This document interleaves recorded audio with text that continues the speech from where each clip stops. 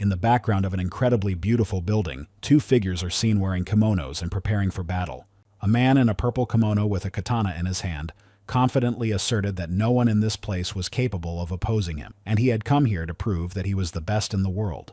But here he's met someone as capable as the black-clad John Doe, and he doesn't regret being involved at all. The man in the purple kimono made a sharp lunge towards his opponent, hoping to strike first. Boldly and confidently, the man in the purple kimono orders his opponent to become rust on his sword. But the unknown man in black, just seconds later, delivers one clear punch that sends him into a knockout. Claiming that there was very little difference between them, he decided to leave his opponent lying behind him. But he couldn't leave quietly. He turned his head back and noticed that the body of the defeated man was suddenly gone. Suddenly, the announcer excitedly announces into the microphone that the winner took no damage for the fight and retains his title without injury, adding that the participant of the final duel between the spectators arranged by Planet Man is a genius player student from Black Skull High School.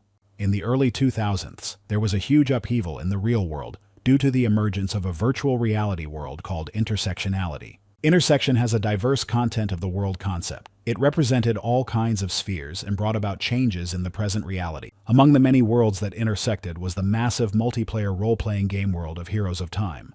This is a story telling about the heroes called players appeared in the world of danger. People can personally experience this great fantasy world with the ability to raid a boss, to storm a fortress, to compete in a contest, and a host of other exciting content. This multifaceted world has reached a point where people from all over the world have begun to marvel at it. Heroes of Time is admired by all gamers and dreams of becoming better pro gamers. At the same moment, in the school building, students were vigorously discussing the new airing of Planet Man. One of them asked his interlocutor Lee Hyunjun if he only had the finale left, while the cocky guy asked Hyunjun if he would take Planet Man's autograph for him. They also wondered what they could do to play so well, to which Hyunjun replied with indifference that it wasn't enough to just dodge enemy attacks and hit with their own.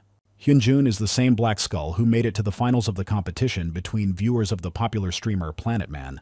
He not only has excellent skills in the game but also excellent intelligence in reality, and even omnipotence in sports. Hyunjun was born into a wealthy family and had good looks. He thought he was perfect. The guys continued to discuss Hyunjun's progress, and were also surprised that his level of synchronization with the special program was 200%, which was almost professional level. The level of synchronization 100% conveys a sense of reality. In addition, it is said that if this value is high, you can experience extrasensory perception. The cocky guy noted that Hyunjun was very fast in the arena, and said that he thought it was right to say whoever was predestined would get everything. He also added that this world is very unfair because there are those who will not achieve anything no matter how hard they try. Saying all this, he sat and looked at the back of his interlocutor, whom he later called a loser. He took the loser by the head and told him to keep his balance, because if he fell, something bad could happen. One of them said he was crazy for doing it in their classroom, but the defiant boy only pointed out that his mom was the head of the PTA, and he would not get anything for it. And at the moment of the guy's further insults, Hyunjun's leg swung. And a second later, that same foot kicked the humiliated guy on top of the defiant guy still sitting on top of him. With a rumble and scream, they both collapsed to the floor, creating a great noise. Although the culprit turned out to be a completely different person, the impertinent fellow brought all the accusations down on him. He also added that now he was going to have a hard time, and drops of cold sweat broke out on the poor man's face. And Hyunjun chuckled at him, only noting how sad the life of a loser is. The poor man's glasses lay beside him on the floor. He was already covered in sweat, expecting the worst. This world is strictly subject to the laws of natural selection. The strong always have a special right to humiliate the weak they are because they don't even have any means of resistance. Even though the world is evolving and there are more opportunities for entertainment, nothing beats the most fun. Looking down haughtily at the defeated man's despairing face, Hyunjun's opponent in the finals will be a player who can easily change his profession to match his opponent. Hyunjun immediately realized that his opponent would also choose a juggernaut capable of exchanging powerful attacks as an assassin. Realizing that the battle would not be easy, he launched Crossing. The crowd shouted enthusiastically, anticipating the long-awaited fight, which promised to be intense. Planet Man excitedly announced that the finals would soon begin with the two most capable players qualifying. The rules of the competition are similar to Heroes of Time level equipment, and characteristics are equalized differ, only professions and abilities, and the main thing in battle tactics and physical strength. Then, under the announcer's announcements, Black Skull enters the arena in his legendary black outfit. He is a specialist assassin who can boast of his past fights without any injuries. Black Skull defeats opponents using the strongest blows, assassin speed, and the ability to deftly dodge. Planet Man notes that in real life, the Black Skull is just a middle school student, but he is confident that in the future he will become a truly intimidating gamer. Pointing to the second gate, the host announces the next finalist. In the arena confidently enters Ark, famous for the fact that freely uses a variety of professions and easily make a disadvantageous approach to the opponent. The question on everyone's mind is what profession he chose against the Black Skull assassin. By his attire, it is immediately clear to everyone that his chosen profession is that of a magician. Against the assassin that was Black Skull, the mage was the weakest class. Planet Man immediately asked Ark if that was his strategy, but he immediately said it wasn't. With arrogance in his voice, he said that he thought an assassin of that level could be defeated even by a mage. The host noted Ark's provocation and asked him if he really thought he could easily take down the Black Skull. During what was the countdown to the start of the fight, Ark told Black Skull that he too was still in high school. But is not Black Skull too much in the syndrome of an 8th grader? Because the skull mask that was worn on his face seemed too childish, whether this was his concept. And as soon as the start sounded, the balls of magical power rushed towards the Black Skull, sparkling with bright flashes. Ark continues to fire magic and the Black Skull rapidly pursues him, while the host notes that the fight began with the usual pattern for a fight between a mage and an assassin. The assassin is puzzled. He can't figure out if the mage really thinks he can win just by shooting magic at it. Black Skull continued to deftly dodge his opponent's attacks at an incredibly fast speed, while the announcer commented on what was happening. Ark's confidence was slowly fading as the assassin dodged his attacks, and the fact that he had chosen the mage class for the battle could have been a fatal mistake. Ark instantly decides to stop and gets into a threatening stance in front of his opponent, thus getting closer to him. With madness in his eyes, Black Skull comes to the conclusion that with this maneuver, his opponent is just trying to attract the attention of the audience. With an impressive leap, he swings at Ark to use his ability and strike him from behind, wanting to make him regret the decision to enter this fight. But Ark only grinned in response, his face spreading into an evil grin. He said with the same grin that he didn't think his opponent would fall for his trick so easily. Directing a beam of bright magic towards his opponent, he says that you can't play with emotion. And then the realization came to Black Skull that the decrease in distance had been planned and he was trapped. With a violent rumble, however, the assassin falls to his knees already without strength. However, his opponent is full of strength and only wonders if the Black Skull didn't think about the fact that he knows all abilities, and including assassins, and now his status without injury is destroyed. But at this point, he seems to have to worry if an assassin loses to a weak mage. Black Skull jumps to his feet and notes that Ark is too much of a big deal for a weakling like him, because he can't beat him with one attack like that.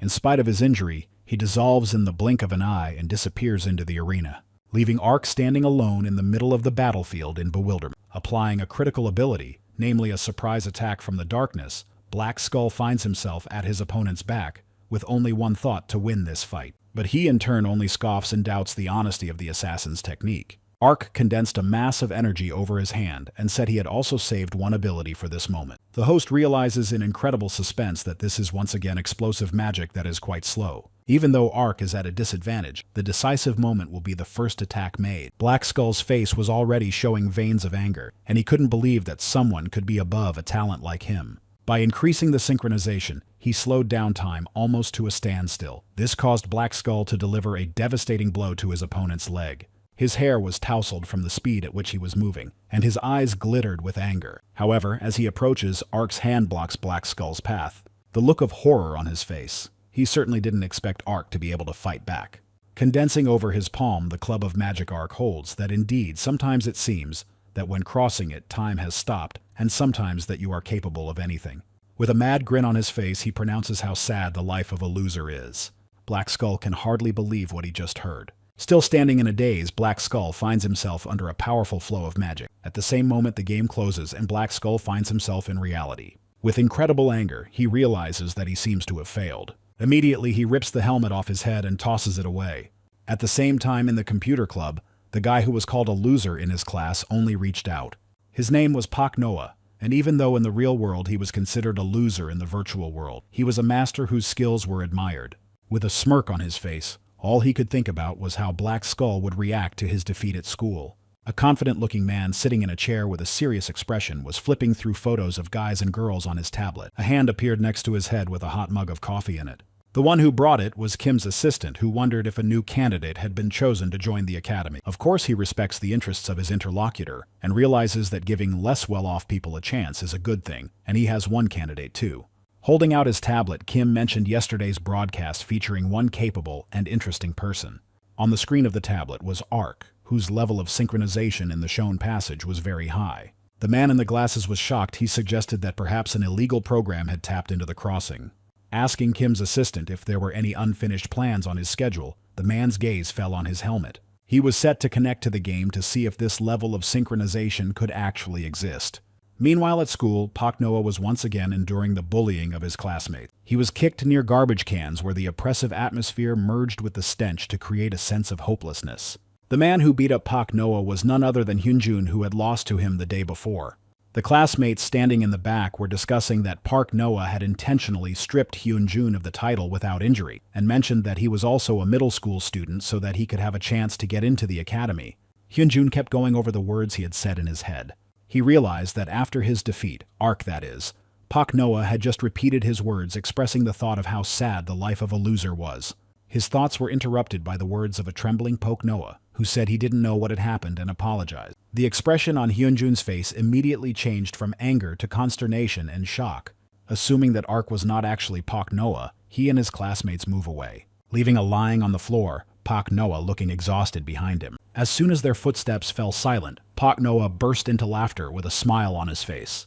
After all, he understood more than anyone how much Hyunjun was infuriated by his defeat.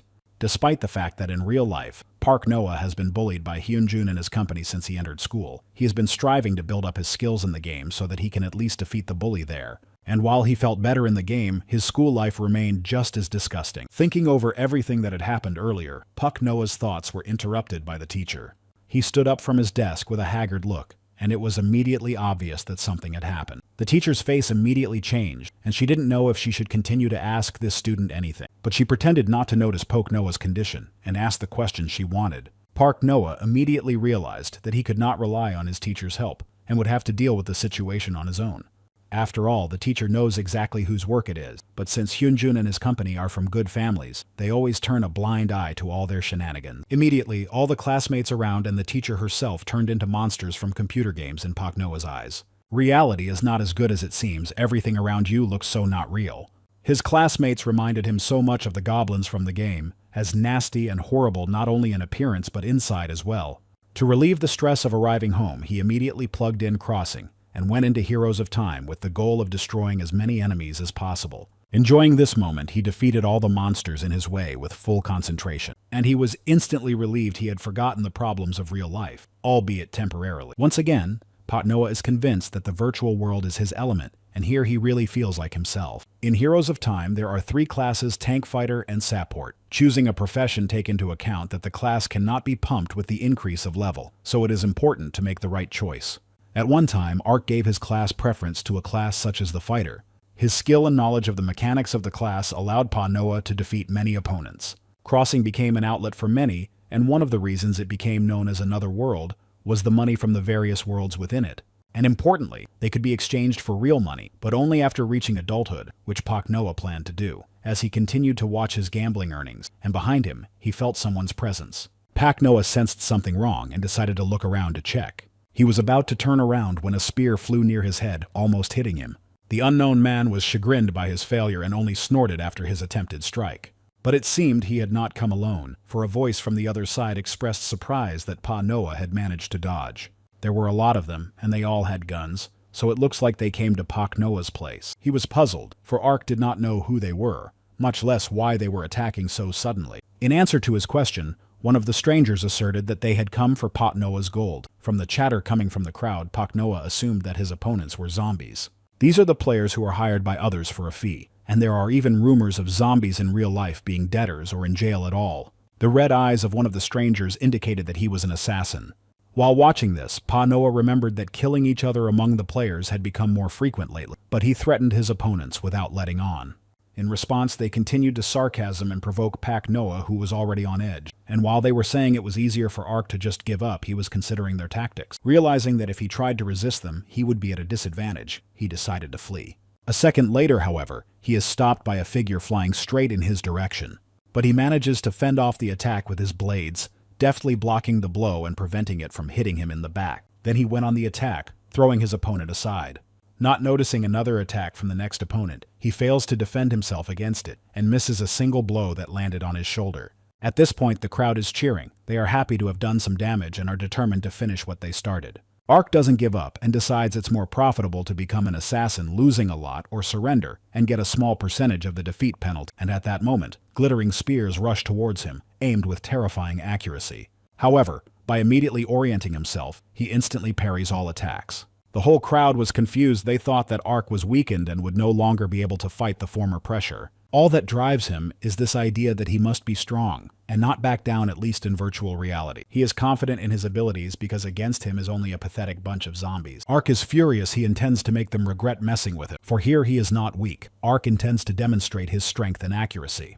Swiftly moving towards the opponents with blade in hand, he suddenly appears in front of them, depriving them of the opportunity to prepare a defense and completely throwing them off balance. Resolute rushes forward, attempting to strike one of them. But the second his hands start to shake, Ark doesn't understand why he couldn't make it. Ark's thoughts are interrupted by the voice of his opponent, who couldn't imagine that Ark would fall for it and believe he was a zombie like everyone else. The guy with the armband went on about how sorry he was, but now Ark had become an assassin and what to do about it. Meanwhile, in the bright moonlight, a black crow was flying swiftly and landed smoothly on the arm in heavy metal armor, the hand of a blonde-haired man standing on the edge of a cliff in the heart of the forest. Immediately, a bright projection turned on from the crow's eye and into the air. Looking at her, the masked man with teeth and tusks mumbled thoughtfully. With the words found on the projection showed a picture of Ark, whose face was distorted with a strange expression.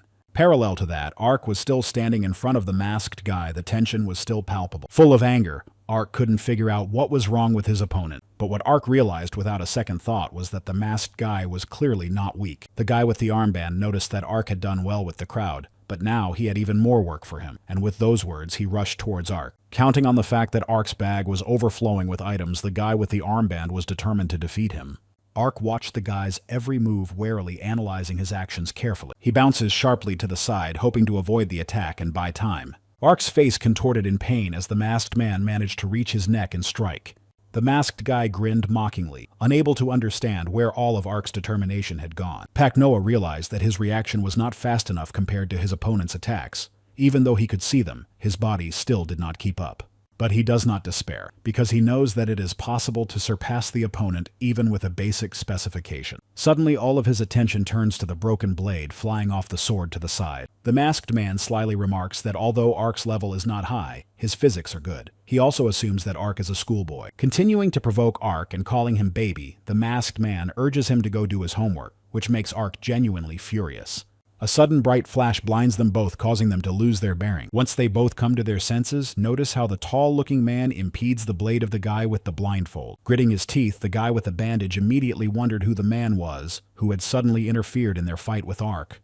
In response, he only apologizes for interfering and says he has business with Ark too. Without hesitation, he mentions aloud the recent competition Ark was in. The interested man asks if Ark used illegal programs, to which Ark bewilderedly repeats his words and denies any involvement.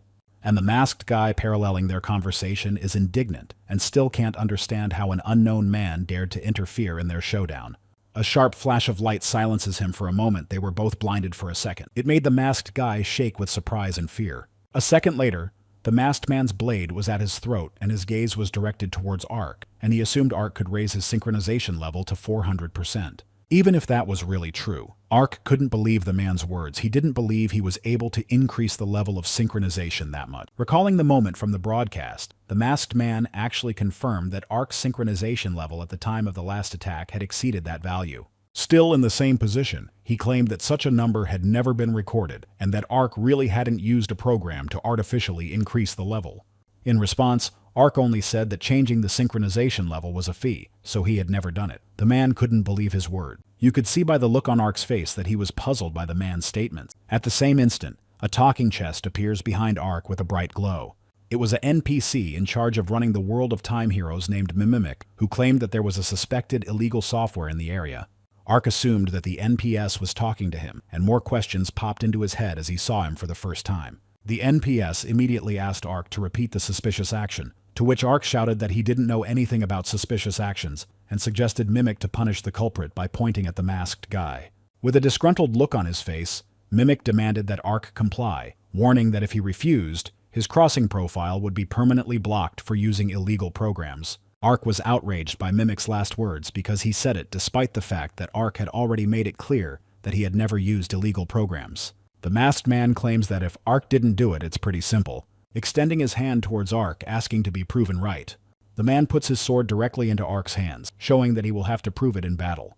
Without missing an opportunity, the guy with the armband, Riley, says that he wondered why low-level Ark was holding up so well. Isn't he a cheater? Turning to the masked man with the same ridiculous tone, he asks if he and Ark will now be in the way, to which the masked man simply agrees. And the guy with the armband says he's going to take care of this cheater, shouting that now all items belonging to Ark would now become his. Bandage guy quickly headed towards Ark. Reflecting the enemy's attacks, the already shocked Pak Noah tried to pull himself together. In his head, he just kept repeating that he never measured his level of synchronization and just lived thinking it was a little better than the rest of the players. Remembering that Hyunjun's synchronization was around 200%, Ark realized in shock that his synchronization was twice that of Black Skull. And since there hasn't been a player with a synchronization rate over 400% so far, that means only one thing. Ark is #1 in the world, and while the bandage guy's face was full of anger, Ark's face lit up with joy. He had just realized that he was indeed special. Focusing on how he felt, Pak Noah was determined to repeat his former success. He remembered that his body couldn't keep up with his opponent's movements. In his thoughts, there was a desire to increase his sensitivity to the maximum to be able to read the movements of his opponent's joints necessary to strike. And after a second, Ark actually starts to feel something. That's when their battle begins, with the bandage guy attempting a shoulder strike on Ark. Meanwhile, Mimic is watching Ark's synchronization level with shock on his face. Pak Noah doesn't even think of backing down and is just thinking through his next steps in his head. With a confident look, he was getting closer to the guy with the bandage with each passing second. In one confident move, Ark strikes the masked guy in the face. The masked guy's thoughts are muddled. He can't shake the feeling that Ark is just predicting his attacks. It's like he can see the future because Ark doesn't think about his next move for a second. And as long as Mimic kept a close eye on the indicators, he never once noticed any signs of illegal programs being used. However, the synchronization level indicator was already a full 527%. The masked man couldn't believe it, because only recently 400% was already beyond the realm of reality, and now Ark had even surpassed 500. And while these two were discussing what was happening in front of Ark, the defeated body of his opponent was already dissolving in the air, disappearing as if it never existed. With eyes full of hope, he turned toward Mimic and the masked man. As he approached them, he proudly proclaimed that he had proven that he had not used any illegal programs. The masked man apologized for his suspicions and informed Ark that he had an offer. But Ark refused and said that thanks to him, he realized that he had been special in the crossing world all along. With a haughty look, he continued that he didn't think he could lose to anyone right now. And straight into the masked man's face, he asked a question that didn't really require an answer, that he wouldn't mind if he took his expensive weapon. To which he simply laughed and noted that it was too early to deal with the killer's condition and offered to talk afterward. After the words were spoken, Ark froze, his face expressing utter bewilderment and confusion. But his condition was interrupted by the masked man who was already delivering a fatal blow to Ark's body. More questions arose in his mind. Why didn't he see anything? Wasn't his synchronization level high? Ark also thought about the items that would disappear after his end, and the masked man, as if reading his mind, said that if Ark wanted the items back, he could find a player with the nickname Hidden in the Bush. Along with the development of the virtual world intersection in reality, discoveries in science and technology have also been made, especially in robotics. Robots gradually replaced humans in various fields until they displaced them from the service industry. There are also personalized robots like a robot protector for a 10-year-old boy he named T1. Seeing the crying boy in front of him, the robot couldn't help but feel embarrassed. He had never seen this child show any emotion before. Even when he came home covered in abrasions and scratches, he remained indifferent. When this guy asked the robot what to do, the robot's reaction was delayed because it was the first time such a situation had happened. So the reaction he was able to show was anger that needed to go somewhere. And while showing his emotions for the first time, Pak Noah cried and tried to find support in the robot. He in turn continued to be angry and only expressed his desire to straighten the guy out. So finally, in an empty room, the robot and Pak Noah got together for a normal conversation. The room was tense, with the robot berating Pak Noah for spending money at the internet cafe and losing his savings in Heroes of Time. He continued to berate Pak Noah, to which the latter brushed it off, claiming it was for the sake of future investment. Having said that it was useless to talk to a gambler, the robot had no choice but to advise Pak Noah to try to get back what he had lost the way he had been told to. While Pak Noah doubted he could get it all back, the robot said that even if he had to beg on his knees, let him do it. But Pak Noah had never asked anyone for such favors, and the robot was frustrated that despite his master's maturity, he couldn't even handle such simple things. However, he still promised to help him learn the skill of asking for favors. The day Pak Noah decided to apologize was sunny and warm. The man hiding in the bushes turned out to be the masked man who right now Pak Noah was begging for his items and gold back, being in a very strange pose that was not clear to Hidden in the Bushes himself. Standing on his hands and already unable to bear the weight of his body, Pa Noah said that this pose is called the Great Bow, and he's heard it's the best way to ask for something or apologize to someone. After a second, however, Ark was happy to change his pose, because Hidden in the Bushes had just told Ark in a calm voice that he was going to give it all back. But it is worth noting that there are some conditions for this, and a projection immediately appeared in front of Hidden in the Bushes. Hidden in the Bushes was going to return things if Ark answered all the questions the man had, and a projection with the crossing contract appeared in front of Ark's face, confirming the seriousness of Hidden in the Bushes' intentions. The contract stated that if Ark lied when answering questions, all his items and savings would be lost. Having once again scrutinized the presented contract, Ark comes to the conclusion that, on the whole, according to its contents, everything is not so bad for him. Then he offers the Hidden in the Bushes to ask Ark questions on the same terms, and the man agrees, because surely Ark has a lot of questions too. And in a second, all of his previously lost items and accumulated funds appear in Ark's inventory. A smile immediately spreads across his face. He looks incredibly happy, and joy clearly overwhelms him. But he has to focus on the already asked question of whether he is really a middle school student. Ark mentally decided to give vague answers to questions because it shouldn't be considered a lie, so his answer was no. As soon as those words came out of his lips, everything he had just regained was immediately lost again. All of his resources scattered to the sides, sweat dripping down his face. He's really worried because he thought he was smart enough to take into account all the nuances of the contract, to which Hidden in the Bushes only said that Crossing is a virtual reality game that can read the minds of any of the players. Even if he was going to lie, Ark would only make an idiot of himself. In the same second,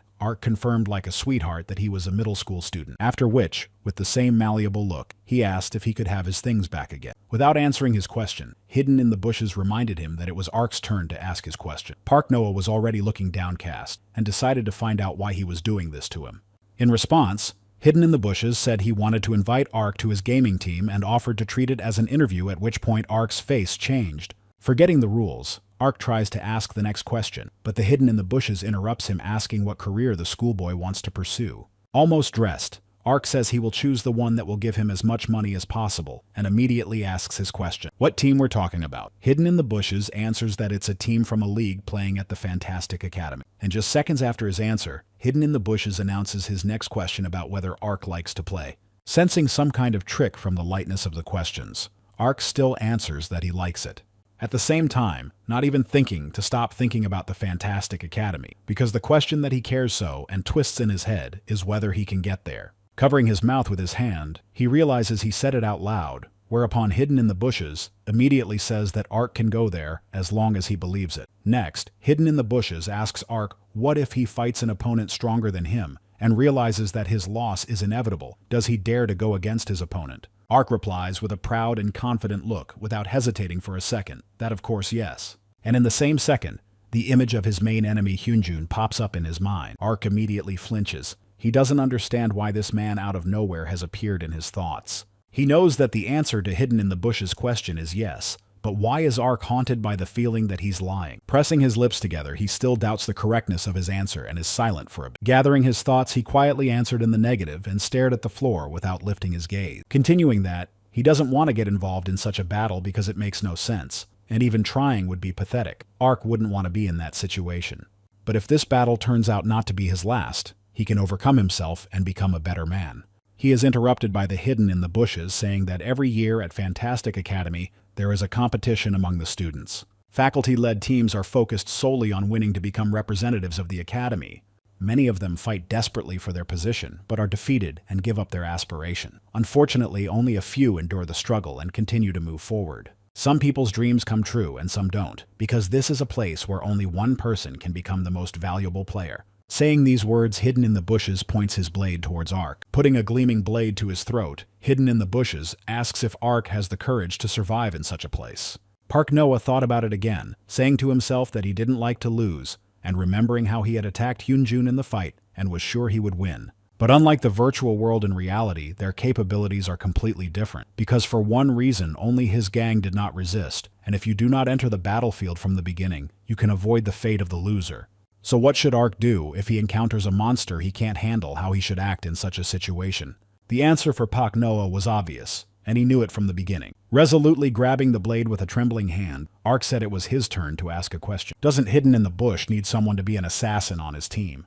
Looking into Ark's eyes, Hidden in the Bushes was silent for a moment, as if pondering whether or not to respond to this. After a little while, he does reply that he really needs this player. Hidden in the Bushes goes on to say that Ark lacks some important skills anyway, and even though he's highly synchronized, he has a lot to learn. Hidden in the Bushes was only able to give Ark one piece of advice that he would need to pass the test by his own efforts in the admittance process. Now Ark would face an entrance test in 3 months, and Hidden in the Bushes, looking straight into Ark's eyes, asked his final question if he was ready to undergo the arduous training. Ark's happiness was unbounded. He felt a smile spread across his face and a lightness in his chest, and then he confidently gave his consent. So his training started the next day, and arriving there he wasn't particularly enthusiastic. The pink-haired girl standing in front of Ark swore to him that she was here at the request of Hidden in the Bushes. While Pak Noah asked who she was, the pink-haired girl stated the fact of Ark's arrival with a smile. And to confirm her hunch, she clarified whether Ark was another one of those recommended by the professor. Hearing this, Ark wondered if anyone else had been recommended besides himself. While Ark was still reeling from her earlier words, the pink-haired girl noted without the slightest surprise that Ark didn't seem to know anything about it, and anyway, it wasn't a big deal. In a moment, she was already in the air, swiftly pointing her foot toward Ark's face. With a quick and precise movement, she delivered one clear blow without giving Ark time to react. She then expertly bounced to the side, and with a sharp break, her foot raised a cloud of dust behind her. Ark was immediately angry as he didn't expect the girl to attack him so quickly, much less so suddenly. A little indignant, Ark didn't have time to react in time to feel the blow that came straight to his face again. This was followed by another hard blow to the stomach that caused him to crouch. Ark felt a sharp pain that pierced his stomach, and for a moment he lost the ability to breathe. His chest seemed to contract. With the words that she had already heard about Ark's highest level of synchronization, the pink-haired girl offered to fight him. Barely standing on his feet, Pak Noah struggled to comprehend the meaning of the offer he had received. Looking at him, the girl concluded that Ark didn't seem to feel much pain. Probably he was somehow dulling the pain sensations. Asked what Ark's sensitivity percentage was, his answer didn't take long to come out, and with a lungful of air, Ark shouted that he wouldn't even think of telling whoever had attacked him. But the girl did not back down, and with an even more menacing look, she repeated again the question she had already asked. Assuming it could be connected to the academy, Ark said his synchronization level is 1%. The girl immediately began to resent the fact that everyone was working so hard to reduce the level of sensitivity to pain to at least 20%. She immediately assumed a threatening pose and said that if she damaged him 20 times, she might be able to make Ark feel the pain he needed. She also noted in passing that she didn't like him at all. And while Ark was trying to realize the last words the girl had said, her fist was already near Ark's face. He bounces to the side in time to avoid another attack. Turning to the girl, he expressed his bewilderment that she thought he would fall for such a trick again.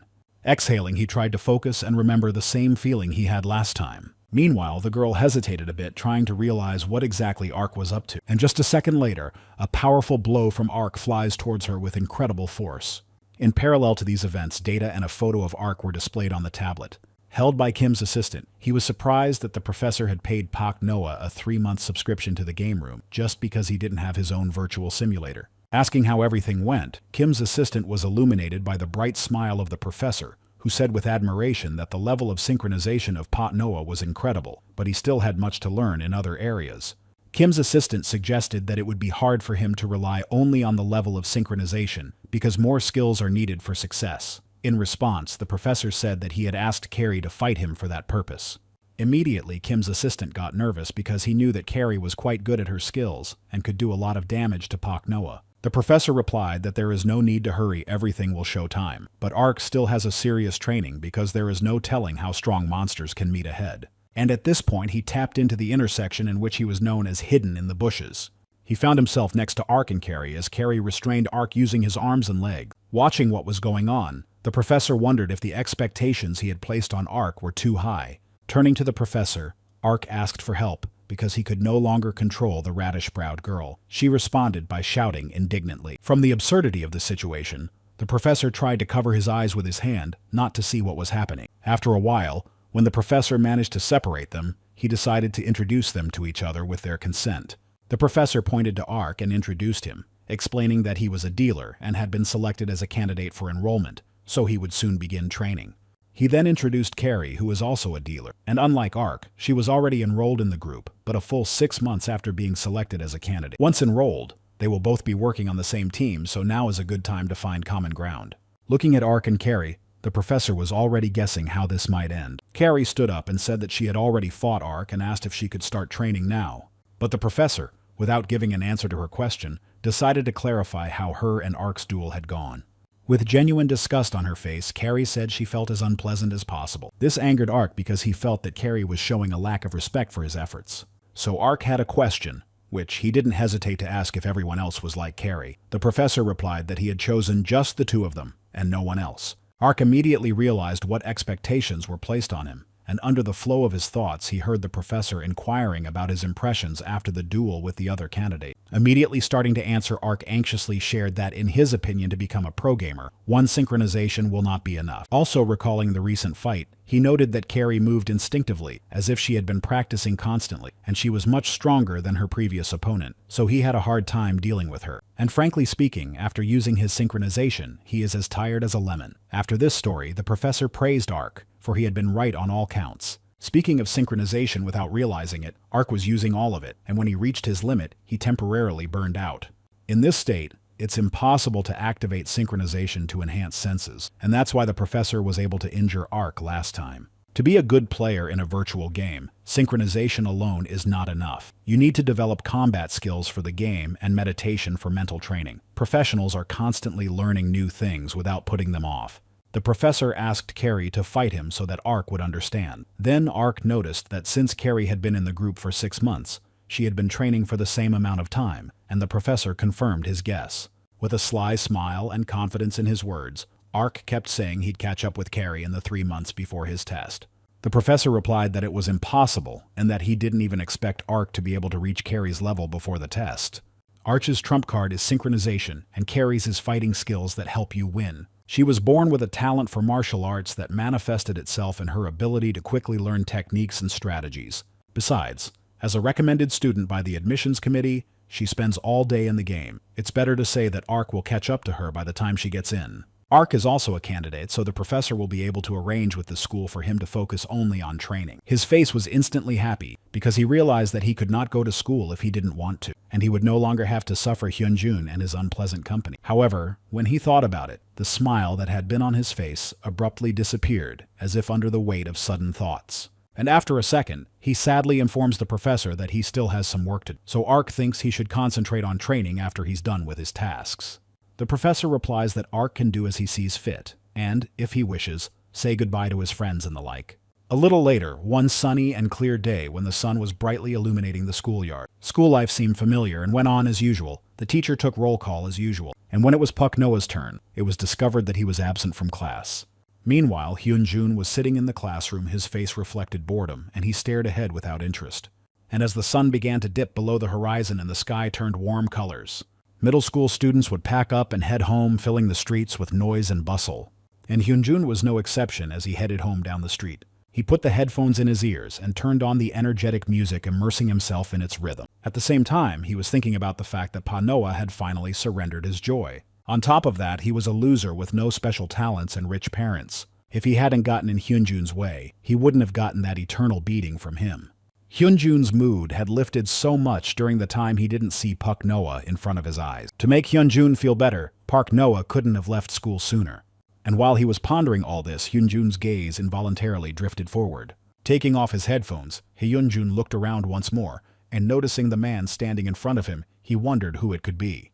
In response, the guy in the red sweatshirt addressed Hyunjun by name directly, and without any emotion. With that being said, isn't Hyunjun interested in finding out who this Ark is who recently dealt with? Immediately, he assumed a threatening posture. He froze in place, and his hands were tense as if ready for any continuation of events. The guy went on to state with firmness and confidence in his words that perhaps he was Ark. Without delay, he offers Hyunjun a reality fight right here and now. In fact, the glasses that Pak Noah wears are not diopters and are not meant to correct vision. There is only one use for them: they serve as material to build his character. Wearing glasses, he hides his real personality and portrays a cold and shy character, thus completing the creation of a character for the school. That's how he transfers all his problems and failures to Pak Noah. But when he puts on Ark's mask, he finds the opportunity to be his true self in the virtual world. And through this method, Pak Noah allows herself to move on in this challenging and cruel world. He realizes that misfortune is inevitable no matter how much he fights. He will not fail if he does not go out to fight, Pak Noah thought, remembering his words that only the foolish get into a fight they cannot win. The conflict continues, and in a moment of tense pause, Pak Noah makes no secret of admitting that he is actually Ark. Hyunjun's gaze expressed misunderstanding and shock because he hadn't expected the offer to fight in his moment of vulnerability. And already out loud, Hyunjun began to resent how Pak Noah standing across from him could be Ark. Hyunjun moved toward Pak Noah in bewilderment, not believing that he had been Ark all along. Hovering over Pak Noah, Hyunjun looked at him with a threatening look and asked, "What now?" Does Ark want Hyunjun to teach him a lesson? And with those words, Hyunjun gives Pak Noah one powerful punch on the arm. Pak Noah reassured himself that there was nothing to be afraid of, because he was waiting for the moment when Hyunjun would be without his company, and he hoped that this fight would be like a game, because it would be easier for him to cope. After a second, he made the decision to provoke Hyunjun to shake his mental state. With a crazy look, he was saying that Hyunjun was really bad at acting. That's the last thing that today's teenagers want to hear. As Pak Noah expected, Hyunjun's face immediately changed. It was obvious that the ruse had worked. And Hyunjun immediately started shouting out that Pak Noah would regret the words he just said. In turn, an image of a YouTuber talking about fighting on his blog popped up in Ark's mind. According to this blogger, the first attack of an overexcited man is a right-hand punch. However, Hyunjun gives Ark a punch to the stomach in the next second. Then Pak Noah is immediately disappointed in the words of this blogger, realizing that his words are contrary to reality. Hyunjun continues to attack and can't believe that Pak Noah dares to think that if Hyunjun is alone, he can defeat him. Once again relying on his confidence, Hyunjun throws another punch that is blocked by Pak Noah. Pak Noah's teeth gritted with anger, his patience running out, and he felt a growing rage overwhelming him. And he immediately goes on the offensive with a series of what he thought were very strong blows. But Hyunjun's sensation was different. The blows he received were like baby slaps. Pak Noah's thoughts were preoccupied with the fact that in the simulation, he fought very differently in reality. But for some reason, he could not concentrate and think about his actions during the fight. He followed it up with another strong and accurate blow that made him lose his balance. Yes, so much so that Ark flies off to the side, hitting the pavement and losing the ability to continue fighting for a few seconds.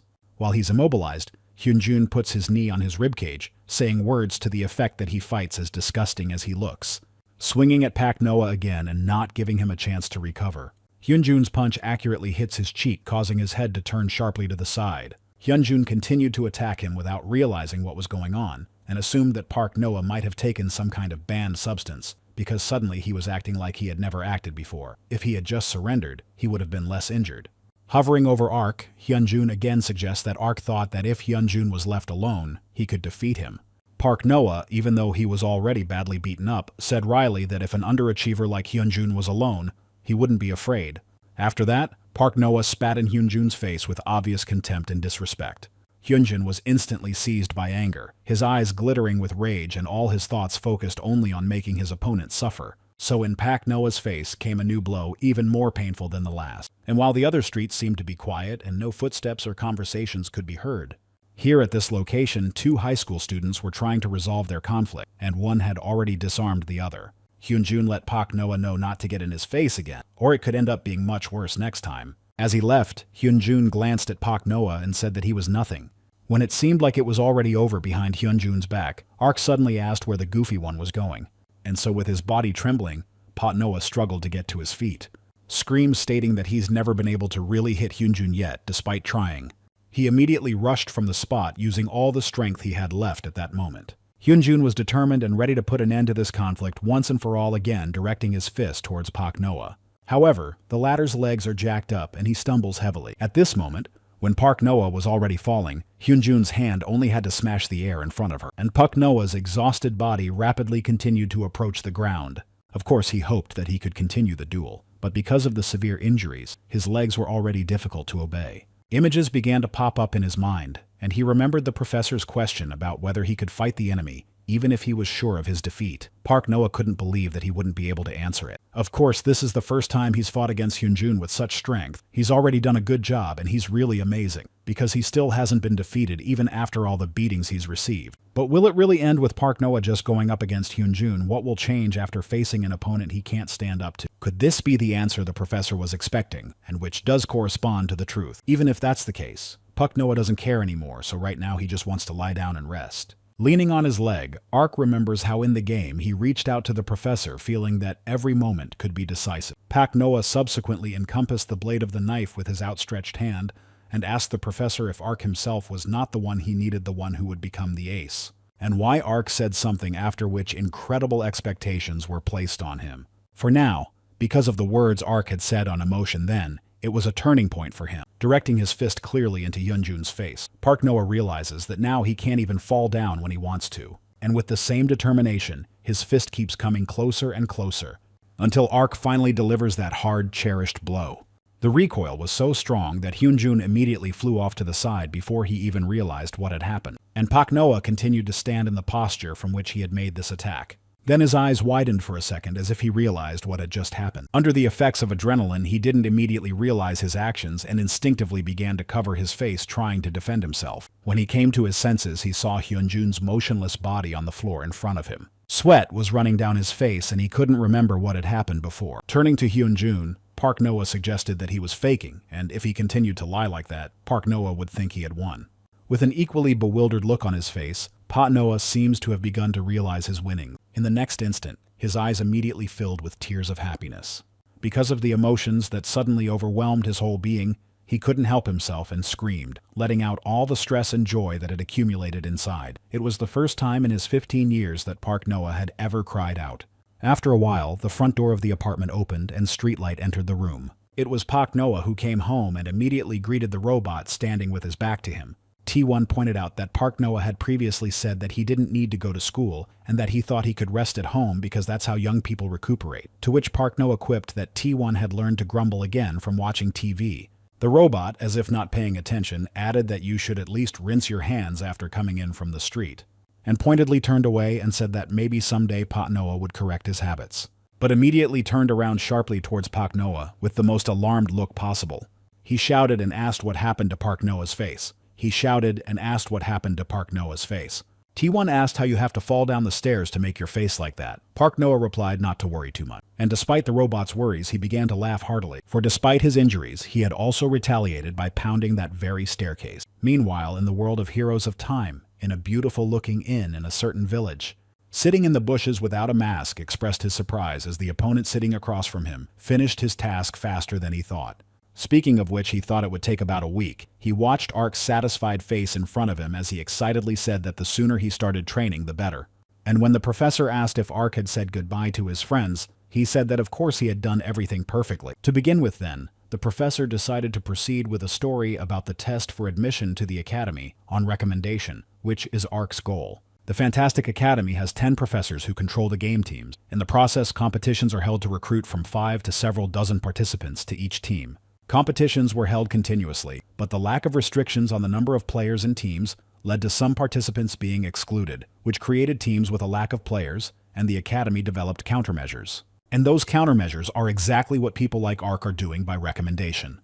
The other professors look for talented people from the outside, which in turn the Academy allows them to recommend 2 people each year, and the recommendation test checks their abilities and is conducted in order to exclude unfair admissions. Without getting enough points in the test, Ark, like everyone else, will not be able to enter the academy. However, the professor immediately, as if reassuring him, said that Ark had nothing to worry about at all. After all, he only needs all the basics beyond the synchronization level, and over the next 3 months he will fill in all the gaps in his skills. After that, the professor identified 4 key sessions that became the basis of the program. The first was the professor's lecture.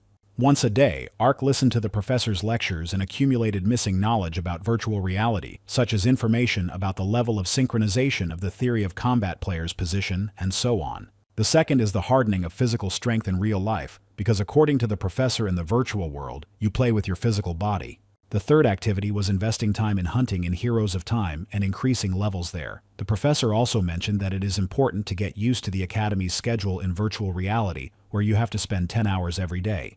And last is the daily 2-hour fistfights at the stadium with Carrie, in which the use of synchronization boosting was banned. During these fights, Carrie noticed that Ark's sensitivity level had increased a bit, and now it was more interesting to hit him. This sent Ark into a storm of anger and rage that he could barely contain, because Ark was sure that in this period of time he would not be able to defeat her, since his current state left much to be desired. Because in order to fight someone like Carrie, Ark also needed some other weapon besides his level of synchronization. And even if he can't win yet, it doesn't have to be tolerated. After all, what he learned from his fight with Hyunjun is that if you don't give up, there is a way. So he continued his preparatory training with even greater diligence. Very quickly, the 3 months flew by and the day of the academy admission test came. Ark was busy preparing things that might come in handy later. Of course, not without the help of the T1 robot, because he was just as worried as Ark at that moment. Again and again, checking things he might have forgotten, Ark worried that at this rate he might miss his train. Running out of the apartment, T1 wished Ark good luck and not to be confused at an inopportune moment. Whereupon the robot was left in the apartment all alone without any company. With the full realization of this, his expression changed. Come to think of it, it's been 5 years since T1 lived here. Over time, the kid T1 watched grow up had a dream of becoming a pro gamer. And despite the fact that after the disappearance of his parents, this child did nothing but cry as time went on, he pulled himself together. T1 had been supporting him all along, so this day was no exception, and looking at the pictures of Pa Noah's missing parents, he mentally asked for their support. Meanwhile, Pa Noah had already arrived at the train station ready for the onward journey. Barely had time to run into Puck's wagon. Noah was panting heavily. Slightly nervously, he whispered that he barely had time to zace himself. Immediately, Ark began to look at the carriage, while a loudspeaker announced that this train was a top-class transport that would go from his city to the city of destination without stopping. After a certain amount of time, Ark became visibly nervous. To his train of thought, the train set off starting its journey. He picked up speed quickly while tension built up inside Ark. Not considering the fact that there was a big task ahead, Ark's thoughts were also on the fact that he was traveling for the first time to a destination city that probably looked more like a city than the place he lived in. The professor even bought Ark such an expensive ticket. Park Noah wondered what the professor would do if he failed the test. Immediately, he banishes the bad thoughts and tells himself that he can handle everything because he is trained and prepared so well for this moment. However, he still hadn't beaten Carrie once. It pained him greatly. A bright glow suddenly distracted Puck Noah from his obsessive thoughts. His face lit up with the soft light of the setting sun, creating warmth and calmness in his heart. He continued to look at the scenery that opened up as the train moved. Puck Noah was overflowing with admiration and sincere joy. His face was glowing with happiness. For now, he felt he was really going there to the academy. Upon arrival in the city, the sunset remained just as bright, filling the sky with rich hues. As he exited the carriage, Puck Noah was called out by someone, and with a puzzled look, he tried to find the person whose voice had come from the crowd. It was a long-haired man with glasses who beckoned Ark to come over to him. The man said hello to him and asked if he was Puck Noah. Realizing it was him, the man introduced himself as the guide sent by Professor Hidden in the bushes, and asked to be called Assistant Kim. Taking a closer look at his opponent, Ark noticed that Kim's assistant was very active and looked quite friendly, whereupon his new acquaintance welcomed him to the town of A. Subsequently, they and Ark made their way to the academy-provided hotel, where Kim's assistant guided Park Noah to a special room for the student on the recommendation of the distant visitor. Park Noah was delighted and couldn't believe that he could receive such treatment. Kim's assistant also said that Park Noah could also use all the services of the hotel unlimitedly. He added that Ark was even more naive in real life than he had been in Crossroads, and he was very pleased to see him. However, Ark couldn't understand if he had already seen him in Crossroads with Assistant Kim. To which Kim's assistant struck an intriguing pose and said that he was actually the one who recommended Park Noah to the professor. Whereupon he confessed that he is none other than popular streamer Planet Man in the Crossing. Ark looked toward Kim's assistant with eyes full of bewilderment. After that, Ark discreetly thanked Planet Man for the recommendation. Planet Man's mind was filled with emotions, and he didn't understand why Ark reacted so coldly. The answer was simple. Ark was only thinking about the battle with Hyunjun and didn't follow the broadcast at all. Park Noah then asked the assistant professor if there was a place in this hotel from where he could enter the crossing. Despite Park Noah's zeal, virtual reality was forbidden here, and the professor also said that everyone should have a good rest today by staying in their rooms. Just then, Kim's assistant added that he actually had to go on a date right now, and suggested that Ark pretend like they knew nothing about each other's actions, on the condition that Ark tell the professor about the good observation on his part. Ark became incredibly happy and shouted that he would definitely subscribe to Planet Man. In response, Planet Man was surprised to hear that Ark had not yet been signed. So, taking advantage of the situation, Pak Noah headed to the game room after removing Kim's assistant from the room. With eagerness and unwillingness to endure, he thought about whether he could finally see it. You can't go all the way to the city and not go there. It is said that the mirror world was created as an exact replica of the city, reflecting all its features and detail. This is a local world that can only be accessed from City A. All the changes and constructions of City A are displayed in it in real time, and the use of avatars allows you to act faster than in reality, which gives a sense of superhero powers. It's also one of the most popular tourist destinations, and at this time, Ark was already launching Crossing, specifically Mirror World. A second later, he found himself in a mirror world. However, his surroundings remained unchanged, which made it completely feel like Ark was using an avatar in real life. Without wasting precious time, Ark immediately ran out of the building he was in. This world was full of bright colors, and the people in it created an atmosphere of liveliness and energy. The place was bustling with virtual life as the chefs took orders. People passing by on the streets were looking for partners for mini-games. This world radiated freedom and diversity, attracting everyone with its unique character. Ark's delight was unparalleled, and he was finally in his cherished mirror world right now. He dared to assume that the bulk of the inhabitants of City A spent most of their time here. Telling himself that there was no time to think, Ark set himself the goal of finding her sooner rather than later. Running down yet another cozy street with benches and beautiful buildings, Ark couldn't contain his delight. Happiness was written on his face as he finally found her. A majestic and incredibly beautiful statue of Faker, full of fine details that only exists in a mirror world. Faker is one of the best and most famous gamers who suddenly left his field and hid from everyone. But his name is still on people's lips as the best gamer who left countless achievements. The internet said that praying in front of this statue guarantees a smooth game. So Ark immediately began praying at the statue, asking for help in getting into the academy as a recommended student. After a short while, Ark heard Carrie's prayer coming from behind him.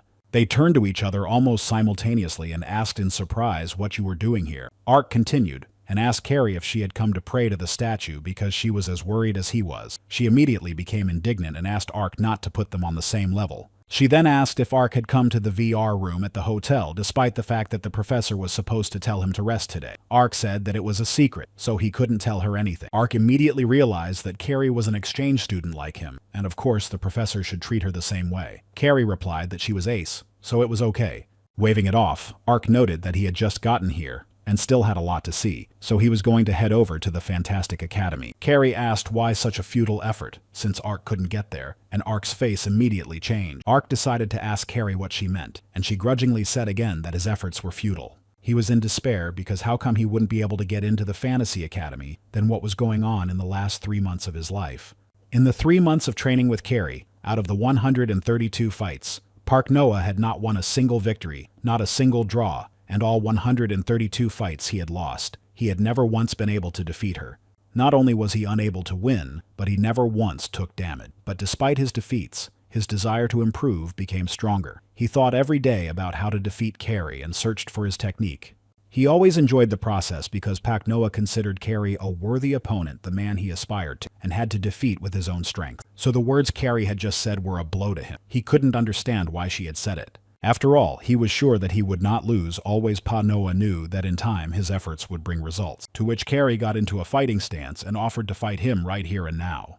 It was obvious from the look on Ark's face that he was ready to accept the challenge. Carrie's face also expressed a sea of emotion. She was looking forward to what was about to happen. In a second, Ark and Carrie were rushing towards each other, ready to start the battle. And in the same second, a sudden energized red glow appeared. After the glow dissipated, Carrie noticed Ark standing right next to her. Carrie didn't realize what had just happened when she heard Ark tell her to take it. Pointing his fist in her direction, he said that he too would pass tomorrow's test and would definitely get into the academy. So let her take back what she just said. As if she didn't understand what was going on, she expressed her bewilderment, saying that she didn't know what he was talking about and why he was yelling about such an obvious topic. While Ark's thoughts were confused, she abruptly threw him onto the sag, saying that that was where she needed to pick up. Through the pain, Ark said that she had just claimed that he couldn't get into the academy. Carrie replied that it was true, and Ark went on to say that now she was saying it again. Carrie exclaimed, "How can he get into the academy if entry for people from the outside is forbidden? The mirror world has no incarnation for such people, and they can't even see her from the outside." Ark's face immediately showed despair and tears appeared in his eyes, and on top of that, Carrie was surprised that Ark didn't even know it. Getting up from the floor, Ark continued to be indignant. because Carrie didn't even bother to tell him that he wouldn't be able to get into the academy. But Carrie replied that Ark seemed to have a very strong persecution mania, since he understood her words exactly like that. And why would she say that? Now that Ark is on her team, his success depends on her, so she should support him. And on the contrary, let him remember if he fails tomorrow's exam, Carrie will be sure to teach him a lesson. At these words, Ark was so moved that tears immediately flowed down his cheeks, and he did not hide his emotions and continued crying right in front of her. Carrie couldn't stand the weakness and shouted at Ark to stay away from her with his tears. After stretching and getting a little away from the events, Carrie realized she was hungry, and knowing that Ark was in the same VR room of the hotel as she was, she offered to eat together, to which Ark agreed. After her words, it was as if he was shaking off the previous events and started trying to understand what Carrie had just said. Coming to his senses, Ark realized that she had offered to let him eat together, which meant that he will meet Carrie in real life, and consumed by these thoughts, he notices a girl approaching him. Thinking back to the past when they continued to fight Carrie in Heroes of Time arc, something interested me. What she actually looked like in reality. He only knew that her abilities were outstanding, despite being the same age. He also knew she had incredible punching power. After getting beaten up by her for 3 months, Ark gathered information from which he formed his idea of Carrie in reality. This collective image was, to put it mildly, not a pleasant experience. But why was it that when Ark finally saw her, he felt a strange, almost inexplicable feeling? After all, a smiling girl with short hair approached him and asked if he was Ark. The appearance was a stark contrast to what he had expected. Seeing Ark shaking, she confirmed that she was indeed Carrie, and in real life wasn't going to hit him. She added that in real life, they couldn't call each other by nickname and suggested that Ark introduce himself. Deciding to start first, she said her name was Lee Shia. Ark, still with a frightened expression on his face, nervously said his name, Pak Noah. And Lee Shia immediately reached out her hand with a smile and said that she was counting on Pak Noah. So as planned, they went out to eat, picking out some delicious food that they definitely deserved after all that was behind them. Lee Shia looked very happy at this moment. After all, she was happy to have such a delicious meal. At that moment, Ark thought to himself that it was just ramen and kimbap, and she was so happy. As his thoughts were interrupted by Lee Shia, she asked where Pak Noah was from, and he said that he was from A City. She in turn said that she was from F Town, which is very close to Pakanoa Town, and this shocked him. Then he remembered that the city of F was what they call the #1 crime rate underworld, and realized that Carrie lived in the city with the lowest level of public order. Carrie noted that it was even possible to eat in the city, and that it was a great place to live. Pak Noah heard this and concluded that it was not even possible to eat in the city of F. He couldn't understand how she had been able to live there all this time. Pointing her wands towards Puck, Noah Lee Shia began to say that a little earlier. He has excelled in training in the use of synchronization, hasn't he? Park Noah confirmed her assumptions and said that he didn't want to keep losing. And Lee Shia said that he was more determined than she expected, and it would be more interesting to fight him. Park Noah then decided to ask her how she became a recommendation student, to which Lee Shia replied that the professor recruited her after their battle. More specifically, it happened in Heroes of Time. They first met him in the Heroes of Time arena. He didn't look like an academy professor at all then, and his actions were such that Kari could barely breathe, as if he were calculating her movements and abilities, attacking with incredible precision. She tried several times, but she couldn't beat him. That got Pak Noah thinking, because if Kari's sure she can't beat him, then how strong is the professor?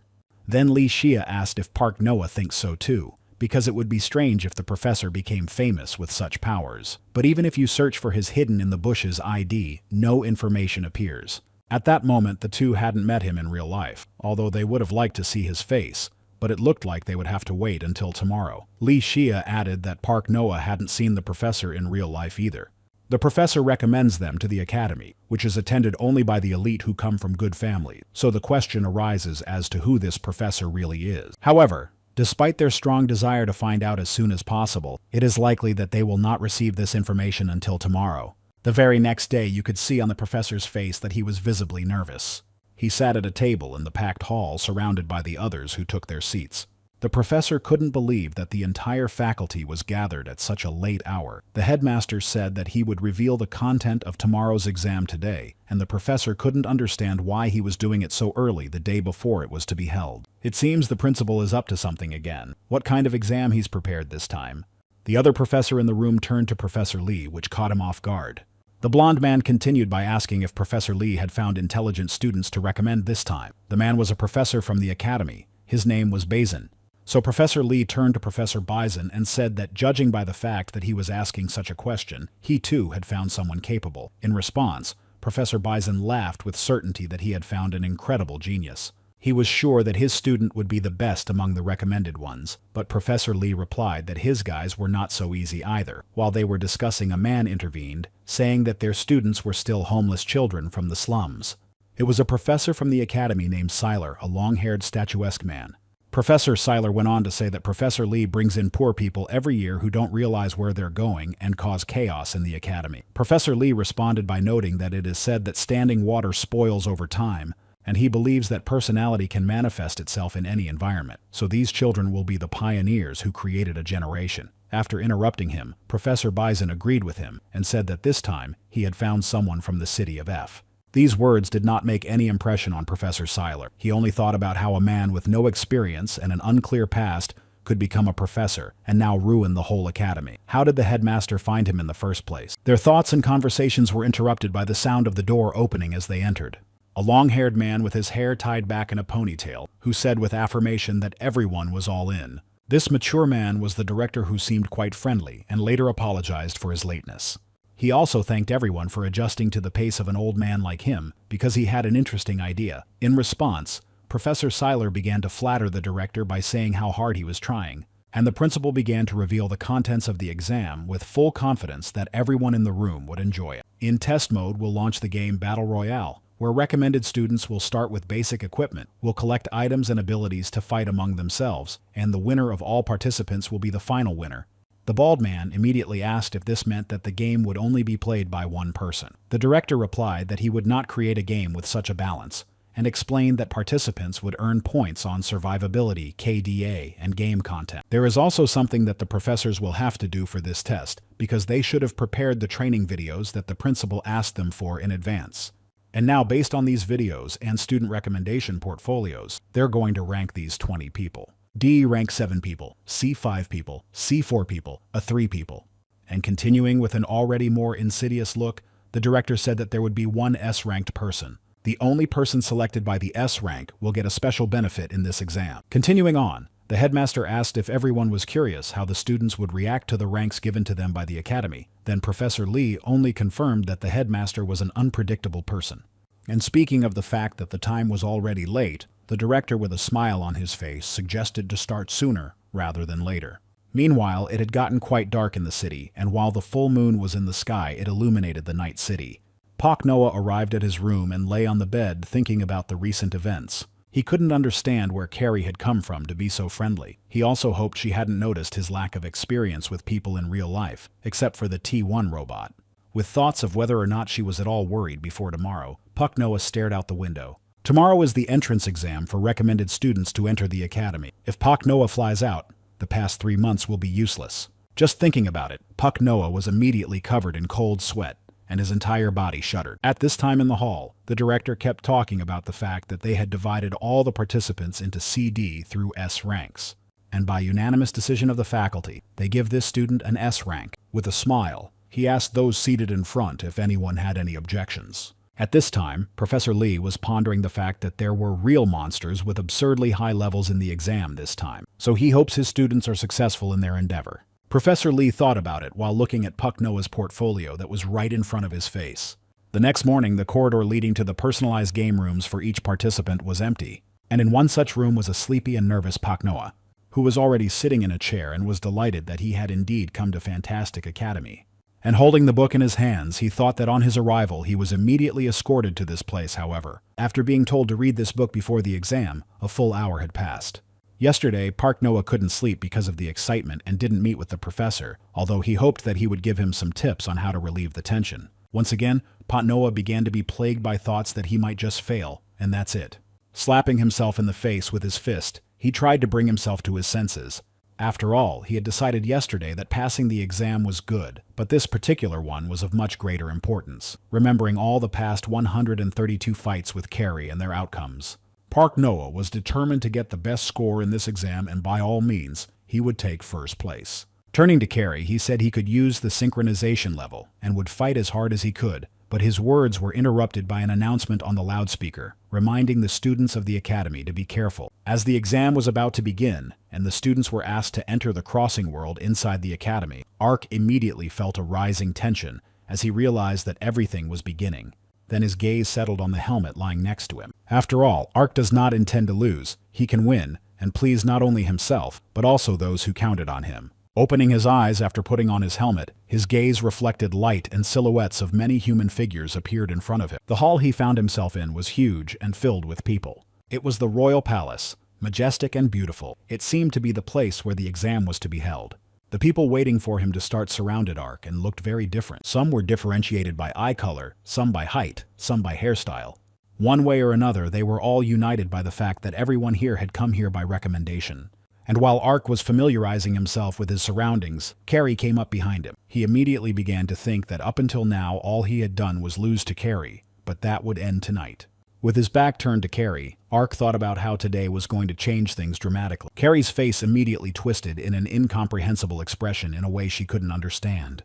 How dare Ark ignore her, and with those words she attacked him. Then their struggle was interrupted by a sharp coughing sound from directly ahead of them. It was the man sitting on the throne who announced that all 20 people were now here, and this time the disciples by recommendation were directly overflowing with energy. After introducing himself as the principal of this academy, he said his name was Jimmy Fullhouse, and he was very pleased to meet all the recommended students. All of them have been tracked down by the professors, and here they will check if the students have the right ability. So the director hopes everyone has read the rulebook carefully and understood its contents. Starting to explain the essence of the exam, the principal said that it was a fantasy battle royal. All the students would be able to become stronger by farming items and leveling up, and the last surviving participant would be the one who passed the exam. As it was written in the rulebook, passing the exam requires not only surviving but also proving your skills, so of course the last participant will get the most benefit. Then a red-haired guy approached the principal and said he had a question. He found something unusual in the rulebook and immediately asked what rank was, to which the principal replied that it was a good question because it was one of the main factors in this exam. Another topic of the exam is the rank capture war. Participants will start the game divided into groups from D rank to A rank, and if the opponent, who will be higher in rank, will be defeated by one of the participants, they will be able to get his rank. So the basis of this system becomes the survival of the highest of the ranks. However, they will not be able to recognize their rank from the beginning. The ranks assigned to them will be revealed in the first log of defeated Battle Royale players. There is another funny thing among the students. There is one person with S rank, so the Academy's treatment of them will depend on their rank. So the principal and professors promise better treatment for a person of S rank. At this point, Ark was wary, but also realized that S rank sounded very cool. The girl with the ears interrupted Ark's thoughts and decided to ask her question to the director. She asked what criteria were used to assign ranks, and if it could happen that a participant with S rank would be in a favorable position from the beginning. The director replied that he and the teaching staff had determined the ranks in advance by evaluating the skills on the video of the participants, to which the girl objected that how could they assign ranks just by consulting, because the criteria would not be accurate. The principal asked the girl with incomprehension if she meant to say she didn't understand the results of the assessment, and what she will do after that is walk off the stage, leaving all questions unanswered and abandoning her precious place here. They are in the Fantastic Academy, which is the best educational body in raising the greatest pro gamers. If those standing in the audience want to become professional gamers, they must realize that there are no objective criteria in the audience's evaluations, and a professional is someone who responds to the audience's accusations while being in the midst of them. It is this difference between the two that becomes the star indicator after which the director told the girl to turn around. Her shock was unparalleled, but she still turned around as the principal had requested. Behind her stood the other 19 participants with intimidating-looking expressions on their faces, so she could see the difference between those who would become stars and those who wouldn't. Along with this event, Ark kept thinking he could be an S-ranked player, and was still motivating himself, hoping he would take first place. And if she's not happy about something, she can prove it with her play, and if she has nothing else to say, you can start the exam right now. Their task is quite simple. They need to prove and show who they really are. They must prove with their play that they are worthy of becoming a student of Fantastic Academy, and the principal in turn promises to create the best environment to nurture their dreams. After the director's speech was over, the start of the game was announced, and the participants began to teleport to the venue, which was accompanied by a bright glow. Leaving the headmaster and the men in black robes in silence in the castle hall, one of those standing dressed in a black robe was hidden in the bushes, who was cheering on Ark and Carrie with hope in his eyes. With the start of the exam, all students were asked to choose a starting location, and of course Ark decided he would choose one back when he read the rulebook. A little while later, the same bright laser released its beam among the spruce forest, teleporting Ark there and leaving him lying in an unknown location on the green grass. How noisy he appeared! that it was immediately clear this was the Fantastic Academy exam. In any case, now was not the time to indulge in feelings. Ark had some things to do before he faced the game the professor was talking about, and the first was to decide and organize everything before the game started. In Battle Royale, initial farming is the key to victory, so Ark's main task is to find hidden boxes with valuable items as soon as possible. The map was divided into 10 zones. Opening each of them will become more and more dangerous. The problem is that the more dangerous territories become, the harder it will be to farm items at the end of the game. That's why by reading the rulebook, Ark found the best way to get the items he wanted in a short period of time. At this moment, he found an item like steel underpants. Its rarity level was normal, and its defense added +2. Ark didn't understand why something like that was in the box, and more importantly, how he was going to wear it. In a survival game, it's important to be careful and avoid encountering another participant at the beginning because fighting or chasing can shorten the time to collect items and reduce the chances of winning. After analyzing the map, Ark came to the conclusion that the radius of the map is 10 kilometers and decided that the chances of meeting someone from the beginning are small, but as soon as he thought about it, he immediately felt someone's presence. Ark froze in the same pose he had been in before, unmoving as if transformed into a statue. The player next to him did exactly the same thing, so you'd think he was just mirroring Ark's actions. After a few seconds, Ark turns his head sharply toward his opponent, to which the man sitting next to him responds to Ark in the same way, and his gaze immediately drifts towards Ark. Ark's face instantly changes to an intimidating grimace when he sees the man in front of him who resembles a snowman. In turn, the expression on the face of the man who looks like a snowman also reflects incredible horror. 5 minutes after the start of the game, the first encounter took place between the number 11 exam player Ark and the number 7 player Gynus. The two almost immediately ran into the wild forest among tall trees and thick bushes, while the professors watched them in the meantime. The professor immediately tensed up, because Park Noah was really unlucky to run into another participant just 5 minutes after the game started.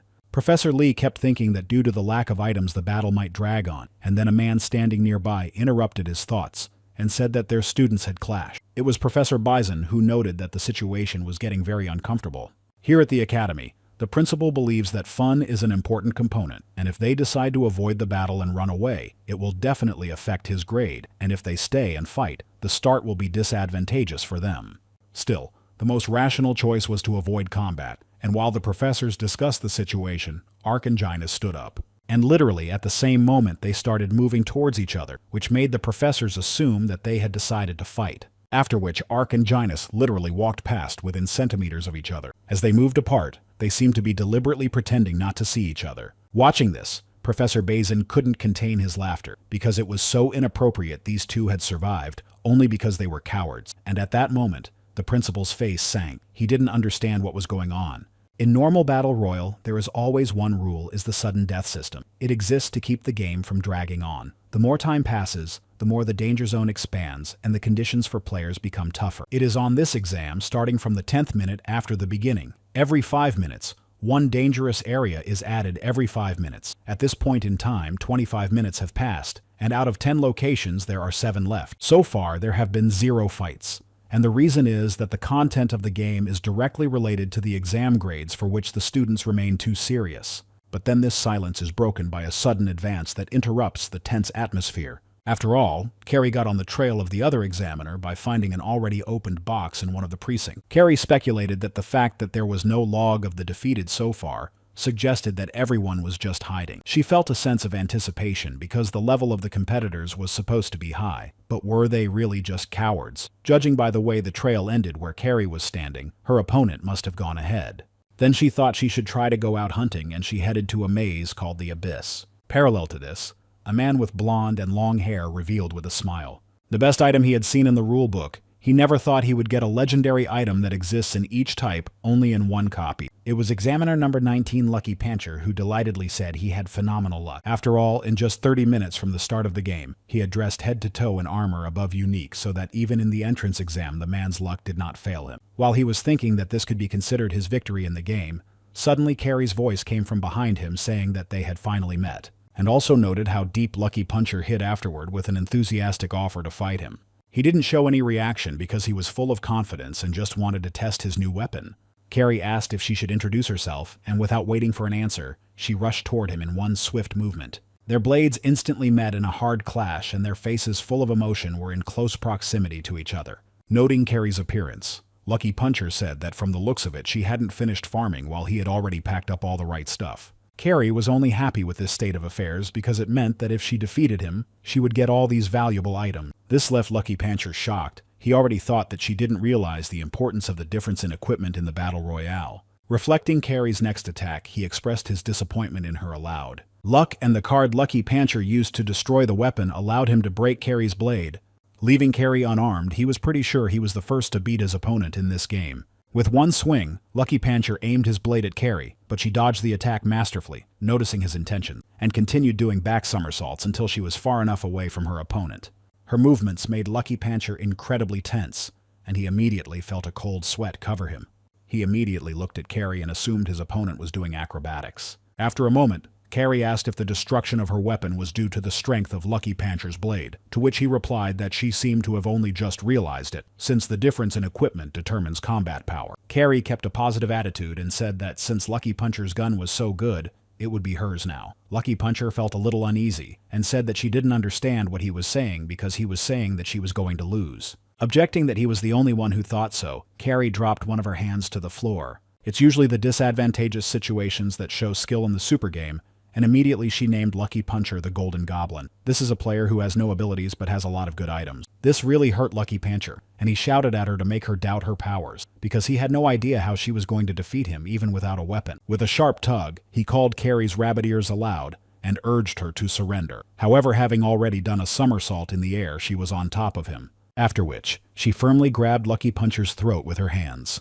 Her face was full of tension and the strength in her hands was so palpable. In the next instant, she was able to literally throw Lucky Puncher into the wall opposite. He couldn't bear the pain and a wild scream erupted from his throat, echoing throughout the labyrinth. Nevertheless, Carrie didn't back down. The adrenaline rushing through her veins gave her extra strength, and with even more vigor and determination, she lunged toward Lucky Puncher. She aimed her fist right at his face, but Lucky Puncher managed to dodge, and Carrie's hand just punched through the wall that was right behind him. What he saw shocked Lucky Puncher. He could not understand how he could make such a powerful blow with his bare hands. He immediately thought it was a scam, and maybe everyone started the game with different parameters. Laughing at his words, Carrie replied that he didn't seem to know much about how to use the avatar in Crossing. Here, his abilities from the real world are amplified several times over, and thanks to the platform's well-manifested physical engine, if you manage to channel the flow of its power, you can deliver a devastating blow using all the power of your body and directing it to the right point even if you don't have a weapon. After the crushing blow, Lucky Puncher fell to his knees thinking about how unlucky he was to encounter such a monster in his path, and yet he recognized himself as incredibly unlucky. The pain made the tears flow helplessly down his cheeks. He couldn't hold them back. Lucky Puncher suggested that Carrie is nothing more than an S-ranked player, only she immediately said she didn't know it herself. But it seems not long before she can figure it out and guiding her foot toward Lucky Puncher's head. Just as Carrie's foot was about to touch his head, a screen projection appeared in the air, which made it clear that the first lethal result had just been committed, and now the ranks of the examiners would be revealed. Carrie was surprised at the announcement, for she had not yet had time to do anything, and while she was thinking about it, Lucky Puncher crawled away from her in relief, for it was this message that gave him a chance to continue the game.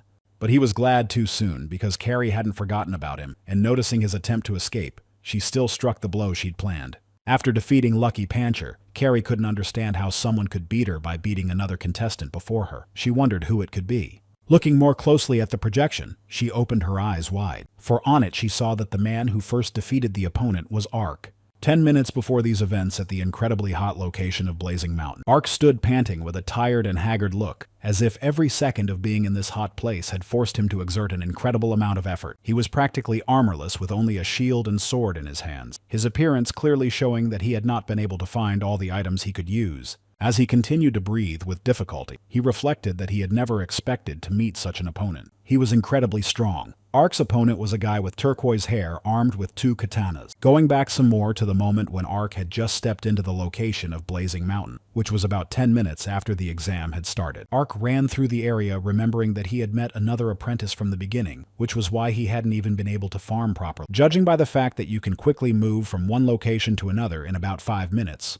Ark thought that the territories here are not small, and he assumed that he would not meet other examiners here. And at that moment, his gaze was immediately fixed on the chest in front of him. Walking closer and opening the chest, Ark took in all the items lying in it. It was a sword and shield, which Ark was happy with because he had gotten a weapon with good balance. In addition, it was rare, and it had an ability called Golden River Shield, which allowed it to emit light from the shield after it was used, and the enemy who would attack Ark at that moment would enter a state of stasis.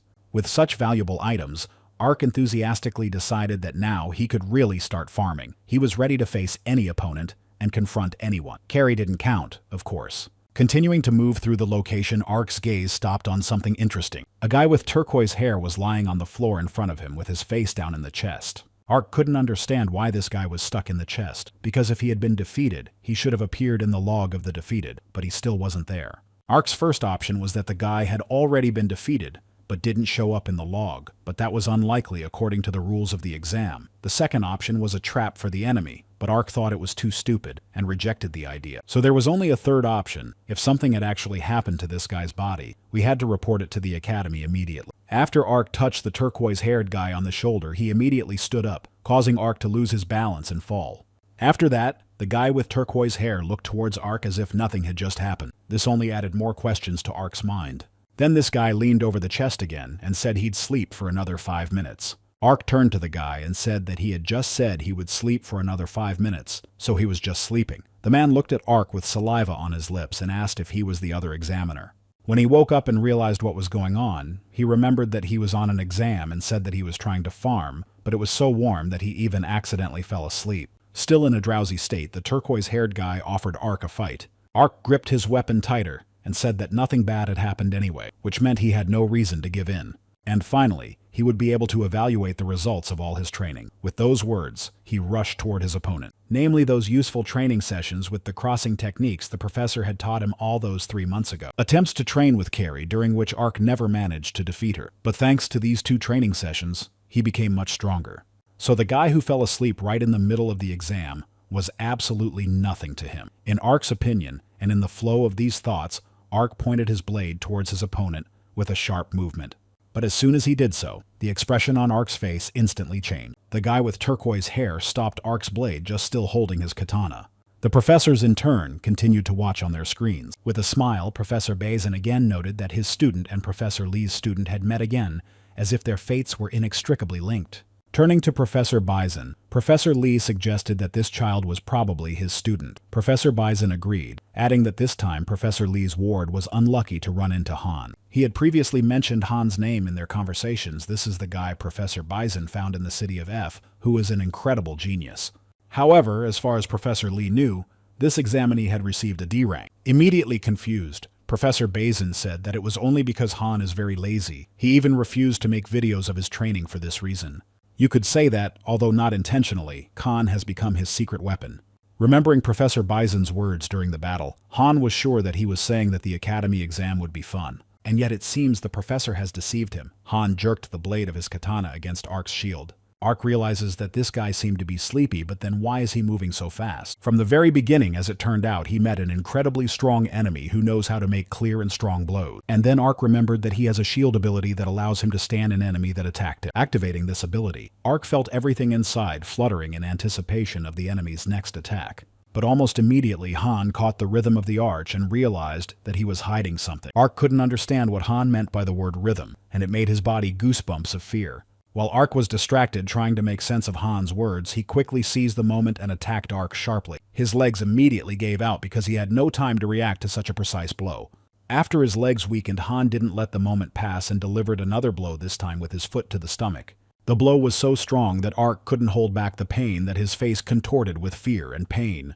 At this time, Professor Bazin said that it was a hidden crossing system called synchronization. It is an opportunity to experience what cannot be felt in reality, and it surpasses all sensations. Professor Lee didn't think much about the words he heard, but thought that Professor Bison was talking to himself again.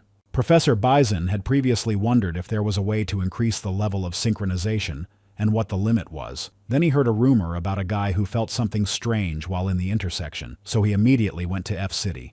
And there he met Han, and saw new possibilities for the synchronization level. Han then told him that if he increased the level of synchronization, he would hear them. The sound of your opponent's breathing, the number of heartbeats, all sounds that react to changes in his opponent's heartbeat. Thinking it was a cheat, Han then said it was much more boring to play that way than he had previously thought.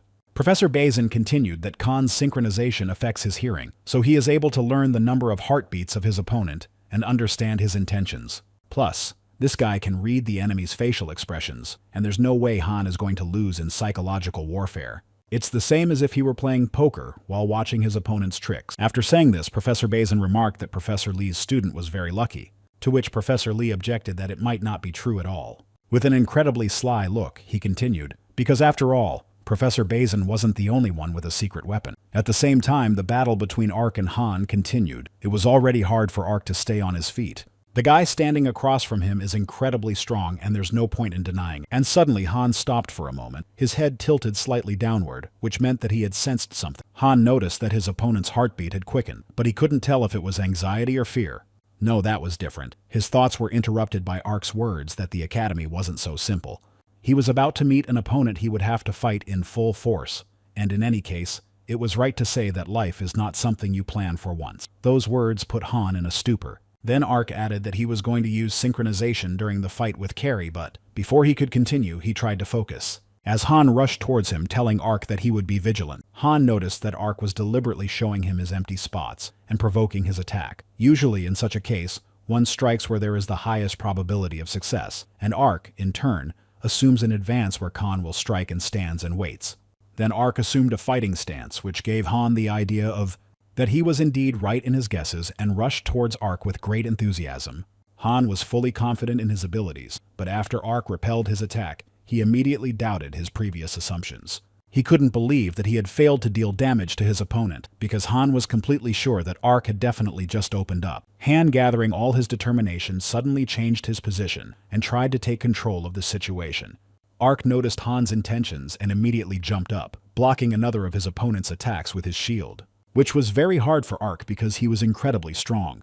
But Ark did not despair, and with his former diligence tried to continue this fight, trying not to get hit by the enemy. Engrossed in another attack, Han swings his katana with incredible force. Breathing heavily and catching his breath, he suddenly notices something strange catching his attention. Simultaneously with what was happening, the professors watching were also stunned by what they saw. Professor Lee thought that Park Noah had only gotten D rank because they hadn't revealed his skills, but he would definitely become famous someday anyway. After all, it has such an incredible and unique level of synchronization. The events happening at the location of the blazing mountain only made it hotter, and the expression on Han's face remained as confused as before. He kept repeating in his head that he was sure that at the moment of his attack, Ark was open to being hit. But every time Han tries to attack these places, Ark constantly puts up a shield and defends himself. Han assumed that his opponent was revealing himself intentionally, but immediately reconsidering his guesses realized that it didn't look quite right. In this case, it appears that Ark fights to see the attacks in a very short time. His interest in the situation made him ask his opponent's name, and the first thing he did was introduce himself by calling himself Khan, and Ark, in turn, called his own as well. Han then called Ark a capable player, and for the first time in a long time he seemed to have more fun than sleep. Saying these words, he lowered his hand into the inventory appearing beside him, saying that he doesn't want to lose, so he will fight at full strength. At the same time, he throws an unknown ball towards Ark. He notices it immediately, because the unknown object is moving straight towards him, while releasing dark smoke. And just a moment later, it explodes, leaving behind a thick smoke screen. Ark immediately concludes that it was a smoke bomb, and can't believe that Han may have decided to run away after what he said. But he wasn't going to run away at all, as he said, standing in a threatening pose behind Ark's back. The next second, he felt a sharp and hard blow from behind. Without realizing how this could have happened, Ark wondered how Han had been able to pinpoint his location so precisely within the smoke. And that was Han's ability, because he can detect it because his synchronization level amplifies his hearing, so that he hears absolutely everything. The sound of footsteps, Ark's frantic breathing, and even her accelerated heartbeat. Absolutely everything. Ark covered his mouth and realized that his opponent could know where he was through the sounds, and he hadn't even realized that synchronicity was capable of such a thing until now. But everything will change once he gets out of this thick smoke that hides everything around him. Suddenly, the depression next to Ark suddenly spewed out a large amount of lava. When Han heard this, he said that Ark had better not make any sudden movements, for there were lava troughs all over Blazing Mountain. Realizing the difficulty of what was happening, Noah realized that if he stayed in the smoke screen, his opponent would be in a better position. But how could he get out if there were lava obstacles everywhere? He knew that at times like this he had to remain calm, and after a while the veil would fall, and the ability to use his sword's ability would be restored. And if only he could use it well, Ark could win. And then he wondered if he'd be able to react in time if he raised the synchronization level to maximum. In the past, the professor had told Ark about a universal way to use the synchronization level called trigger. In order to use it, Ark must have some sort of habitual action. But if you think about it this way, when Ark uses the synchronization boost, he already starts it with an exhale as if to say, "Ha." And then with a smile on his face, Professor Lee said that meant they had decided on what training they would need to do, and if trigger was an exhalation, then you could do a breath hold trigger to stop using the synchronization level. Their goal is to use only 70 to 80% synchronization, and as the professor had said earlier, if you increase it to the maximum, Ark will definitely burn out. It is important to stop the synchronization boost in the middle so that Ark does not reach the limit, so it should be used only at the right moments in single moves, and not to increase the duration if Ark exhausts the ability he cannot win. So raising the level of synchronization to the limit is a kind of a gamble, and if he fails, he will be defeated. And if he succeeds, he has to continue the risky game, which he has to complete later on. However, if you are a professional, you should excel at it. Hearing the movement, Han immediately became alert and strained his hearing. Then he noticed that Ark had moved to the front of the smokescreen, trying to prevent Han from attacking him from behind. In addition, Ark's heartbeat had become suspiciously focused. Han immediately realized that perhaps Ark had decided to make a risky, decisive move in such a disadvantageous situation, which made him genuinely interested. Rushing from his seat, he considered whether he should go along with Ark's desire to determine the winner. At this point, Ark was trying to even out his breathing and focus on his sensations. His job was to block the attack with his shield use ability and catch Han. Ark repeated it over and over in his head. And at that moment, Han approaches him from behind at an incredible speed. Their duel at this moment was being closely watched in the royal palace. Looking at Han and Ark, the headmaster wondered why they were only D rank, since they looked at least A rank. As Jimmy Fullhouse had suspected, the professors were hiding something from him. Han's skills were astonishing in an instant. His synchronization level had increased to 300, and he also apparently had a rare synchronization that enhanced his hearing ability. That's when the professor realized that not only did Puck Noah have incredible powers, his face reflected a storm of emotions, as if a hurricane was boiling inside him. Because the principal realized that Professor Lee had a joker up his sleeve all along.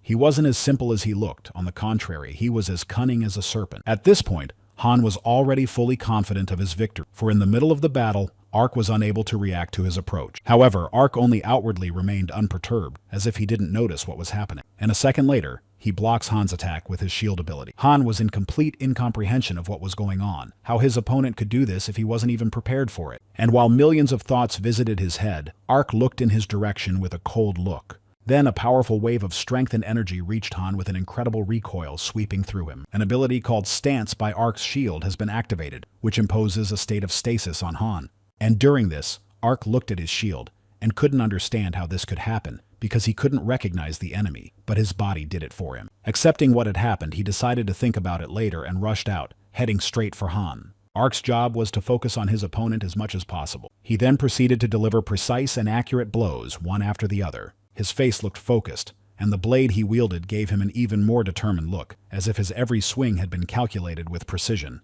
After a few more swings, Ark managed to land a fatal blow, after which Han said that he never thought Ark would be able to react, and this time he lost.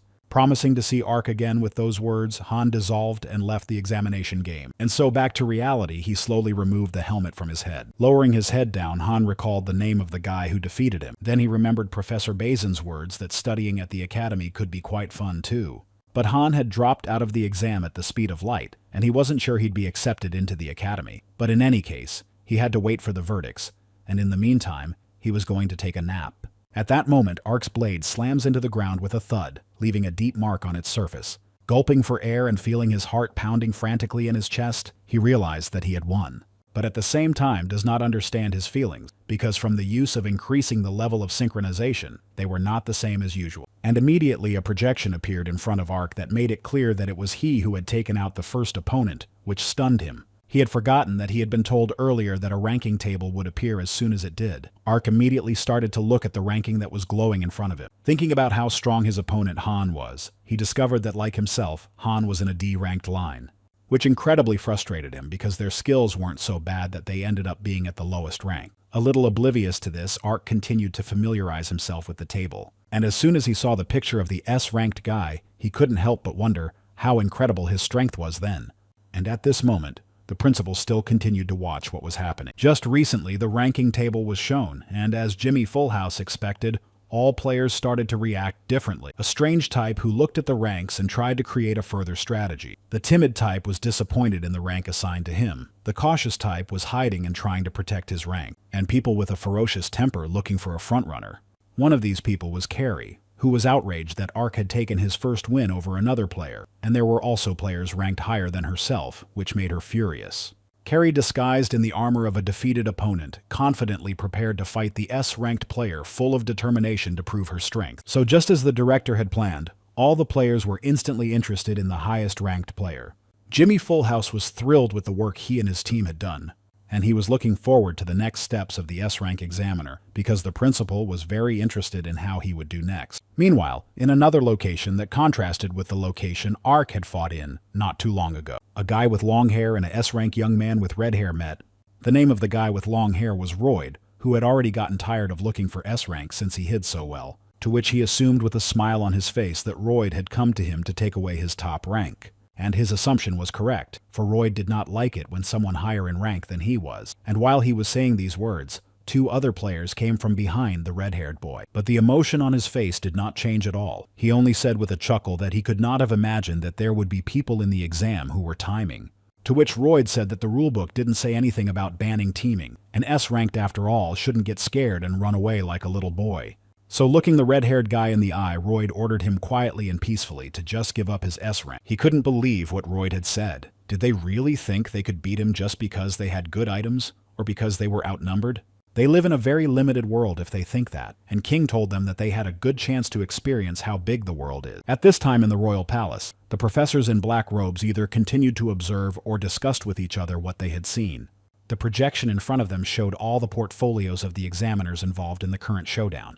Professor Seiler, who is in charge of the participants, is asked by Royd and Max about the recent actions of his students, if they are not doing the timing. He didn't understand what the problem was, and the girl with glasses pointed out how cowardly his students were, because they had the same rank and had formed a team and were playing a single game. In response, Professor Seiler pretended not to understand, and pointed out that one of the students named Borats was under Professor Vaughn's supervision, so he wouldn't say it was his students who were in the group. Hearing them talk, the headmaster sitting on his throne said it didn't matter at all. There really wasn't anything in the rules about timing, so it wasn't forbidden. To be honest, Jimmy Fullhouse didn't think anyone would do that during an official competition. It was entertaining enough that he was willing to forgive them, and Professor Silder responded to the girl with the glasses by saying that it wasn't against the rules, so it should be seen as their strategy. Professor Sidler's gut sort of told him that it seemed like Royd had prepared for the exam. He grew up amongst the mafia, so Royd has excellent leadership and information-gathering skills, making him a brilliant criminal, and he also has an incredible personality. So as soon as the S-ranker caught Royd's eye, he was done for good. Royd said to King's face that he didn't like the look in his eyes. Then the Borats behind him thought he was hinting to them to attack King first. Immediately, episodes from the past began to pop into his head. If only Royd hadn't gotten wind of his father's weakness and blackmailed Borats through him. How did Royd even know about him in reality? And yet he said that if Borats made him first, he would get rid of that picture. So Borats was determined, and with all the strength he had at that moment, he aimed his spear towards King, who smilingly said that what his opponent was up to was simply impossible, and at that moment, grabbed his spear with his hand. Max and Royd were shocked at what was happening, because they hadn't expected such an outcome. Borats wasn't thrilled either, and he was immediately thrown into a cold sweat. Then, snatching the spear from Borat's hands, King said that he couldn't imagine losing to the likes of them. Seeing Borats lose his balance from a sudden movement, King trips him up, knocking him off his feet.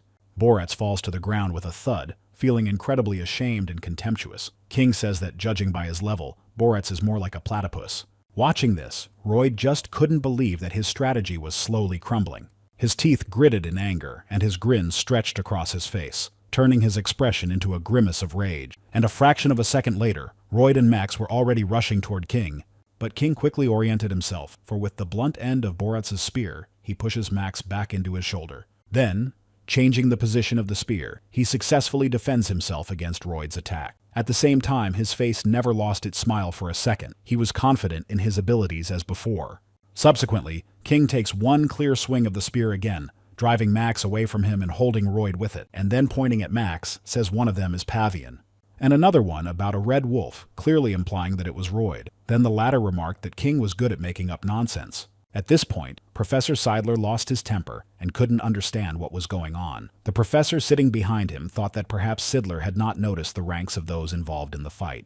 Professor Musashi, who is in charge of the participant King, said that it is not appropriate to behave so impolitely with a stronger opponent. After all, King is the type of player who, because of his incredible power, was like a bug.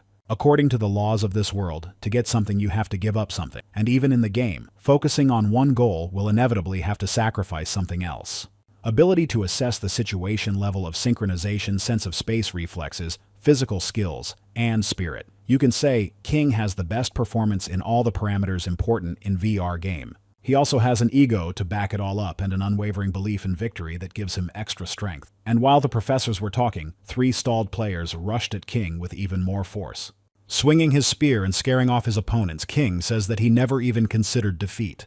With those words, he disarms 2 of his 3 opponents in one deft and precise movement. And the last of them, Royd, sat on the ground. He could not at all think that a S-ranked player would be this good. And then he realized where that bad feeling had come from right after meeting King all this time. King thought of his opponents only as entertainment, and never thought for a second that they could be worthy and serious opponents. Realizing this, Royd shouted insults at King with hatred and pain at the top of his voice. Professor Seidler was stunned. His eyes widened and his mouth opened involuntarily to express stunned. After all, he was watching King who, without a drop of nervousness or fear, simply stood leaning on the sword of the opponent he had recently defeated. Professor Cedar was feverish because a student had left the exam, and Professor Bison said that after what he had seen, he was not sure that there would be anyone among the students who could resist King. The director said that King's skills were so excellent that he defeated A-ranked players like little children. There's a reason why King's name is King. It characterizes his skills incredibly accurately. So among all the remaining students, only the 3 on the projection in front of Jimmy Full House will be able to resist him. 2 of them are Professor Lee's students, Carrie and Ark, and the third is a guy in a mask with a beak. The director said that not knowing the result until it pops up in the information window is quite interesting, and everyone in the Royal Palace will be eagerly awaiting the birth of a super player who will lead this game to an unexpected ending. Meanwhile, the rough and dry lands location, where the unapproachable landscape is covered in cracks. With all the strength he had, a guy with a head like a snowman ran. If he manages to run to the next location, he will be able to leave the dangerous areas. He had literally 3 seconds to do it, and he planned to do it with his foot on the ground beneath her. He makes a decisive, clear jump so that his body literally soars into the air. And at the last second, his hand is already nearing the barrier with the next safe location. But at that moment, when he was already full of confidence that he would be able to get to the harmless territory, the entire location of the rough and dry lands is suddenly engulfed in flame. And a guy with a head like a snowman in complete incomprehension of what's going on literally begins to melt before his eyes. After that, the area he was in is completely engulfed in flames that are rapidly consuming everything in the land. Meanwhile, 50 minutes had passed since the exam had begun. As the number of dangerous territories increased and the number of active fights between the students who entered by recommendation increased, so did the number of those who dropped out of the fight. And the best of all the students who, thanks to the huge number of defeated contestants, reached first place in the overall score was King. At one point, there were only 5 contestants left in the exam, and at the Promised Land location, Carrie and Mai were at the Promised Land location, and at the Murderer's Den location, King Juo and Ark were at the Promised Land location. Ark's place was horribly dirty, and condensed water dripped from the ceiling. Ark concentrated on watching the drops of falling water, trying to catch them with his hand in order to feel every moment of their fall. And when he managed to catch one of them, it seems now the Ark's synchronization level has kicked in. Remembering that Ark himself was D rank and Carrie was A rank made him very sad.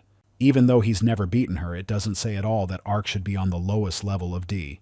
For starters, Ark decided to focus on the game because there is another dangerous territory here, and he has about 4 minutes to leave it. Then Ark looked out the window next to him in an attempt to reconnoiter the situation. He tried to understand what was going on outside and assess the possible risks that might await him. Then looking around carefully, Ark spotted a red-haired guy. It was a rank Juel who was sitting in puffs of rather thick smoke. His rank meant he was as strong as Carrie, so he posed a greater threat to Ark. And while Ark was thinking about what he should do next, he noticed King, who was also at this location. This fearless S-ranked player was known for his calmness and determination. King glanced at Ark. His gaze was shrewd and calm, as if he already knew that standing up there might be of interest to him. Whereupon King cheerfully said that they now had one hidden viewer. Time was short, so King offered to postpone the fight for a while. In the meantime, Ark couldn't understand how King had noticed him, since they had just had a fight downstairs. Juo responded to King by saying why he was distracted by some conversations, and by activating the Hermes shoe that gives Juo's instant acceleration ability. With anger and hatred, ordered King to leave this world as soon as possible. He then swiftly rushed in with an attack on King as he thought he had no time to defend himself. However, a moment later, Juo's former determination was instantly shot down. After all, his attack didn't have the expected result as King defended himself with his blade against it. What he saw amazed Ark because it looked really impressive. This S-ranker is very relaxed fighting against an A-ranker, that guy named Han that they are all recommended. Academy students are such monsters. So watching everything that was going on, Ark began to feel a lot of excitement. Missing from sight, Ark was tormented by the question of whether he could defeat an S-ranked opponent with his D rank, and besides, why is he the one who sits and fears the rank and file alone? After all, he was determined to beat Carrie in this exam and take first place. At this time, King and Juo continued the fight, constantly reflecting the blows of each other's blades. Juo couldn't believe what was happening in front of his eyes. Why King is so good at fighting back with his so short weapon against Juo's huge blade. All the abilities that Juo has gained by playing so far, and the things he's worked so hard for, don't work on King. In Juo King's eyes, he was a true monster, the embodiment of strength that was impossible to deal with. At the moment of the fight, King noticed that Juo had opened up and took advantage of it to deliver a fatal blow to him. After that, all the strength and health points of the game character Juo immediately left him, and he lost the ability to continue fighting, which surprisingly didn't make King feel much better. He just thought it was a pretty boring ending. And if the Academy had identified Juo as a rank, then according to King, conquering the Academy wouldn't take as long as he had previously thought. He couldn't understand if this was the entire level of the best educational institution in the field of gamerism. And as soon as King said those words, Ark appeared behind him, calling for the winner of the last fight to fight him. Looking at Ark with a sneer, he said that he thought he had escaped because King had seen him earlier as he suddenly disappeared. With an enthusiastic smile, Ark said he would never do that. Why would he run away when right in front of him was the shortest path to becoming the best? King in turn didn't take seriously the words Ark had just said. And already out loud, he said that the Academy had identified Ark as D rank. Their remaining time was 2 minutes and 30 seconds. Assuming a 1-minute walk to safe territory, they had about a minute and a half left to fight. King began to speculate aloud that he could finish the fight in 30 seconds. No, he was determined to finish it in 20 seconds. His words hit Ark's self-esteem and shocked him. Most likely King thought he would win so quickly because Ark was only D ranked. The fight started literally in the next moment. King immediately tried to strike the first blow, but unexpectedly for him, the attack failed. After which he flipped his blade from his right hand to his left behind his back and went on the offensive, directing a multitude of charged energy attacks towards Ark. Ark immediately caught the essence of what was happening. King is able to freely use the dagger with 2 hands, and each of his attacks are incredibly powerful. And the moment their daggers clashed, one on top of the other, King said that even though Ark was a D rank, he was still a recommended disciple. Unable to endure this nonsensical chatter, Ark swung with incredible force and ordered King to shut his mouth. Then their blades met with incredible power, creating sparks and a deafening sound when metal collided with metal. And under the pressure of incredible force of anger and desire to win, Ark managed to knock the blade out of King's hands. But as it turned out, King managed to intercept him and clung to him even tighter than before, then pointed it towards Ark, who just couldn't contain his shock. Ark managed to dodge this attack, but was immediately followed by another.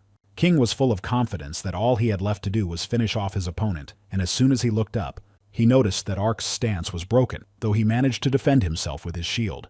So now was the right time to attack, and King aimed the sole of his boot right at Ark's face. With one precise strike from Pak Noah, Noah was thrown off balance momentarily. He literally had a footprint on his face. Ark couldn't believe that King had been able to make another attack at such a moment. While King glowed with delight, his eyes blazed with excitement, and it seemed like he was ready to throw a bunch more of those punches. They still had about 10 seconds left, and Ark was still feeling the effects of the last attack. Tears even appeared in his eyes. Ark noted aloud how fast this combo was executed. With 9 seconds left, King wasted no time in rushing towards Ark. Every next second they counted down in turn and continued to swing their weapons in an attempt to strike a fatal blow. Ark couldn't believe that this asshole really thought he could beat him in 20 seconds. And then he remembered the professor's words, saying that adjusting the level of synchronization was like Ark pouring water into a glass with his eyes closed. If it was too low, the effect wouldn't fully manifest, and if it was too high, it would burn out. The ability to keep it at a level where it almost exceeds the required value is a synchronization control that only the best of pro gamers possess.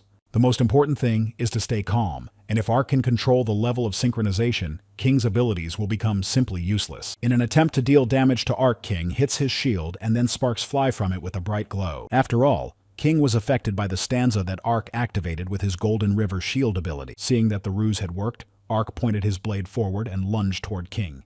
He couldn't move or react to what was happening, because Ark used the ability he had in his arsenal in time. But King also had an ability called Shining Oblivion Gum, which instantly removes the effects of Stan and sleep. Applying it, King immediately regained consciousness and his mind cleared from the temporary confusion. So he immediately and clearly repelled the blow that was already closing in on him. Ark was shocked by what had just happened, and couldn't believe his eyes as he was in a stasis state, and King was able to use the canceling item right away. How he does all these things in a game he's playing for the first time.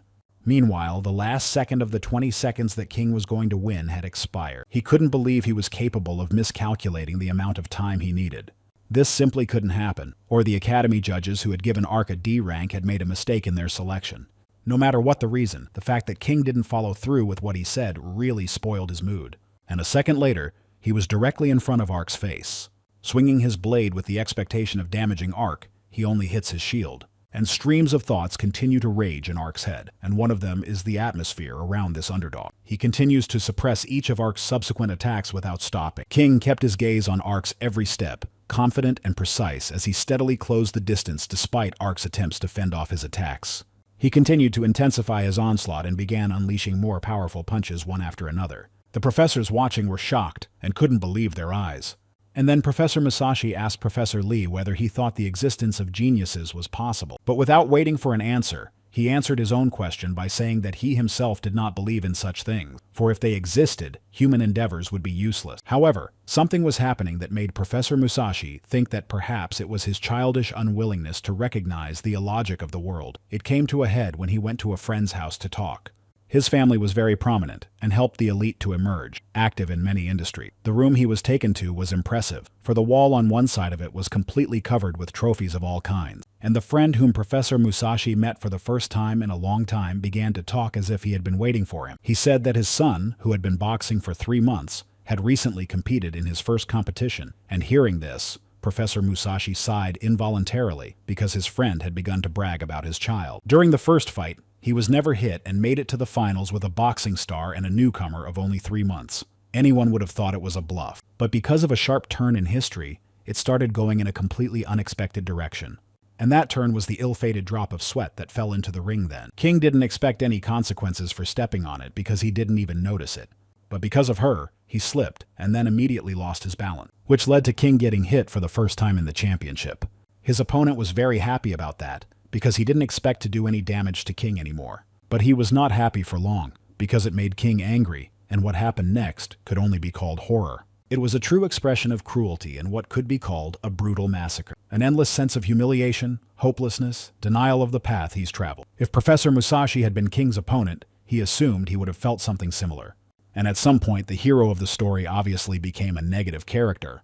The spectators present at the time were dumbfounded by what they saw. The mixture of ferocity and ruthless precision with which King threw his punches made them feel uncomfortable. At the end of the fight, King didn't feel a bit of guilt. He was pleased with the job done. And his opponent, who was a rising star, announced his retirement from the sport. Professor Musashi's friend then proceeded to tell him other incredible stories, and at one point he found himself completely immersed in the way his friend praised his son. But hearing his last words, Professor Musashi couldn't help but be surprised. After all, the trophies that filled an entire wall were actually collected by a 16-year-old genius. Right in front of Professor Musashi's eyes, then, was evidence of bragging that was hard to believe. And then King's father said with a mad look that he thought that in order for his son to rise even higher, he had to show him the experience of defeat, and he didn't hesitate to wonder if there was anyone in the academy who could beat his son. Professor Musashi at that moment was thinking about the genius of the boy who didn't experience defeat, and his parent who still strived for more development. He didn't think there would be another family so interesting. And he was never able to answer his question. And even now in Professor Musashi's mind, there is only one phrase he can say to his friend, and that is that he thinks there is no such person here. After all, King is so narcissistic that even in virtual reality, he created an avatar that exactly replicates his real appearance, and so far he has lived getting what he wanted. So if something goes against his plans, he reacts very violently. So Professor Musashi sincerely wished that Professor Lee's disciple's mental state would not be broken. And just at that moment, Ark felt a strange feeling inside. That imaginary glass of water spilled, which meant only one thing. Ark immediately felt a change in his body and literally froze in place. King then makes his long-awaited first attack in the fight with Ark. King's eyes suddenly opened wide with surprise. He realized that now Ark couldn't use his synchronicity. Immediately, King grabbed Ark by the throat with incredible strength and fury. His blade even fell out of his hands in surprise, and Ark heard himself saying that without his level of synchronization, he was no good at all. King also added that because of a loser like Ark, he threw his words to the wind. And now in the future, he will need to pay more attention to judging other people too low. It was a minute before the area became dangerous, and if they ran, they could reach safety. At that moment, Ark thought about the time spent on training and realized that he had no other strength besides the level of synchronization. However, the feeling he had was different from when he lost to Carrie. Those bright eyes Ark saw before him brought back memories for him about Hyunjun, who had humiliated Ark in real life in the past. His gaze clearly expressed contempt and unwillingness to recognize Ark, which left a deep impression on his memory. And as Ark's avatar's health rapidly dwindled, he realized that he was once again being played for nothing. He didn't want to lose, and he didn't care if he couldn't rely on anything other than his synchronization level as long as he could prevail. Meanwhile, the already overflowing glass continued to overflow over the edge as if symbolizing the limit of Ark's abilities. With each passing moment, the water poured faster and faster over the edge of the vessel on the table, filling its surface. Until at one point, the liquid pouring out at all filled the entire table and began to spill out onto the floor. After that, and the surface of the floor began to fill with a literal sea of water. And so the table and chairs around it could no longer stand on the surface and floated in an endless amount of leached water. At that moment, Ark's hand reaches out to King's face, from which the former smile immediately disappeared. Ark's frantic look made it clear that whatever might happen next couldn't be simply predicted. His eyes glittered as if reflecting the storm of emotion and strength that was about to burst forth. A little earlier on the Promised Land location, there were some events going on as well. A girl with purple hair named Mai was screaming as if she had seen a monster. She called Carrie a terrible monster, who couldn't understand how such a weak girl could say such words while flying into Mai's face with both feet. After defeating her opponent, Carrie thought it was easier to fight with her bare hands than with weapons, and this was the third opponent she had defeated. So now Carrie only has to defeat the S-ranked guy with the nickname King and Ark, who did survive until the very end. He's doing better than Carrie could have imagined. And since the location she was in was designated as the last safe area for whoever became her opponent, Kari would be waiting for him there. And parallel to these events, Ark's hand hovered over King's face. Tension hung in the air, and King noticed the way Ark's eyes looked at that moment. Just a second later, Ark takes a swing of his shield toward King as he bounces away. He couldn't get used to what was happening, because not so long ago, Ark had been at his limit, but now something about him had changed. It was as if his energy had come out of nowhere, and it was frightening. King couldn't figure out how it came to be a skill item. He had learned absolutely everything written in the rulebook, but there was no such thing. And this pissed King off incredibly badly, so he immediately made an attempt to attack his enemy. But Ark, as if knowing what was about to happen, dodged the attack that was aimed in his direction. He continued to dodge all subsequent possible attacks, dodging them time after time. His face expressed absolutely no emotion, and his eyes were shining even brighter than before. So it wasn't just King who was shocked to see this picture. It was Jimmy Fullhouse, who couldn't believe his eyes if what he was seeing was really possible. The level of Ark's synchronization that was shown on the projection in front of the headmaster was rapidly increasing with every second. And the fight between Ark and King continued, but now the tension was even more intense. Every second cost them a place on the exam, because very soon the territory they were in would be destroyed. King realized that there wasn't much time left, and every next move could be decisive. And in the next moment, Ark swipes his blade right in front of King with incredible strength and speed. Thus he managed to wound King, and feeling the pain, his face contorted. Now Ark was experiencing sensations he had never felt before. It was something new and unexplored, as if his soul and body had been separated, as if his feelings had taken off. He completely sensed how the opponent would move and how he himself should move. The variables that could happen in this place and even the feelings of the opponent, absolutely everything. It was as if something was telling him how he should move and with what force he should make all the following attacks. He dodged masterfully, leaving King no chance for him to land a single blow. And the next time King tries to reach for Ark with his sword, he crouches down to dodge. Ark then strikes King's liver with the hilt of his dagger with great power. Ark was not enough of his power and wanted to feel more, and the moment his synchronization level was 999 in reality, blood spurted from his nose. And in the royal palace immediately began to appear windows with warnings, because what was happening was very dangerous. Professor Lee became incredibly nervous and immediately checked on his projection to see how Ark was feeling in the real world and noticed exactly what was happening to him. He immediately began to teleport away while Professor Musashi tried to ask him what it all meant in the first place. King holding his side, and Ark still remained in the same places as before. King's face was twisted in pain, and he couldn't understand how Ark had managed to attack him with the hilt of his sword. King felt terrible. And further under the pressure of Ark's relentless attack, King planned to reach his opponent. He didn't expect to succeed with the deceptive move, but it helped him stop Ark for a second. King was starting to get mad at what was happening and the anger inside him. What should he do to destroy Ark? He'd have to think of a move if he didn't want to lose. Under the flood of thoughts, his face took on a horrifying look that was the result of hopelessness, and madness in his mad eyes reflected the inner turmoil, and his hand covered the rest of his face as if trying to hide his pain and fear. And just as abruptly as the last time, his face changed again, only now it expressed complete incomprehension and confusion. King lowered his hands and his gaze became blank. He stood motionless as if he had lost all connection with what was happening. After all, he had watched Ark, who had just been overwhelmed with strength, collapse to the floor as if he had just been stunned. At this time in real life, Professor Lee ran to Pot Noah's room with incredible speed, who still continued to sit in his gaming chair with his helmet on his head. However, the traces of blood on his sweatshirt and the lowered head made Professor Lee realize that what was happening was much worse than he would have liked. And the next moment when Ark regains consciousness, even opening his eyes is very difficult for him. As soon as he managed to open his eyelids, a bright light from the room he was in hit him in the eyes. Lying in his hospital bed, Pak Noah couldn't think of where he was now. As soon as he stood up, he felt an unbearable pain in his head, and while he cringed at its sharpness, Professor Lee, sitting nearby, finally waited for Pak Noah to awaken. He told Pak Noah not to move too much. He was brought to the hospital after going into shock in the crossing, and for now, he needed to avoid exertion. Because Ark had never seen Professor Lee before in his life, he thought the man sitting next to him was a doctor. Then he said that it would be considered that he had given up in the middle of the game, but he had to fight Carrie. The professor was thinking that even at this moment, Pak Noah still remembered the game and he was truly glad that his student was healthy. Asking Pak Noah how he was feeling, he said that apart from the heaviness in his head, everything was fine. Then asked how long he had been in the hospital. Professor Lee said about 2 hours. Hearing this, Pak Noah said that he had to go somewhere, so he wanted to check out, and then asked if the man sitting across from him knew if the exam for the recommendation students was over. Professor Lee realized that since he and Ark had only met in the crossing, it was obvious that Ark didn't recognize him, and he said out loud that the battle was against an opponent who surpassed him in specialization. Even if it was obvious that it would be a loss, he should be ready to fiercely enter any grip. Those words, as expected, put Ark in a stupor. And after a moment, he asks the man he saw for the first time if he is Professor Hidden in the bushes. The man says that it's the first time they've met in real life and expresses how pleased he is to meet Pak Noah,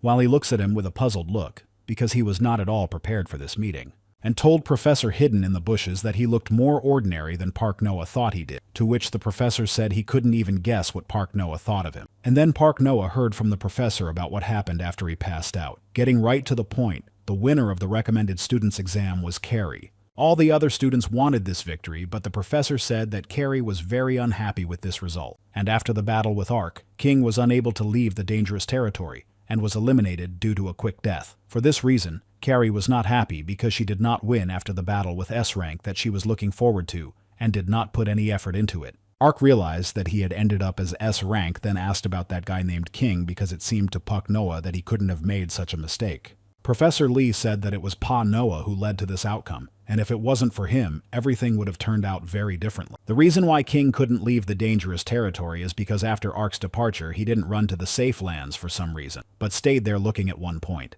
It started with how exactly Ark influenced King, and it's very controversial to give Ark a grade as a D rank. So on this exam, he showed his most unexpected side. The professor thinks that Ark shone the brightest in this exam, and this is his assessment as a spectator watching the game. His words made Ark incredibly happy, and he realized that the professor was proud of him. Further stroking Pak Noah's head, Professor Hidden in the bushes warmly stroked his head. After all, the entire faculty had agreed to this decision, which meant that Ark had made it into Fantastica Academy. And with cries of unbelievable joy, Ark straight up jumped up in his hospital bed while the professor tried to calm him down. Whereupon a hospital robot emerged from the hallway and ordered them to be quieter in the hospital. Then Professor Lee, turning to an incredibly happy Ark, said he had something to tell him. And Professor Hidden in the bushes' gaze immediately changed, and his expression became more serious, as if he was preparing to say something important. It was because after waiting for a while, he said that from now on, Pak Noah would not be allowed to use the synchronization level. to which Ark couldn't even give any answer. He only knew that the level of synchronization was his only trump card up his sleeve, and that meant that he would have to learn new skills next. And so a month has passed since then, and on graduation day at the first high school in the city D, the voices of many students could be heard in the schoolyard as they spent the day with smiles and did not miss the opportunity to take memorable photos. The girls standing in the crowd were asking the one opposite them if he had entered the Fantastic Academy. They also said that they had no doubt that he would. The one standing in front of them was Hyunjun, who said that it was just an admission and why they were so happy. They were showing genuine happiness because now they had their first acquaintance who had entered Fantastic Academy. And while the established company continued to chatter, the figure of Pak Noah appeared behind them. Hyunjun was still surrounded by the girls as they praised him, and they made sure he was admitted because the phone number he gave them said that he was really admitted. At that moment, someone called out to Hyunjun, which instantly caught his attention. The person who called out to him was Park Noah, and immediately Hyunjun instantly became nervous. Park Noah smilingly said towards Hyunjun that he seems to have entered this academy as well. Then, turning her phone toward Hyunjun, the girl who had also run over to see what was on the screen did not hide her surprise. After all, there was Pak Noah's exam number, which meant that he had gotten into the academy by recommendation. When the other girl saw it, she said that if he had passed by recommendation, it was even cooler than regular admission. Park Noah immediately smiled happily, because this was exactly the reaction he had expected. The veins on Hyunjun's face even rose from anger, and his gaze instantly turned blank. As Park Noah turned around and walked away satisfied, Hyunjun's face immediately turned red, which was noticed by the girls around him. A new beginning means the end of a painful time and the beginning of a new life. This phrase is usually used in a positive way. But a new beginning also means separation from what has gone before, and so it was with Park Noah. The moment Park Noah was packing his things, T1 had already been just staring silently at the TV for some time. According to the rules of the Fantastic Academy, all its members must live in the dormitories that are located on its territory, and it is forbidden to bring their robots to the Academy area. And so it turns out that Park Noah will not be able to avoid separation from his robot T1 and will have to leave him at home. He was sorry because he was so excited when Park Noah came home and told him he got in, but T1 seemed to be sad when the day of separation came. Park Noah will have to be separated from T1 for the next 3 years.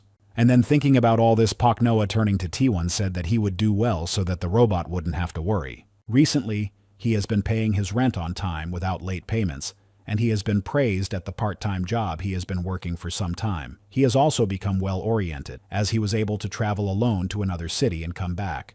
And even after he leaves for Park Academy, Noah will continue to pay rent. So while he's away from home, T1 can skimp on electricity and walk around with a full charge. Thinking back 10 years ago, when Pak's father Noah brought T1 into their family, they became fast friends with him. They played and fought together. Thinking back on it now, it seems like a lot of things happened. And when his dad disappeared and his mom was sick, T1 was always there for Pak Noah, supporting him in such a difficult time. T1 is a friend of Pak Noah's as well as his family. He has taken care of him for at least 10 years.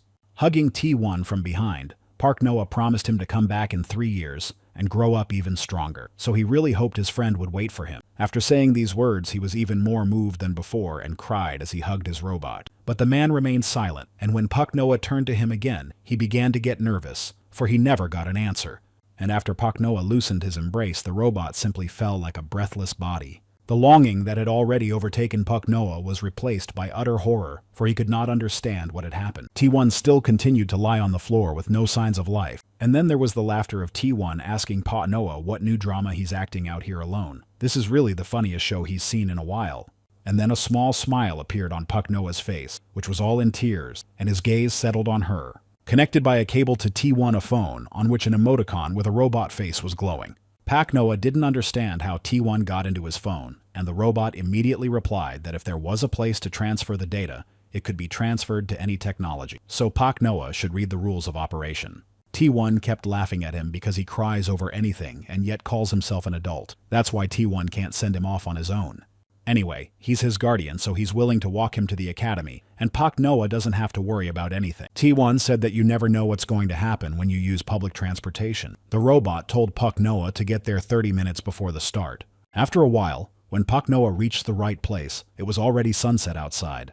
At the huge and beautiful building with colored floors of the Gamer Faculty Dormitory at Fantastic Academy, standing in formation were a large number of disciples, and in front of them in turn stood 3 men. And Ark, standing in the midst of this crowd, was tense because he was in front of the Fantastic Academy dormitory. At this moment, In the pocket of his jacket, T1 was encouraging him to keep his shoulders straight. Then one of the men in front shouted for everyone here to be quiet. It's 5 p.m. check-in time, so right now they're going to start checking in everyone here. The massive-looking man said that he was the dormitory manager of the Gamers faculty of Fantastic Academy, and his name was James. If the students strictly followed the time rules and their behavior, he would have no reason to interfere. From the moment they enter the academy, they will all forget their real names and use nicknames from the crossing. Unlike others, their gamer faculty works on a rank system, and the higher the rank, the better equipment and bonuses they can get. There is bronze, silver, silver gold, platinum diamond, and challenger. The higher the rank, the higher floor they will be able to get a room on. They can also increase their rank through exams during the school semester and dorm scores. Everything is decided according to their ability level. There can only be 20 students with the rank of diamond and above. Depending on their rank, the environment around them will vary from a budget studio to a luxurious hotel room. Now, thanks to the messages, the students who entered in the usual way will be distributed. After they have checked these messages, each of them should wait in his room. The students who were recommended will stay here and be divided into groups according to their rank. Hyunjun, who was standing in the crowd, immediately thought of Puck Noah, which made him really angry. And when all the regular students had already left for their rooms, the students who had been recommended were left alone with the representatives of the Fantastic Academy. James went on to say that due to the fact that the students ahead of him had shown their abilities in the Academy entrance exam, they would be given a bonus. D rank is bronze, C rank is silver, B rank is gold, A rank is platinum, and C rank is diamond. Each of them would be assigned according to their rank. At that moment, Ark realized that the ranks they had been given in the exam determined the ranks of the dormitory. And a second later, James asked if Carrie was here, and when she heard that, she put her hand up and said she was here. He walked over to James and told her that Carrie's A rank would be raised to S rank for winning the recommended student exam, which shocked everyone behind them, including Ark. As she stood in the seat she had been told to take, Carrie noticed that King was standing next to her, whom she greeted and said it was nice to meet him. King was silent, but Carrie didn't mind. She went on about how everyone was talking about how the Academy recognized him as S rank, and she wondered what his abilities were. Now he's her fodder, so she wants him to never lose to anyone but her. But King once again didn't react to her words, which made Carrie very annoyed with her. Turning to him, she asked King if he was now trying to ignore her so blatantly. At that moment, King turned away from her and strode away. Ark was also outraged when he saw what had just happened. He couldn't understand why King had such a serious look on his face. Then he began to reason that the school was a place where if he lost his way to leadership, it would become predator territory where danger would develop. This time, Ark was determined not to show his weak side. Just looking at him, the guys standing next to Ark had already put him down as the underperforming player. At that moment, James, who was standing at the entrance to the dormitory, became visibly alert. The cause of his alarm was King, who approached the crowd in which Ark was. The guys standing nearby who saw King approaching were surprised. One of them even remembered that King had won him during the test. The girl standing next to him noted in her head that King looked exactly like his avatar in Crossroads. James couldn't understand why an S-ranker would approach a D-rank group, and then King asked which one of them was Ark. After all, he had never seen what he looked like in real life. Immediately pointing a finger at himself, Ark says it's him.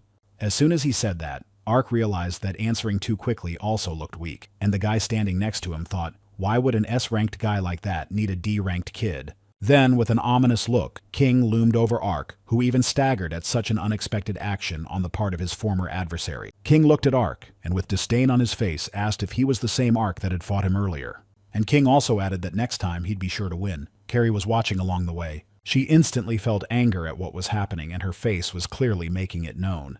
As Ark took in a lungful of air, he tried not to show a single emotion, but in his head he was literally shouting that he had defeated King. S-ranked King is the top rising star among the students by recommendation in the Academy. He managed to beat 8 players in the exam. He gave a superb performance as he single-handedly caught 2/5 of the examiners. So that was enough for his arrival to grab everyone's attention, and especially when he told Ark that he would win it next time everyone around was particularly interested in what was going on. King admits that he then felt like he really lost to Ark. Those standing around hearing about Ark beating King were shocked. The guy standing in Carrie's field of vision was pondering why Ark hadn't taken King's S rank from him then, or if he recognized that despite the outcome of the fight he had lost to this guy. The eyes of everyone around him were fixed on Ark, making him very uncomfortable. Ark kept going over in his head whether he had beaten King. Then he lost consciousness, so he didn't remember anything. King's voice pulled him out of his thoughts and asked him why he didn't say anything, if he was ignoring him. Ark noticed that King seemed to be angry, so he should at least cheer him up a little first.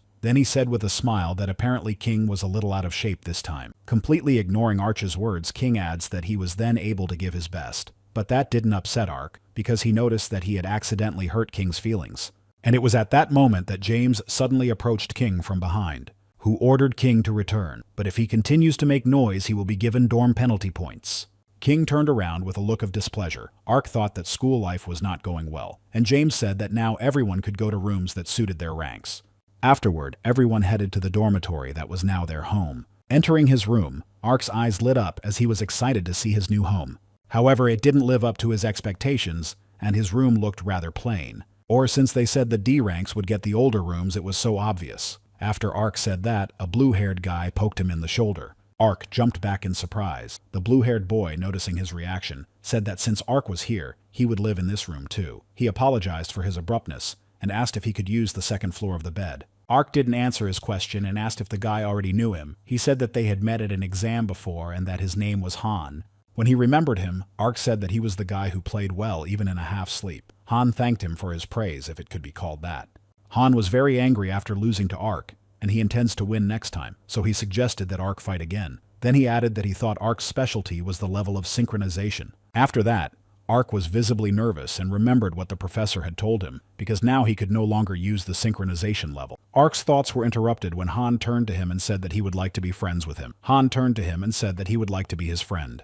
Han says with a smile that he'll count on Arch for as long as they live together. Arch couldn't hide his happiness, and a wide smile lit up his face. Then he said that he too would rely on Han, and it was the real Pak Noah who was happy to have a friend at school for the first time in his life. And as the sun disappeared over the horizon and the stars covered the sky, Assistant Kim inquired about the gamer faculty dormitory.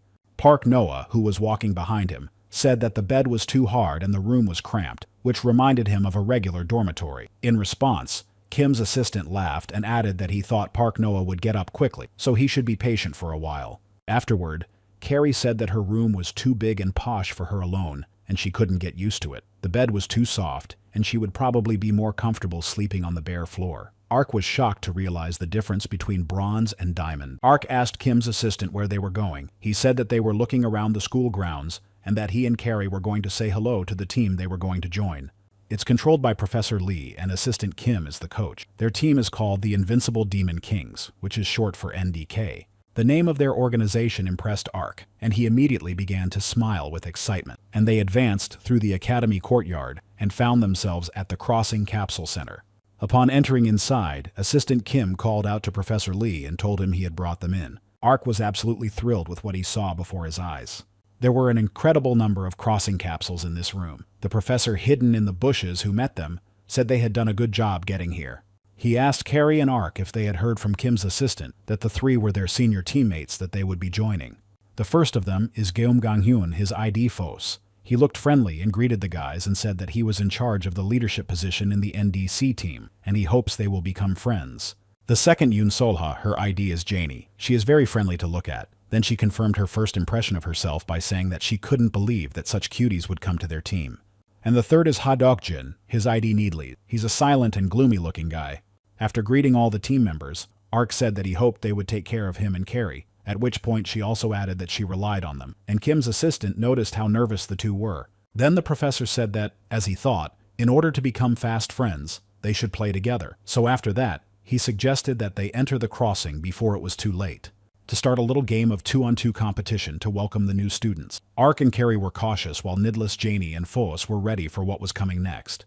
And by connecting to the crossing, the company found itself on a huge soccer field. Its size immediately impressed Arch, and he immediately started looking around to get a sense of its scale. The youth team will play against the old guys. If they quarrel on the first day, they can spoil each other's mood, so they will have a better soccer match. The team consisting of old members included Fos and Needless. And to balance the number of participants, Janie decided to become an observer, promising to support all teams. Professor Lee said that even though this game looks like a soccer game, it's a chance for Carrie and Arch to determine the avatar's skills and vulnerabilities in the game, and in the future they'll be a team, so they should get to know each other. After that, Carrie kicked the ball right in Arch's face. Meanwhile, Planet Man was explaining the rules of the game. The settings were designed so that if you attacked the ball with another part of your opponent's body instead of his legs, he would be grounded for 5 seconds. Plus, each of them may notice that they have 2 item slots. If they get items randomly appearing in different places on the map, they can use them in their slot. Their match will start after a rebound, and the team that first manages to score 5 points will win. Carrie, determined to win, turned to Ark and said that if she got into the academy, she wasn't going to lose to anyone, not counting her comrades King and Ark himself. So since they're doing it, they're bound to win. Ark agreed with what she said, and noted that he wasn't going to lose either. When Foss heard this, he said that Carrie and Ark seemed to be underestimating them. Needles responded by saying that it was rumored that Carrie had gotten first place in the exam among the students by recommendation. So now Needless was determined to show her a master class. Foss was nervous and told his comrade to remember that this was first and foremost a welcome to the newcomers to their team. At this time, Janie, who was sitting on the bench, was asking Professor Lee who he thought would win this match. He said that given the state they are in now, the old guys will probably win. But if nothing like that happens, maybe the young ones will have a chance to succeed. Then Janie became nervous, because she couldn't understand what could go wrong in the future. Planet Man's voice interrupted all the dialogue and thoughts here. He loudly and with genuine enthusiasm announced the start of the first game so that his voice echoed throughout the field. A ball bouncing far up off the floor gave the boys confirmation of the start of their game. Foss was determined to at least show the newcomers how incredible their sunbys were. As soon as he thought about it, looking at the ball, his face contorted with bewilderment as he saw it. Carrie soared into the air for the first shot on the ball in the game. Ark also made no secret of the fact that he was amazed at Carrie's speed, and clearly hadn't expected such an action on her part. And she was right in the air and said she'd be the first to take a point for their team. A second later, she was almost touching the ball, her foot in the air, ready to deliver a powerful blow. Making a sharp and confident movement with her foot, Carrie kicked the ball with such force that it flew straight toward the goal, leaving no chance for a return block. The ball was hurtling straight into their and Ark's goal, and time seemed to slow down as it approached the goal. Carrie, proudly looking at the ball in her head, noted that its trajectory of her shot was pretty good. After a second, however, there was no joy left on her face, for she had noticed an arm outstretched right in front of the sword that had already pretty much given her team their first score. The man who prevented the first goal caught the soccer ball as if hugging it. Carrie's thoughts were jumbled. She couldn't understand what had just happened. Those who were watching and even present at the game were also dumbfounded by what was happening. And Ark wasn't the only one of them who silently froze and watched intently. The mysterious goalkeeper holding a soccer ball, Nidless, was lying on the floor behind all the participants and used the summon goalie ability. The summon goalkeeper fights off all hits for 5 seconds and appears immediately after using the ability. Carrie realized it was only a moment, but Needless professionally managed to use the object with the goalie in time, whereupon Needless said without a drop of emotion that they were the first juniors here. He was then grabbed by Foss, endlessly praising what his co-commander had just done. Janie immediately shrieked that Needless was the ace of their team. Professor Lee, who was watching with admiration, noticed that Needless didn't even seem surprised by Carrie's reaction, and searched for the object and used it anyway. Professor hidden in the bushes was sure that Carrie was the quickest to react when the ball went up. However, at this moment, it was neither for remained the most calm in this situation. At the moment when it was already obvious that Carrie was going to hit the ball, Nidless determined the location of things and found the quickest way to activate the item with the goalkeeper. Especially before Carrie's ball took off, he accelerated with a double. So Needles used the slip and had great difficulty in getting it in time. His ability to instantly assess what's going on is beyond the realm of reason. Foss pointed out that he doesn't even hold back in competitions against the younger one, to which Nidless said that he would be ashamed to lose anyway. Carrie and Ark stood with incomprehensible expressions on their faces, still unable to realize how Nidless had made a decision in such a short time. And now their tactics have changed. They've divided up the duties, and Carrie is now in charge of Needles, and Ark is in charge of Foss. The last of them said with an incredibly satisfied look that his teammate had already shown Carrie and Ark what he was worth. So now it was his turn. Ark, who was in charge of Fossa Sunbai, noticed that he was very skillful with the ball. Foss then deftly wrestled it away and threw it over Ark before he even had time to realize it. Foss said with a smile that he often plays soccer in his normal life. After a second, Carrie started to get indignant,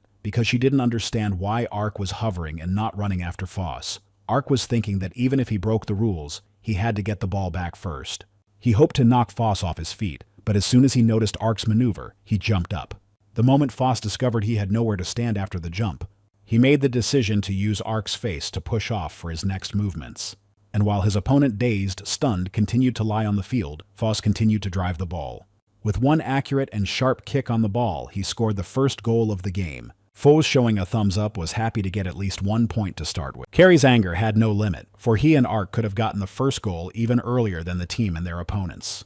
And running up to Ark, Carrie began to resent him for not coming to his senses. Ark had just conceded a goal and he was so happy about it that he was just lying there. In fact, the reason he couldn't move was because of the stanza. Carrie was screaming and trying to impress upon Ark that they were sure to score this time, so he'd better get his act together. Rising from the floor, Ark thought about the fact that if he used the synchronization level, he would definitely be able to stop them. Professor Lee, who was controlling the events, immediately realized what Ark wanted to do, and began to give him all sorts of signs that it should not be done. Ark knew this even before the exam for the students on the recommendation, that it would not be possible to survive in the academy with only synchronization. So Ark worked hard to create a new weapon. Seeing his efforts, Carrie tried to cheer him on in every way possible. There was hope in Ark's eyes. He would do anything to become stronger. And then the ball is snatched out of his grasp by Needlies at breakneck speed. Then scoring it into the goal earns a second goal for his team. As soon as that happened, Carrie started yelling at Ark with renewed vigor, because how could they be if he kept making mistakes at a time like this? But it was at that moment that something came up that Ark understood well. In an attempt to deflect a pass going from one opposing player to another, Ark misses again. Subsequently, they are added another point, and their score becomes 3-0. Then Carrie tries to kick the next ball, but it hits her foot and goes straight into the goal. And then when Carrie's face can no longer contain her anger, their score becomes 4-0. At this point, Ark couldn't muster up, he just became a stupor looking on. Foss's figure loomed over him, and that's when Ark realized how weak he was without a level of synchronicity. Still, Ark had no choice but to use it, so he immediately tried to even out his breathing. Noticing this, Professor Lee ordered his team to stop this game. Then he stood up from the bench, watched by the others, and headed in their direction.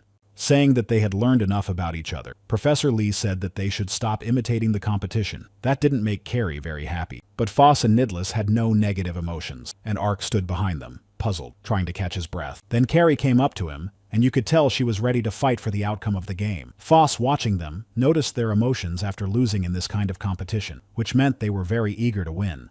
Without a doubt, Foss realized that two good guys had come to see them, and then, with a clap of his hands, he said it was good to feel disappointed after a defeat, but if it was all over, you had to give some kind of feedback. And then Ark and Carrie looked at each other. Foss realizes that Ark is worried, but he can't win if he's so confused. It seems like he needs to compete more often in competitions like this. Foss then turned to Carrie, saying that even if the game doesn't go well and she doesn't win, just by blaming everything on her partner, she's venting her anger, which is also wrong. Inside the academy, their NKD team is a strong contender to win against other teams. For this reason, Carrie and Ark will need to become stronger than they were at the moment. For a player, fortitude is also important, and if you shake because of 1 or 2 losses, you can never win. Turning to them, Carrie asked with a smile if they really win so often. After all, the professor's team was really very strong. Since they're so powerful, they'll probably be considered at the top of the academy. With an excited look, Foss replied that their team was in 10th place last year. Carrie's face changed immediately. She couldn't believe what she had heard, because she had heard that there were only 10 teams at the academy. After a little more thought, her expression took on an even more intimidating look. After all, Professor Lee's team was ranked last out of all the teams. And while the collective was speculating about this, Professor Lee turned his attention to Ark standing beside him. He immediately noticed that his student's gaze was panicked and his head was down. Upon arriving at the dormitory, Pak Noah immediately laid down on the bed in his room. He was nervous after everything that had happened the day before. He was pulled out of his thoughts by T1's voice, which asked why his friend was so worried. He said he's kind of not worried, just wondering if he'll be okay if things continue like this. Ark immediately remembered the words of Professor Lee, who had said that he was now forbidden to use the synchronization level. At the hospital, he had mentioned that it was originally possible to change its value only slightly, and Ark's level is undergoing a strong metamorphosis. At first, his synchronization of 300% reached 500%, and then grew to 999%. Perhaps by reaching this value, Ark had surpassed the mark, but they had only seen the upper limit. Professor Lee also suggested that Ark was overexerting himself, and it was because of this that he thought it might be dangerous for him to use the increased level of synchronization. Ark resented the idea of being in the intersection without synchronization, after which Professor Lee continued with the words that Carrie's synchronization level is 103%. Not an elevated synchronization level is 100%, and this value is almost equal to it, but Carrie had never once used it to justify her weakness. Professor Lee didn't tell Ark that he couldn't use the synchronization boost at all, but only until they discovered its secret and learned how to control it. There's a professor at the academy who's an expert in this field who's willing to help. Crisis is a chance. Professor Lee took the opportunity to advise Ark to give up on games dependent on the level of synchronization and let him think of it as a good chance to find new features. Ark knows he's not as agile as Foss Sunbae. He can't read the situation as well as Nidless Sunbae, but Ark still knows that in the future, he will definitely be able to do it. And so, when a new sunny school day at Fantastic Academy had already begun, in one of the classrooms sat a class of Z's who were new to the institution. In front of them stood a girl with glasses who greeted them and introduced herself as Sora. She would be teaching them sports disciplines and fighting techniques that they would be able to practice in the crossing. Ark, who was sitting in the audience, also noticed that the first day was very exciting. Ark was in the same class as Han and Carrie, which pleased him. It meant he knew someone he knew, so he wouldn't be so scared. Classes at the Fantastic Academy take place both in reality and in the intersection. In reality, the theory of intersection and controlling one's mental and physical states is studied. In the intersection, they study the game of techniques and train avatars and so on. After these words, Ark immediately tensed up because he was looking forward to the first class at the crossing, but he couldn't even guess what awaited them there. Professor Sora said that since today was their first day, they would be measuring their base strength without stress. The thesis explains that although in intersection they use an avatar, physical health from reality also affects it. Being in the virtual world for long periods of time does not stress the body enough, so exercise is necessary for health. Immediately, she suggested that the students change into the sports uniforms issued to them yesterday. Heading into the holographic gym at Fantastic Academy, already changed into their sports uniforms, the students were measuring their reaction speed under the supervision of Professor Sora. While doing so, Ark was so focused that there were even droplets of sweat running down his face. And then he felt a sudden projection behind him. Ark deftly turned around and extended his arm in her direction, thus marking her. He did it many more times because that's how the reaction speed measurement system worked. Then there was the next exercise to measure the physical strength of the students. It was pull-ups. Ark tried very hard to do this exercise, and when he finished it, he did the final pull-ups with his last strength. Next was the measurement of muscular endurance. In simple words, it's running. Ark's performance was that his reaction time was average. His pull-ups were also average, as was his 50-meter run. Overall, Ark's performance was average. Just like Professor Lee had told him earlier, he didn't exercise every day for nothing. Looking at Han, Ark told him that he had been sleeping during the entrance exam, and that here he was also napping. Afterwards, when I asked Han what his results were, the answer didn't take long. All of his scores were high, and he said that he almost fell asleep while doing these tasks.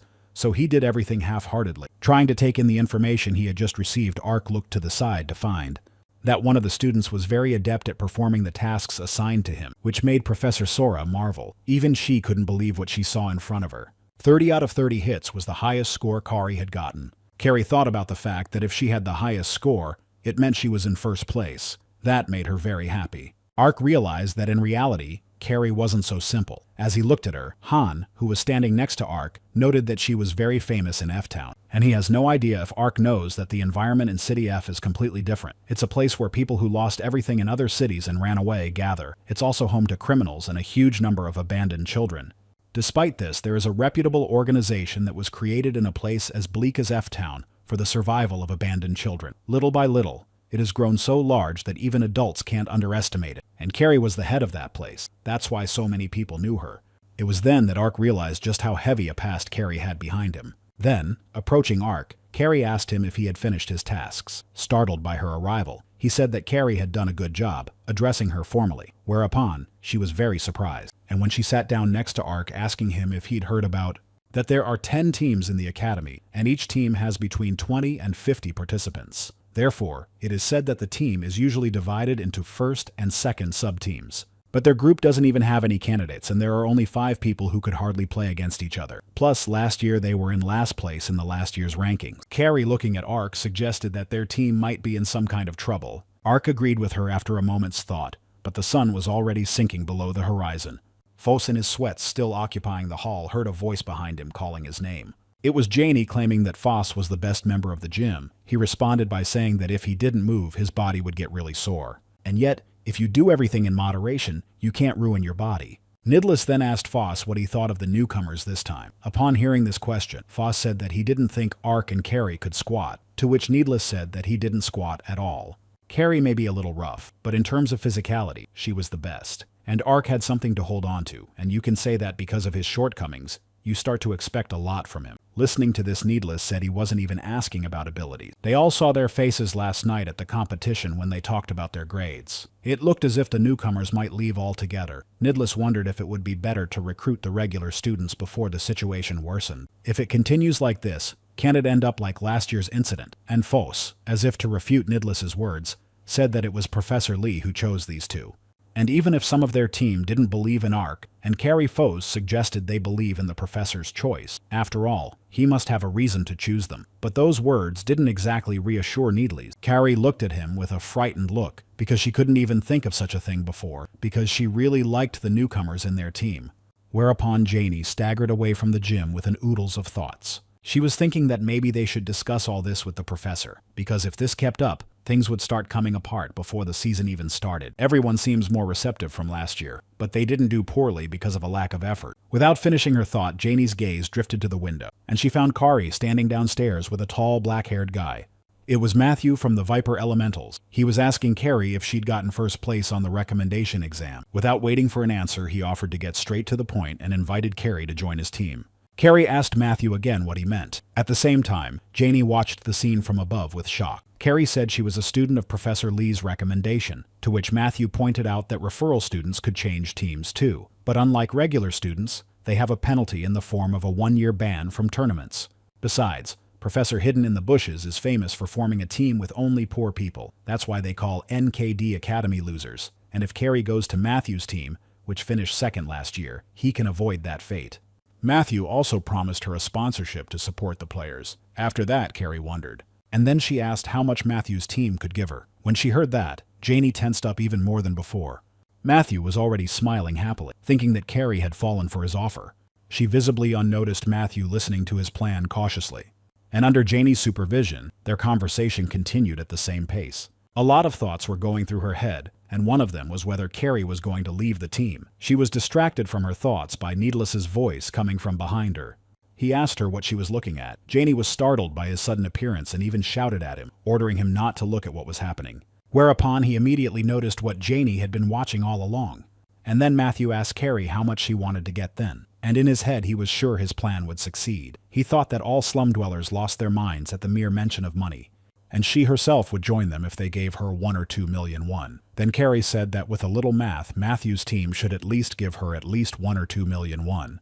As Needles waited for what I would say to Carrie, his face twisted with an expression of disgust. And a second later, when he heard that Carrie had asked Matthew for 10 billion, Needles' eyes rounded with shock. Carrie continued that only on the condition that Matthew give her 10 billion would she consider his offer. Matthew's mouth dropped open in indignation and shock. How could a poor girl like Carrie make such terms for him? But Carrie couldn't understand why Matthew was so surprised. It's the amount of money that just comes out of the calculation. After all, she would lose her pride as a professional, and also because of this choice in the future, when she becomes a superstar, she will get a lot of disapproving comments. But what's most important about all of this? If you add a fee for her to hand over the professor who found her and gave Carrie a chance in the past, which despite the fact that Carrie was a helpless orphan left in the slums of City F, he's the one who saw potential in her, and he's the one who changed her mind, saying she has the ability. Carrie should have a chance too, and though she's been held back by her environment so far, now she should get what she couldn't. After which he suggested that she discover her abilities at the Fantastic Academy. With all that, Matthew's team owed Carrie at least 10 billion, just a fraction of what the future superstar would earn.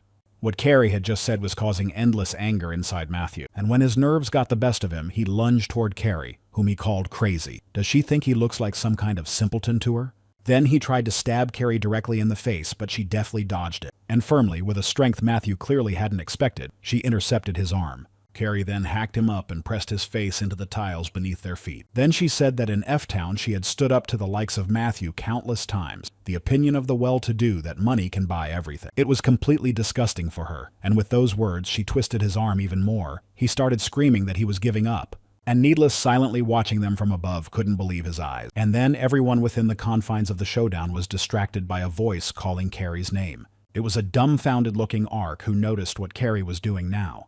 Immediately, he rushed toward Carrie, saying that violence is bad, and that she should stop doing it immediately. He was intent on stopping her, but Ark was in such a hurry that he tripped over a rock sticking out of the ground. Clearly not expecting this turn of events, he began to fall with fear in his eyes. And Matthew, who was lying on the floor, tensed up even more when he saw it. That Ark's swift, fast fall lands precisely on his head. The pressure immediately made Matthew's nose bleed. Ark did an involuntary elbow drop to the side of his opponent's head. Carrie immediately started laughing at Ark because he had just elbowed his sunbae in the fall, but he immediately started to defend himself, saying that he was trying to stop Carrie. And she praised Ark for actually helping her. Then they decided to move Matthew aside so that he would wake up a little later. When Carrie and Ark had already taken the arms and legs of Matthew, who was unconscious, they noticed witnesses watching them from above. It was Nidless Sunbae and Guinea Sobi, who clearly didn't expect to be noticed. Afterward, they called Arch and Carrie to come upstairs for a serious talk, and they headed together to the gymnasium where Foss was still in. He was covered in sweat from his workout and couldn't figure out what those in front of him wanted him to do. Teammates. But then he heard that the rookies knocked Matthew out of the Vipers. Then Jeannie started berating Foss for still practicing, and he doesn't know the meaning of words in moderation at all. She added not to worry about Matthew. The guys had hidden him, but Fosu's problem was that he'd blacked out Needles, said Ark had hit him hard on the head, and there would be no witness problems. Right after Foss asked what the team wanted his permission to do, and then they asked if they could tell their newcomers about what happened last year. Foss said he didn't think Needles would be the first to talk about it, and he was wondering if he should tell Carrie and Ark too. And then, addressing the new Foss, he mentioned that their team had previously told Ark and Carrie that their team had come in last place last year. And there was a reason for that had nothing to do with their abilities. Originally, the place called Fantastic Academy was a school for the elite that was attended by the children of high-ranking people, and it was the system of enrollment by recommendation, and Professor Lee in particular, that stemmed the tide. Then Foss asked if the boys knew that all the students chosen by the professor on the recommendation were from the cities D, F, and Z. Ark immediately assumed that their teammates were also from those cities. But Foss went on to say that although City D is now in the process of development, cities F and Z are too far removed from this generation and are called slums. So if you compare them to City A, you'd think they're from completely different world. Because of this, Professor Lee caused a stir at the academy, and there were forces opposing his admission on the recommendation of the slum student. They even pushed for the professor's complete resignation. But as if contradicting all the accusations, the professor and NKD have performed very well every year. It was the same last year when Foss was a sophomore. Their team of 5, with no substitutes, included a third-year student preparing to become a professional, and 2 newcomers who had placed first and second in the recommendation exam. Their team became so strong that they beat everyone at every competition without stopping. They were discussed as the strongest contenders to win, so their existence could not be ignored by the other teams. And then came the very incident that Foss was going to tell us about. One student from first year who had joined them then with Needles suddenly announced his will to leave the team. And even though everyone tried to talk him out of it and change his mind, he just said one phrase and left. He apologized but said without a trace of regret that he just needed to grab the chance he was given. And then they heard that he moved to another team after receiving a large sum of money. The parents he betrayed Professor Lee and their team who trusted him completely. Before the start of the season, they were unable to find additional players, so they had to play with 4. They played in a similar lineup in games where they should have had 5. As a result, they got the very last place.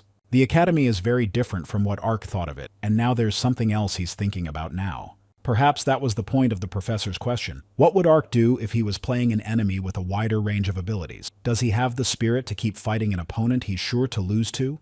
Their job is not only to beat the other academy teams, but also the limited views of the people targeting them. While Needless didn't like the guy who betrayed them and abandoned their team, he was also annoyed by the great elite of the Fantastic Academy. And he told the newcomers not to give in to the loud cries that everyone who grew up in unfavorable conditions is a loser. After all, if you crush them all and win, they won't even be able to squeal anymore, Needles said with an intimidating look. Hearing him say that, Carrie realized that now the guys trusted them too. And just seconds later, Ark shouted at the top of his voice that he didn't want to lose either. He's not going to lose to other academy teams, and he's certainly not going to succumb to the views that despise him. Even though right now Ark still lacked the strength to wait, there wasn't much left to wait. And he's going to ace it by all means and lead their team. The T1 that appeared on the screen of Arka's cell phone even brought a tear to his eye, because now there was nothing left of the little boy he had known before, because Pak Noah had grown up. But Ark's words angered Carrie and Needles, for the two already considered themselves the aces of the team. Seeing their faces, Ark thought he might have overdone it and said something unnecessary in the moment. And then Needles and Carrie jumped on him and started arguing about the title of best player on the team. Needless looked at Carrie and said that she had lost last time and should know how to temper her fervor. She said she wouldn't lose to Needless Sunbae in a one-on-one battle. Shouting Needles told Carrie to go to the crossing now, and he would show her where she really belonged. And parallel to that, it was already evening. The setting sun filled the room Professor Lee was in with its soft light. He was unaware of the ongoing arguments between his teammates while relaxing and drinking coffee. At this time, Matthew, who was lying on one of the flower beds, woke up and couldn't remember how he came to be in this place. The next morning, Ark looked up and was surprised to find it there. A huge projection with an announcement that floated right in the air. Ark realized that the opening ceremony for the ICS Academy competition was in a week. Apparently, they're holding it in a crossroads style of party. Last season, it was PvP 5-on-5 in the world of Heroes of Time. If you think about it, Ark has been playing other games more than Time Heroes these days.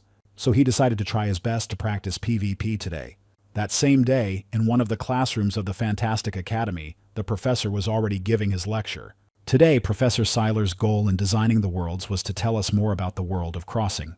VR world satisfies many parameters from reality. With the development of intersection, great changes have emerged in human life. The greatest of these was the disappearance of spatial limitations, and thus the so-called world became possible. After the concept of the world was introduced, separate universes with singular goals began to be created, such as the gaming world, the office world, the banking world, and so on. In this way, there were conveniences that could not be compared with reality. A lot of economic markets have been moved from reality to the intersection, and following that, the world has evolved too. Like if you become the master of the universe, you can feel like a god, and then Professor Seiler made the students float in the air, and then he brought them back down to the ground just as abruptly, so much so that Ark fell face down. From now on, all students will try to plan the world. In other words, they will try to design it. By doing so, they will try to create their own individual world. Everyone immediately started looking at the spheres they had been given for the task. Taking it in his hands, Ark realized that he had absolutely no idea what kind of world he could make.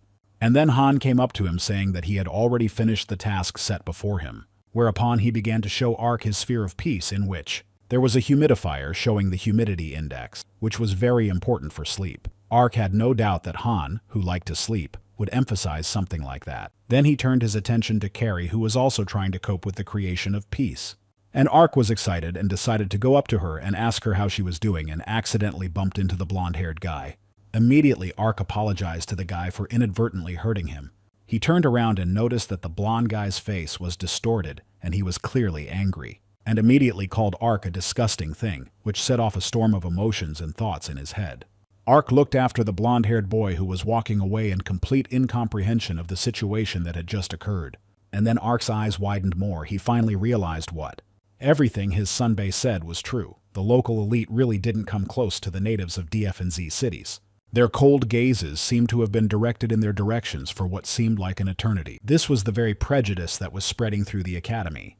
A few days later, on the day of the ICS opening ceremony, the entire team of the Invincible Demon Kings were already prepared for the upcoming event. Ark was very nervous, because it was a pretty important ceremony that he really wanted to attend.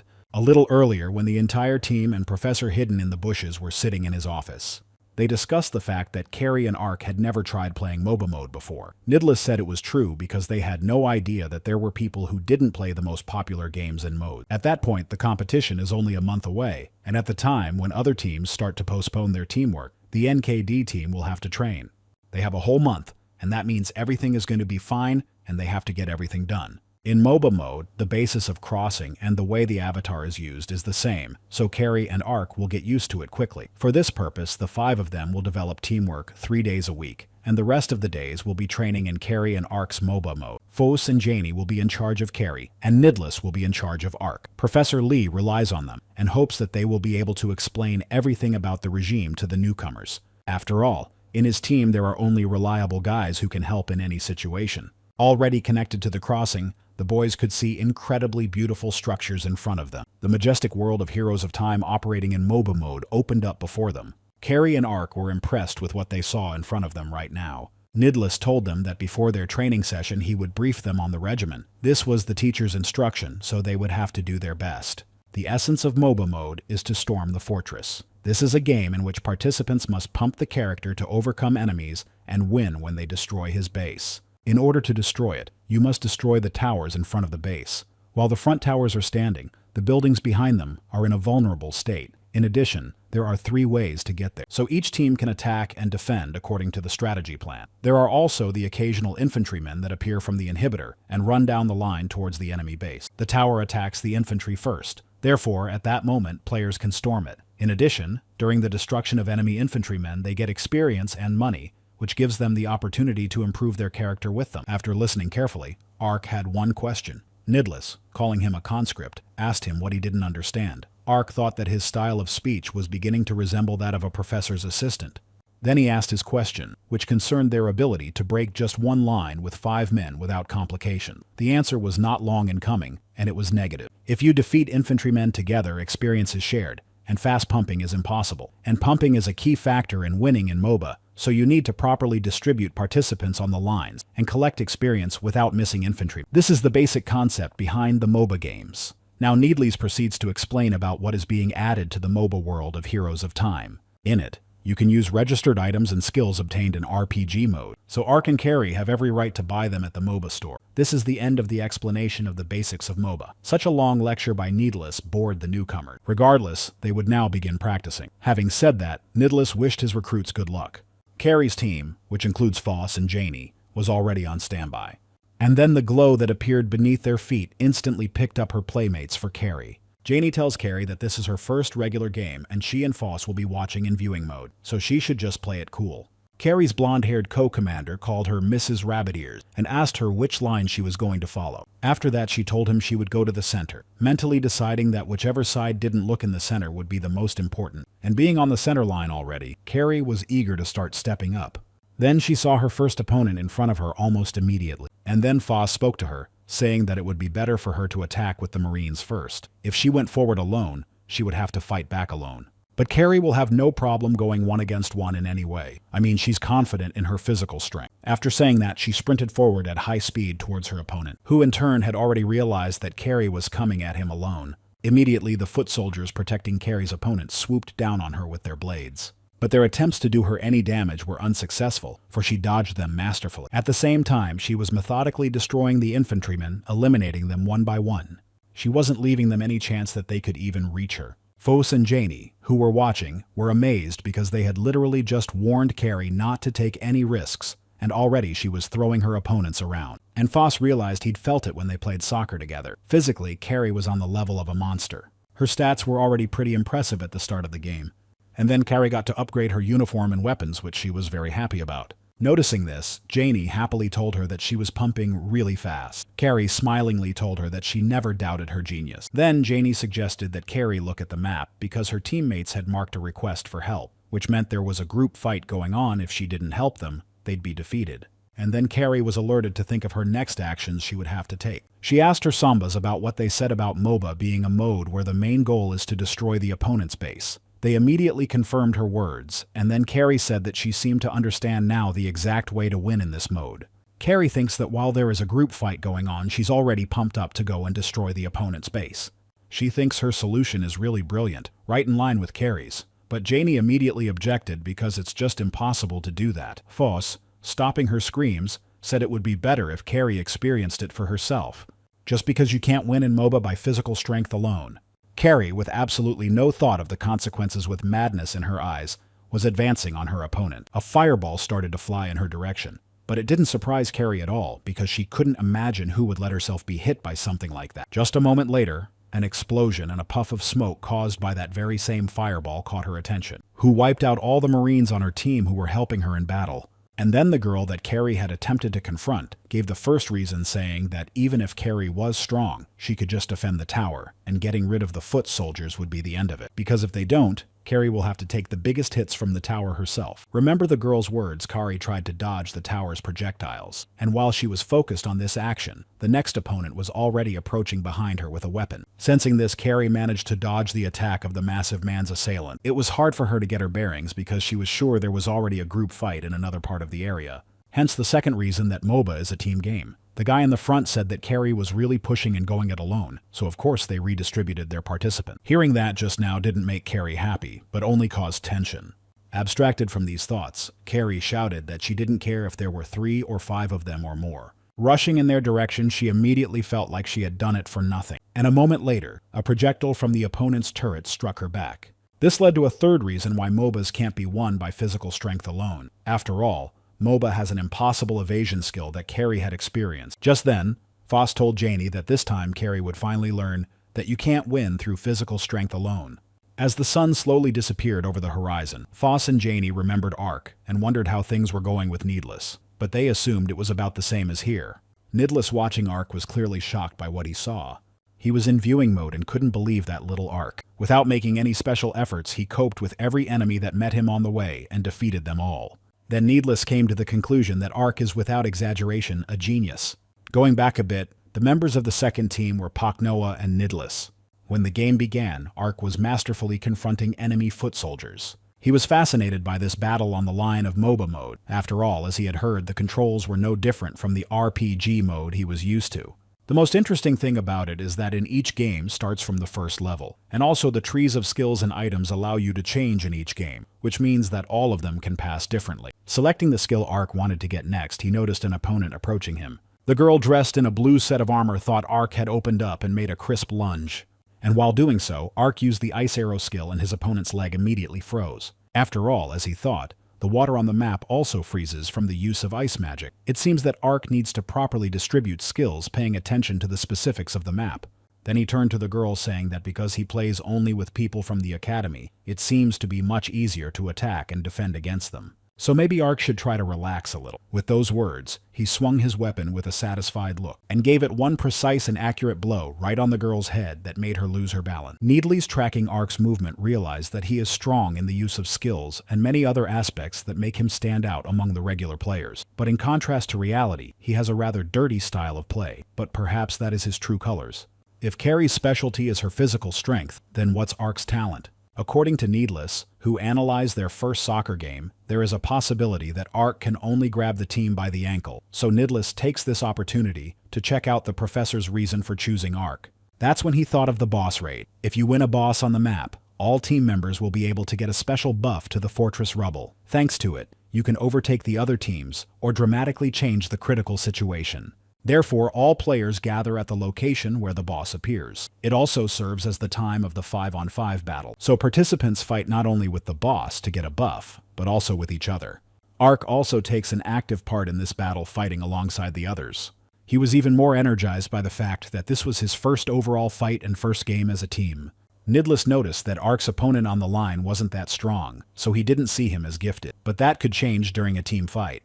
There were many players fighting around the boss, each of whom was eager to win. Without wasting a chance, they also waited for the right moment to strike stealthily to frame the enemy.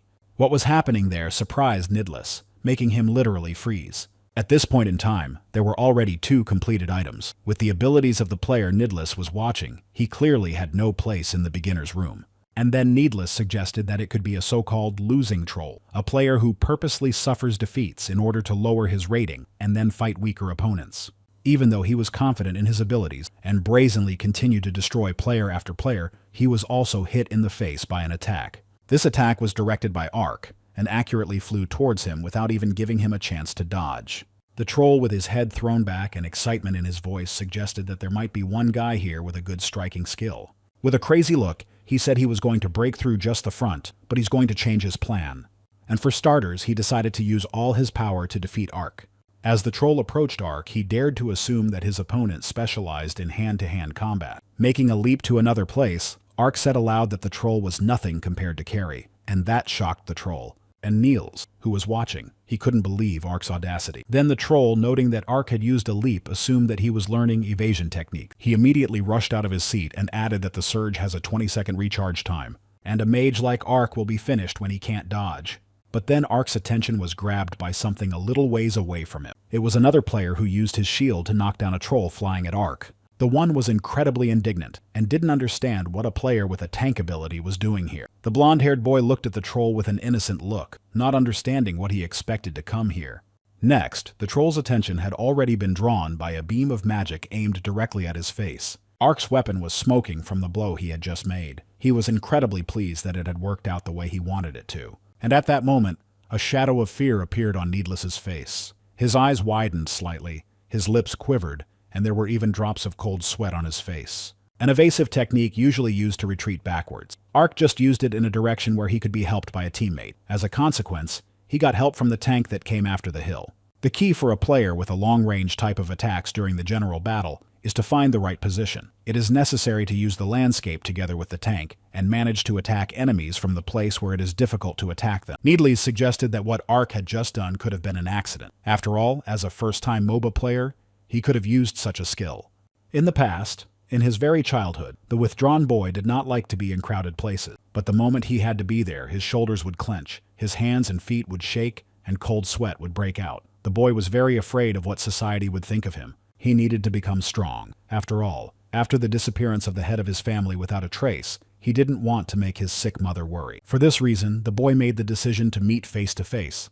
With his fear, in one school day, he volunteered to answer a question orally in front of the whole class. The classmates around him had a complete lack of interest and only smirked slightly. The looks he met were far from the horrible scenarios he had imagined in his head. After he found out, there seemed to be nothing special about what was happening, and at that time, his trembling hands stopped shaking as if nothing had happened before. That day, the boy developed the habit of reading the looks of the actions of the people around him and evaluating them. This is where the phrase "watch for nunche" comes in. It means, in short, to analyze the people around you. So nowadays, this habit has started to turn into a talent in team games. The outraged troll that was right in front of Ark continued to shout its greatness, trying to do some damage in the process. But Ark deftly dodged. He put his open hand out with his palm facing his opponent. The troll immediately froze in place, his gaze expressing utter bewilderment. And then, analyzing the actions of Ark, Needless realized that what happened earlier was no accident at all. A young man who Needles had previously thought was not that talented a player. As it turned out, all this time he was choosing his position by determining the location of all the people in the vicinity. After a moment, Ark uses a critical ability called Energy Blast, a compressed mana bomb that deals incredible damage to enemies due to its slow strike speed. Pointing his hand forward, Ark corrected her trajectory, thereby further solidifying Nidli Sao's thoughts that little Ark is a true talent. And all that was left on the battlefield were the scattered bodies of his opponents. While Needles thought Ark was a real genius, Ark himself thought what had just happened was too easy, probably because it was all newcomers, and when their training had already come to an end in one of the buildings of the Fantastic Academy. Needles was telling the rest of the team about what had happened at MOBE. Ark was blushing at how much he was being praised. Foss and Genie were shocked, and Carrie was even a little indignant. Needles also added that in order to consolidate his previous result, Ark played a few more times. Afterwards, Foss proudly praised Ark, because the fact that he can detect all people's gazes even during a difficult team fight is incredible. He said, embarrassed by the words, that he used to think everyone could do it, but Carrie, standing next to him, was not happy about it, which only made her angrier. And then Needles came to the conclusion that, as expected from the professor, he already knew about the abilities that Ark himself had not even guessed about. In his thoughts, Ark thought about the fact that he had previously only tried to play PvP and single-player games, so he couldn't even assume that he had the ability to play team games. Ark realized that he had found his talent beyond the level of synchronicity. As Needles said earlier, with Ark's abilities, he'd be better off as a long-range player. His strength is his high sensitivity and ability to anticipate people's actions. This art is called safe detention. While Ark was thinking about it, Foss joked that Ark had a 10,000th level of nunchi tracking, but those words threw him into a stupor. It was something he hadn't expected to hear. Pak Noah objected, and before he could say that it was just a safe detention, he was interrupted by Foss, who said that such a thing was unbelievable, and only possible with the help of nunchi tracking. Ark tried to justify himself again, but Foss interrupted him again with the words that Ark was just following the moods of so many people at once that it was amazing. After a second, Ark shut up with a look of indignation. Pak Noah had really struggled to find this talent, and Foss simply called it nunchi watching. He couldn't understand how long he would be considered so uncool. Ark then wondered with a nervous smile if he could interfere with other people by doing so. At this point, Foss asked Needles if he had thought about it, to which he said that he realized it after watching these two play. And when those two stopped joking, there was the question of what they would do with the remaining positions. Carrie was very happy about that, because finally the seating assignments were starting. The center and bottom line positions were left on their team. Of course, in her opinion, with her good physical fitness, she would take the lead in the game. Ark got nervous, though his specialty is tracking nunchi. If possible, he would like to go to the center.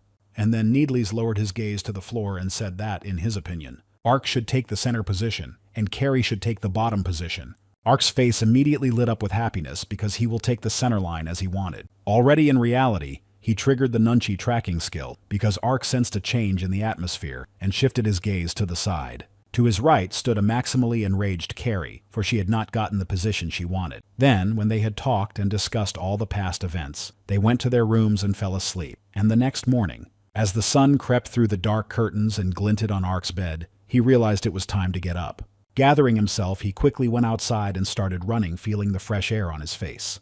His partner in this endeavor was Foss, who looked at Ark's tired look and asked him what it was like to wake up in the morning and run, to which he said it was wonderful. Then Foss, remembering the recent, told Ark that he couldn't even think that Ark would suddenly ask to train with him from now on. So Foss asked Ark why he had suddenly started training with him. Ark said that he had heard that his Sunbai was very diligent, and he was going to do whatever it took to become strong. After all, Ark's statement about becoming an ace wasn't idle chatter. It brought a genuine smile to Foss's face. And he told Ark that he was keeping up with him better than he thought he would. After SKT's opening ceremony, Ark's daily schedule was incredibly heavy and didn't even have a spare minute. After training with Foss, he practiced MOBA, then watched replays of matches with Needles and got recommendations from him. And the rest of the time he asked for practice fights with Carrie now and then. Even though there was no free time in the schedule he had created, the opportunity to find a new talent made Noah enjoy his pursuit of ability development. A little later, Professor Lee, chatting with everyone, mentioned that since Carrie and Ark were now well accustomed to MOBA mode, we could start the first real 5-on-5 NKD team battle. And unlike a normal game, communication with your teammates is very important in a competition. You also need to get used to the signs used by your teammates during the game. When everyone confirmed that they understood the professor's words, he told them to disperse to their chosen positions. Ark immediately recalled their earlier argument in which Carrie had bewilderedly quizzed Needless about why she wasn't at the center. She said that she was obviously better than Ark, physically or otherwise. When Needless heard that, he asked her if she was really unhappy with her position. And she looked Needless in the eye with an extremely indignant look and said that she was very displeased. That tired of Carrie's stubbornness took a breath to catch his breath first.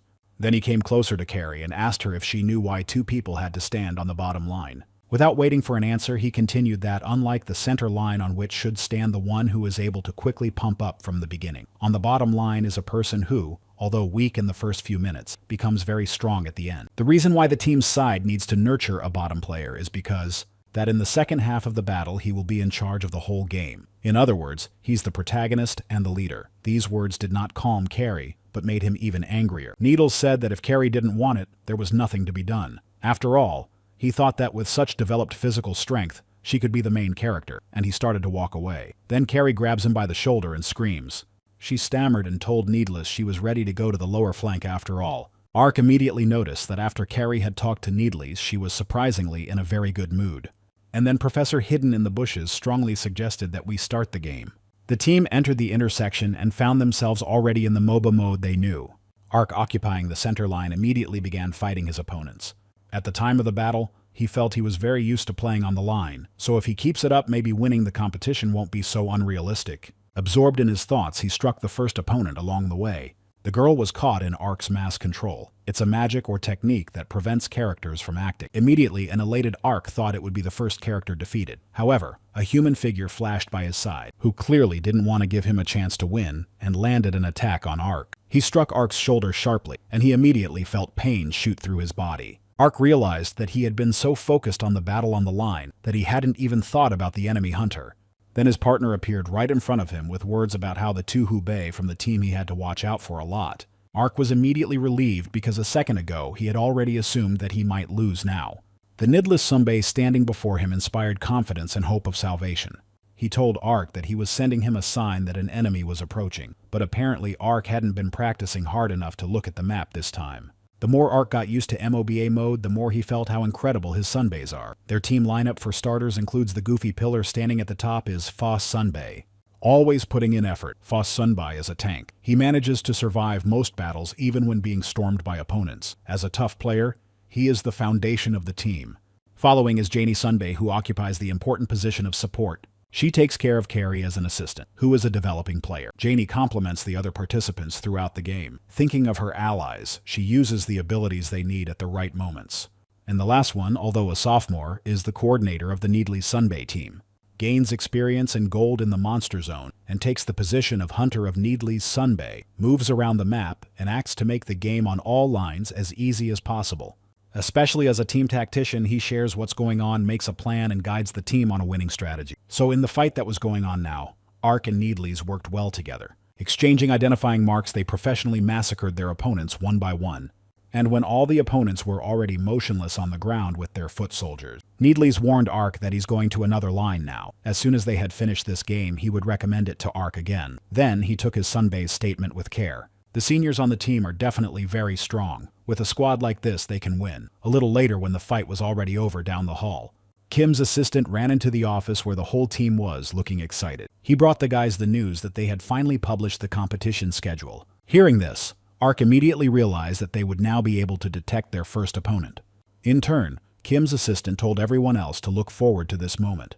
And after looking at the schedule, the team discovered that they invincible Demon Kings would be playing against Viper Elementals. These are their opponents for their first competition. Last year, they took second place. What they saw in the program certainly shocked all the boys. Then, Assistant Kim said that it seemed that such an opponent would be enough to spread the word about NKD to the whole world. Ark, not understanding the last words, immediately heard an explanation from Kim's assistant, who meant that SKT was being shown all over the internet. Carrie immediately said that the Viper Elementals were the same ones that were talked about as cowards. She was ready to deal with them. Kim's assistant, nervous, assured her that this year would be different, because last time they'd worked under the influence of the then captain. Ark was immediately confused by the word then, because that meant he could have graduated by now. Foss said that this year their captain was most likely Matthew. Nidless continued to look at the schedule, and noticed that the captain of the Viper Elementals wasn't Matthew at all. At the head of their team is Royd. None of the invincible Demon Kings knew him, but Ark remembered him. He too enrolled this year along with Ark at the same time. Their captain turned out to be a young 10th grader, who despite his age took this responsible position. At this time, in a room filled with students, a guy sitting in the center, by the name of Royd, held in his hands the schedule. He learned that their opponents in the competition would be NKD, which means that there is a guy on this team who defeated S-ranked King. The future fight interested Royd so much that he even clenched the schedule sheet in his fist. At this time, Carrie and Ark were staring into the depths of the room with expressions of utter incomprehension on their faces, in which Kim's assistant was sorting through endless boxes of stuff in which he was looking for the spare uniform he needed. Ark looked at it and thought about the fact that they came here to get a uniform but saw a bunch of stuff. And then his gaze fell on a medium-sized box containing a robot. Taking it in his hands, Ark wondered if it worked. Kim's assistant immediately said that with artificial intelligence it would work, but right now it was just a hollow shell. Collecting robots used to be his hobby based on personal satisfaction. When he came to the academy as an assistant professor, Planet Man had gotten rid of all of them, but the one Ark was holding was exclusive, so he still couldn't sell it.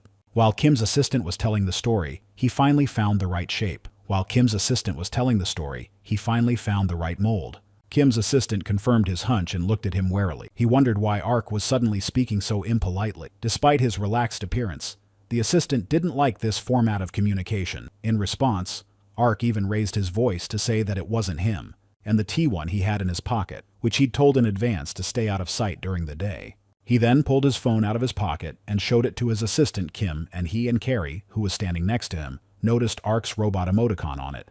In order to make sure of what had been said earlier, Kim's assistant asked a question to clarify whether the robot, not Ark, had really spoken earlier. In response, T1 immediately stated that he was the guardian of Pak Noah and was counting on them. Kim's assistant asked admiringly how Ark brought artificial intelligence to the phone. T1 replied that Park Noah is not up to the level of the modern world. Evaluating his words, Kim said that judging from the free communication, it is a very advanced AI.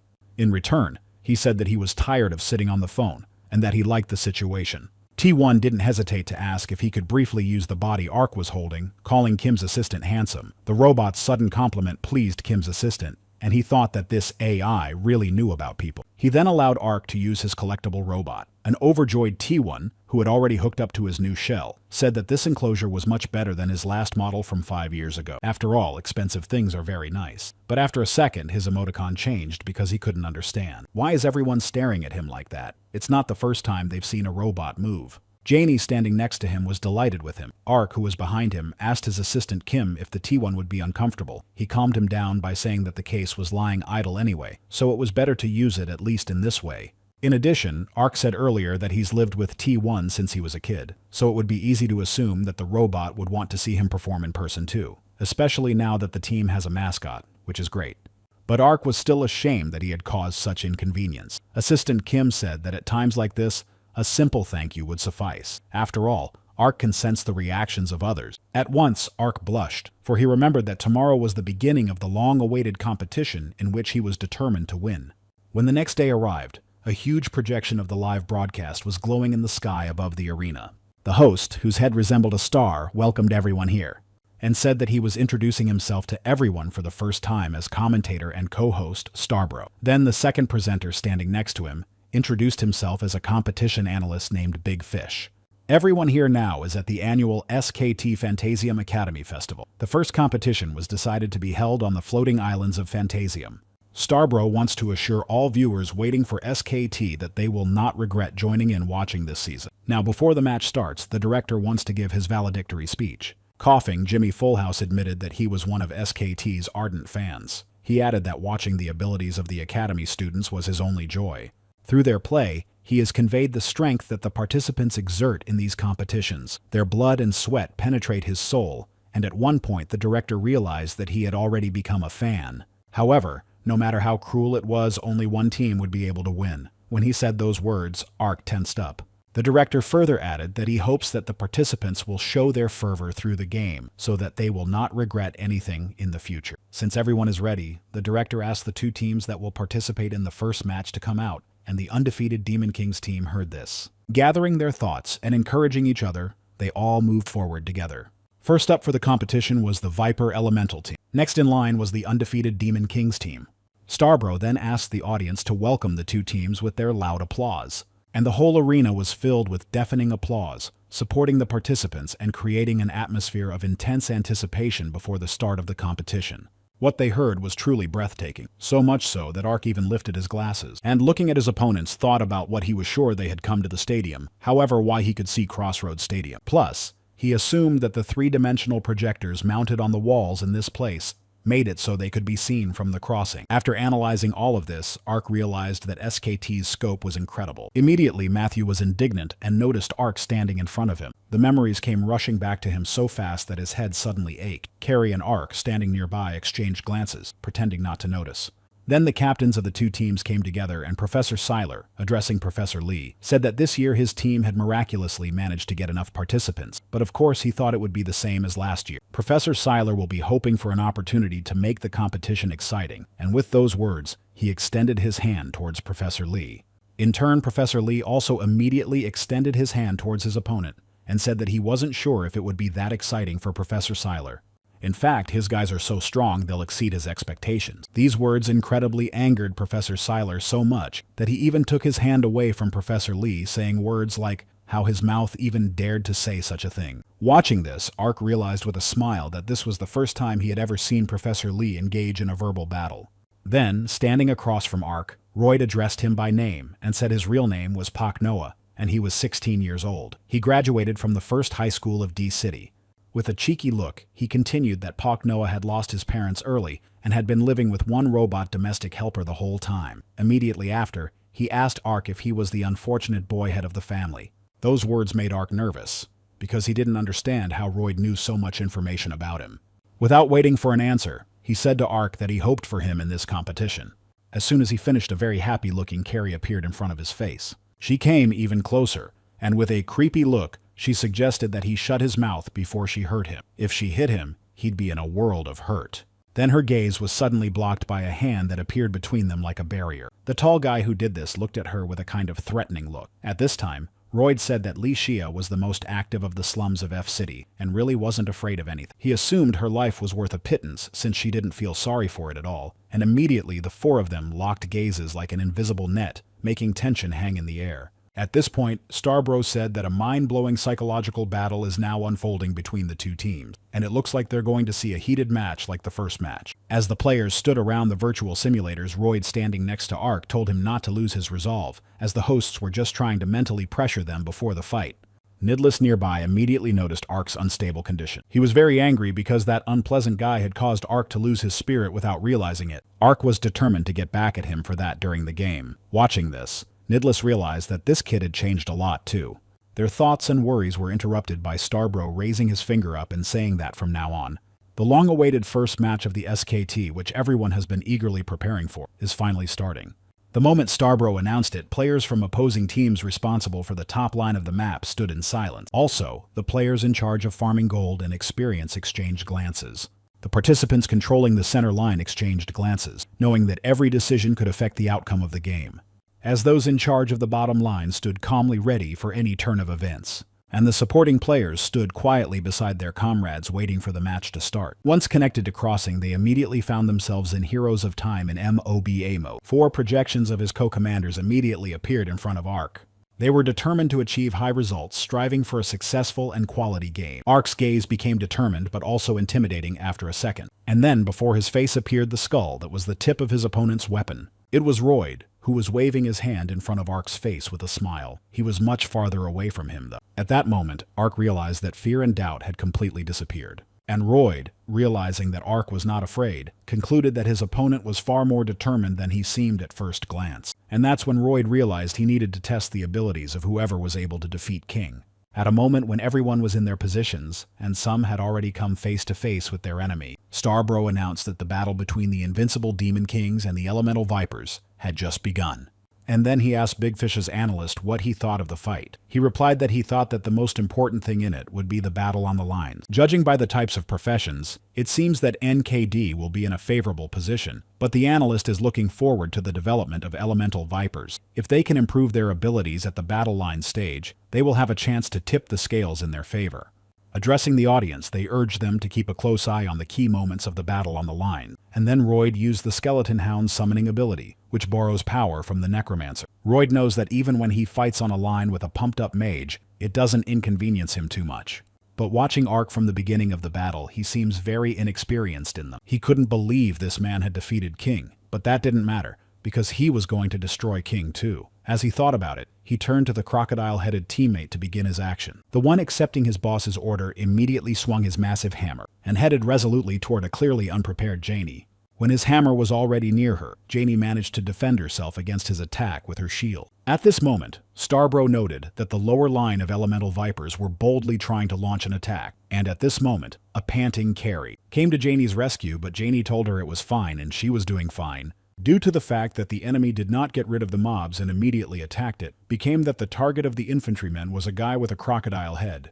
So Jenny was determined to use this to her advantage. The host commented that the Viper Elemental's Sappert player, Wands, who had been hit by a group of mobs due to a rash attack, had decided to return to recover. This meant that NKD had an advantage in the battle on the bottom line. At this moment, Ark felt immense pride in his team. Needles relayed the information to Ark that he saw the enemy from the jungle at the top of the map, and they can use the Gang King strategy of having the enemies make a quick attack on the enemy for help on the jungle line. As Professor Lee said earlier in MOBA, there is a system because of which the enemy is not visible. In the distance, you should always be ready, and watch out for the possible appearance of a jungle player from the enemy team. During the battle on the line, you need to outline the zone of possible attacks of the Forester, and do not go beyond it for safety. If Ark believes Nidless's information, the Forester should come out from the left side, and he should stick to this line, and then he can continue the fight. And then Ark was surprised to hear Royd's laughter, which suddenly broke the tense silence. He smirked and asked Ark if he thought the ranger would come from above. Ark's gaze then shifted to the figure approaching him. It was Wands who didn't miss the opportunity to take advantage of Ark's position and delivered a precise punch to his stomach. Ark could not have expected this, because he was completely sure that his opponent would be on a completely different flank. He couldn't gather his thoughts because he felt an incredibly intense pain from the blow he had just received. After which, Royd said that not only a jungle player could come for Gang King, and at this time was saving up a massive amount of energy in his palm. Pointing it towards Ark, he said he would gratefully accept his first victory over his opponent. And then Starbro announced the first participant to drop out of the game. The first to do so was the Viper Elementals. After that, Starbro asked Mr. Big Fish how he felt about what was going on. He said that Vance's low line drive was a clever disguise of his return to the plate. He did this so that he would not go down, but would go straight to center and strike unexpectedly. The strategy prepared by the Viper Elemental team could be clearly seen here. A moment after Royd's attack, Ark found himself in the revival waiting room. He had no idea that at that moment, he'd be approached by a captor, and with 7 seconds left before he was revived, he realized that he had been planning to do it all along. If you think about it, that his loss was the first in the game, it meant that the whole world watching the broadcast saw him fall the very first. The rest of the team was not upset at all because they were supporting each other anyway. Ark stepped into the arena with renewed vigor, determined to be even more focused than before and repay his opponents by defeating them. And then Royd turned his attention, a little surprised, to what was right in front of him. Ark reappeared, taking up a position near the tower. He was much more cautious than before. Royd assumed he was going to play it as carefully as possible so he wouldn't get caught again. Royd didn't know how the others were doing, but he realized that Ark was definitely in MOBA mode. The essence of combat on their line is domination. If you move mobs in advance, you can get away from the line without any damage until their next wave arrives.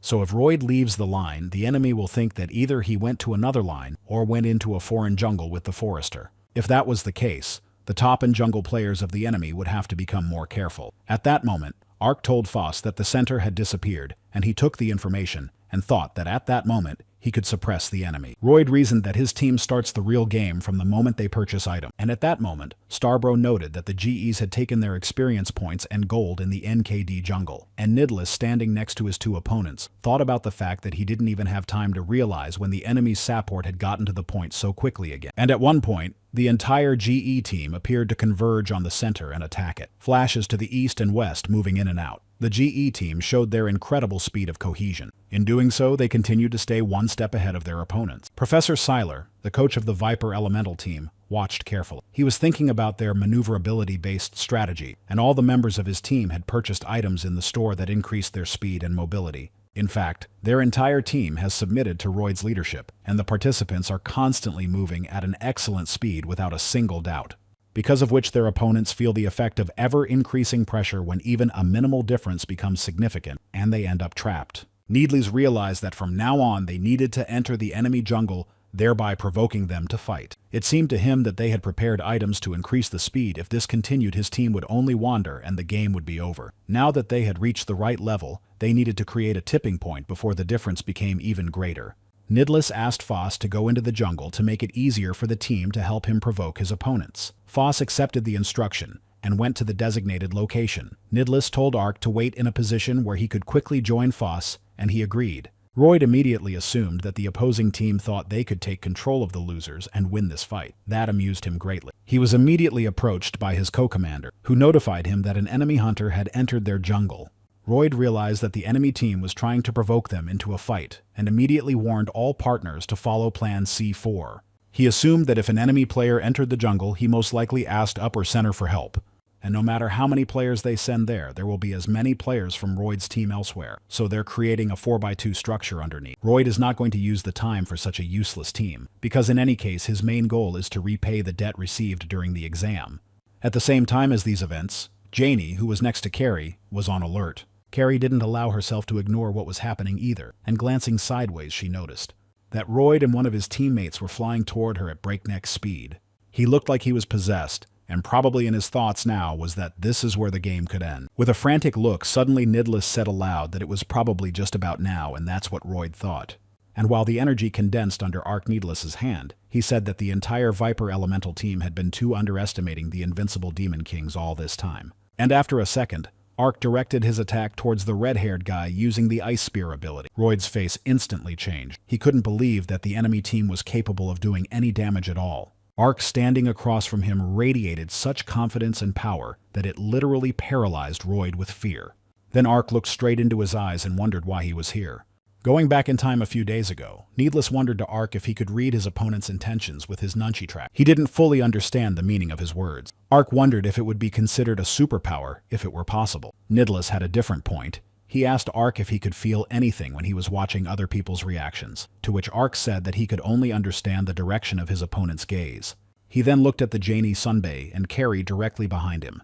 He knew for sure that even though they were playing with each other, Janie Sunbae's gaze was fixed on the snacks nearby. So Ark assumed that all she was thinking about was eating them. Needless's gaze didn't change at all, but it was obvious that he was thinking about something. The next moment he came over to the table where the girls were playing chess and grabbed a plate of snacks and lifted it up. Janie jumped up instantly, not realizing what Nidless was doing at the moment. Jenny turned to Nidless and said that she was only going to try one thing, so he'd better return the plate. Nidless ignored her, thinking that he and Ark had been talking for some time, but he kept watching the other people's gazes. Nidless' actions did not go unpunished, and Janie gave him a bump on the head. He pretended that nothing had happened, and asked Ark to see if he could use the skill in the game by reading the eyes of his opponents and acting on a hunch. And already during the battle, Ark remembered that afterward, as a result of a huge amount of testing, he and Needless Sunbae had determined that his guess was 80% correct. He reads his opponent's intentions through his gaze. Royd looked around carefully on all sides, assessing the situation. He then used his skeleton summoning ability, which immediately rushed forward. Skeleton growled with all his might, even scaring the foot soldiers from his own team. But it was enemy mobs that his main goal was to destroy. Royd noticed immediately that Ark had disappeared as if he wasn't even there. And lightning fast, without thinking in his head, he made the decision to run.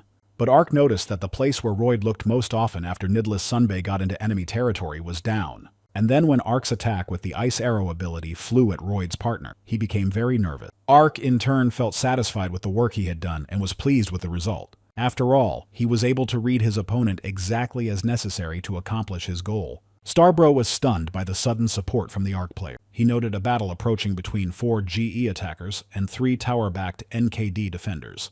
Royd instructed his allies to ignore the turret, noting that their advantage would be eliminating the ranged player from the opposing team and getting out of the firing zone in a timely manner. He also urged them to use all available skills to overwhelm their opponents. Then he activated the deceased's obsession ability on carry. When this ability is used in the specified area, the enemy is bound for 3 seconds and completely unable to move. Another member of the GE team used the last strike skill. She used the last strike skill, which after aiming it at an opponent, fires a powerful arrow. Wands also used one of his abilities called Holy Judgment. His hammer builds up lightning, which in turn deals heavy damage. He was going to use her to take out Kari, who was already in a state of bondage from the last attack. She was already convinced she was about to be destroyed. But the next instant, Janie appeared in front of her to prevent that blow.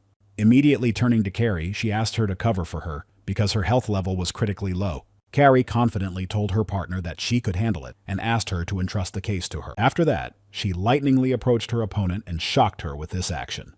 After receiving a solid blow to her face, the girl couldn't understand why the rangefinder was running at such speed. Without giving her a chance to regain her senses, Carrie swiftly delivered a kick with her foot, knocking her aside. She felt a sharp pain shoot through her entire body as she was thrown off at an incredible speed. As soon as she stopped, Carrie's crossbow was already over her head, its tip gently touching the top of her head. Carrie told her opponent with a smile that she was actually more confident in close combat. In all this chaos, a lot of players clashed with each other. Royd eliminated Janie. Carrie defeated Sabin, and also Ark finished off Max. Without missing an opportunity, Starbro commented that Max and Sabin from Team GE had been defeated by the tower attack and Team NKD. Their score at this point was 2-1, which meant that the NKD team was starting to pull ahead. At that moment, Nidless rushed towards his opponents with renewed vigor, indicating that this was not the end. They, along with Foss, surrounded Matthew's player from both sides, causing him to become confused. Starbro immediately said that a Needley's player entering his opponent's jungle seems to be trying to Jenkin near the tower. And Matthew, who has been near the tower all this time, suddenly finds himself in a 2-on-1 battle. Immediately after, the Needley's player forcibly removes the Matthew player from the game. Thus, the NKD team reaches incredible heights in an instant. The NKD team shows spectators an incredible game, and even makes you think that their last year's results were a fabrication.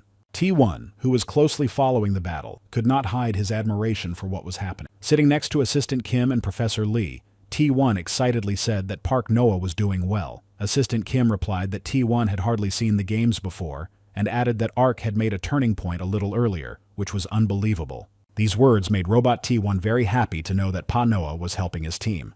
And Professor Hidden in the Bushes was sitting nearby, immersed in his own thoughts. As he analyzed the situation, he noticed that Foss, the pillar of the team, had been crushing and destroying enemy towers since the beginning of the game. If he had not stood his ground, the game could have ended quickly. In turn, Janie spent in every dangerous situation super saves, blocking the blows to reduce the damage directed at their team.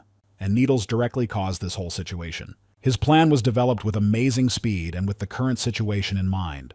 Needless is an experienced player, and he knows exactly how to win. No matter how many times Professor Lee watched him, he was always amazed by Needless's tactical abilities. Especially what he was watching now made him proud, and brought a lot of positive emotions. He thought that now the three of his team were shaking off last year's sadness. And at that moment, Starbro said that NKD was crowding the enemy without any problems. Taking the advantage from below as a base, they lightning fast broke the line and started to come out. Then the invincible Demon Kings smashed the Guardian of the second line of defense. In the meantime, they began to attack the central barracks of the Viper Elemental team. What Matthew and Royd saw in front of them made them feel depressed. In parallel, Nidless turned to Fosu Sunbae without an ounce of fear or doubt. He asked him if he remembered how they had lost to the Viper Elemental team last year. Foss immediately mentioned the moment when Nidless had cried bitterly after the match, but that wasn't what Nidless himself had to say. He was referring to the spectators they saw at the end of their game. It was a silent and cold stadium that did not let out cheers and was not happy. That moment seemed like hell. Even Nidless himself found it very difficult to contain himself. And that's when he realized that what he hated most in the world was losing. Not only the opposing team, but also the academy and the audience. Foss immediately asked if the latter were also Nidless's opponents. As if giving a positive answer to the last question, he said that he was going to make the audience have no choice but to shout joyfully at the end of the fight. He and his team were determined to finish this game with a 5-on-5 battle. A little earlier, players from other teams were polled. They were asked who they thought would win this battle. Dante from the Liberated Wolves team said with doubt in his eyes that NKD is not a promising team, which last year took the last place. Then there was Asta from the Honeybee team. He said that NKD can't beat the runners-up from last year, so he expects an uninteresting match from the very beginning of the opening. Then the same question was asked by BB from the Fire Buffaloes team. In his opinion, the Vipers Elementals will win by a strong margin. Ol from Team Unicorns was next in line. In her opinion, the undefeated Demon Kings team was a bunch of losers, and of course the Viper Elementals would win. And all the subsequent students interviewed also said that Viper Elementals would win. But already in real time, the host Starbro was literally shouting that the invincible Demon Kings were pushing the Elemental Vipers without respite. The NKD team was excitedly advancing on their opponent's base. And at some point they even started storming the tower in front of the barracks. Lightning fast, it was as if they had caused the Viper Elemental Tower to collapse. Thus they were left with only barracks and Nexus, everything else was destroyed. Royd was violently indignant at what was happening. He couldn't believe that his opponents must have thought their team would give up here. He was sure there was a way to turn the situation around, and they would find it to win. They decided to use the waiting man on the backside of Wands and open the initiation. This meant that the opponents would be attacked separately for the sake of winning such a large battle. In his opinion, if they start by destroying the rangefinder now, they can probably win this fight. Wands' target was Ark the Mage, who was injured early in the game. Ark quickly turned around and saw his opponent standing behind him, after which immediately he alerted Carrie to the unpleasant incident. She took the warning from Master Tracking Nunchi without hesitation and swung her foot at Wands' face. Ark, ignoring her successful attack, asked not to call his ability Nunchi's tracking, and then he applied his firewall skillet, causing the area around Wanza to instantly ignite. Right in front of Royd's face, Ark eliminated a Wanza player from the game. Royd was dumbfounded, for he was sure that Ark was definitely the weakest player in the game on the line. But Ark, for his part, didn't even show the slightest sign of weakness. He stood firm, his gaze focused, and his confidence in his actions unmistakable. In Royd's opinion, the atmosphere around him had changed after the start of the fight. And at this moment, Ark was mentally trying to concentrate because he couldn't relax because he managed to defeat only one person. He concentrated trying to quickly assess what his opponents might do in the next move, and how his team should act. He had to determine absolutely everything. With his ability, he literally scanned the battlefield he was on with his co-commanders and enemies. He immediately searched for a safe position because he needed to attack from afar as much as possible. For the sake of their victory, he was willing to do absolutely anything, whether it was Nunchi tracking or some other ability. He then immediately used his Ice Arrow ability and thus neutralized Matthew's player. Cold sweat was already running down Royd's face. With each defeat of his team, his nerves grew more and more tense. Royd didn't understand why they had such poor results. Before the fight with NKD, they had thoroughly checked the team's information. The 3 students from last year and a sophomore didn't stand out, and he found the skills of the 2 newcomers on the line to be abysmal. Before this fight, Royd thought they could easily rise to the occasion by defeating a team like this. Then he'd pay King back for that humiliation. But the team of the invincible Demon Kings were not so simple, and during the battle, Ark stretched out his arm. Before Foss concentrated in his hand a mass of energy that he was ready to direct at Max's face. He and Sabin, who was standing behind him, were stunned at what was happening, for their opposing team was much stronger than they had anticipated. And while they literally couldn't move, Ark sent a beam of energy in their direction, which sent Max and Sabin to the other side of the world. After the attack, Ark froze in place as if contemplating what had happened. The other team members standing behind Ark were discouraged. After all, just now Ark had successfully eliminated 4 opponents. Nidless, unable to restrain himself completely, giving in to his emotions, shouted sharply to Ark. Royd is clearly looking for a series of 5 kills, and Ark must hurry to catch it. Foe said he really should let Ark have one more destruction, then ordered everyone else to hold on to Royd. And Nidless said that he had to get rid of the 2 dogs in front of him first. Everyone was ready, but Ark had no mana. Nidless said it wasn't important, and that he should just swing the iron and do damage to the enemy. Listening to their conversation, Royd couldn't understand how they had the nerve to discuss it in front of him. The NKD team didn't pay attention to his feelings at all and immediately rushed into the attack without giving the slightest chance to defend. Starbro instantly jumped up. His reaction was so quick and rambling, and he did not hide his true emotions in his voice. Addressing the audience, said that in the first fight, the opening SKT, there was an unbelievable series of 5-player kills from the Arc fighter, and immediately a sign announcing it appeared right in the game. The entire arena was suddenly filled with loud cheers that echoed throughout the space. T1, who was watching this, was surprised that his little Pak Noah could do this. Assistant Kim stroked the robot's head and said that it was unbelievable because it was very difficult to make a series of victories over opponents.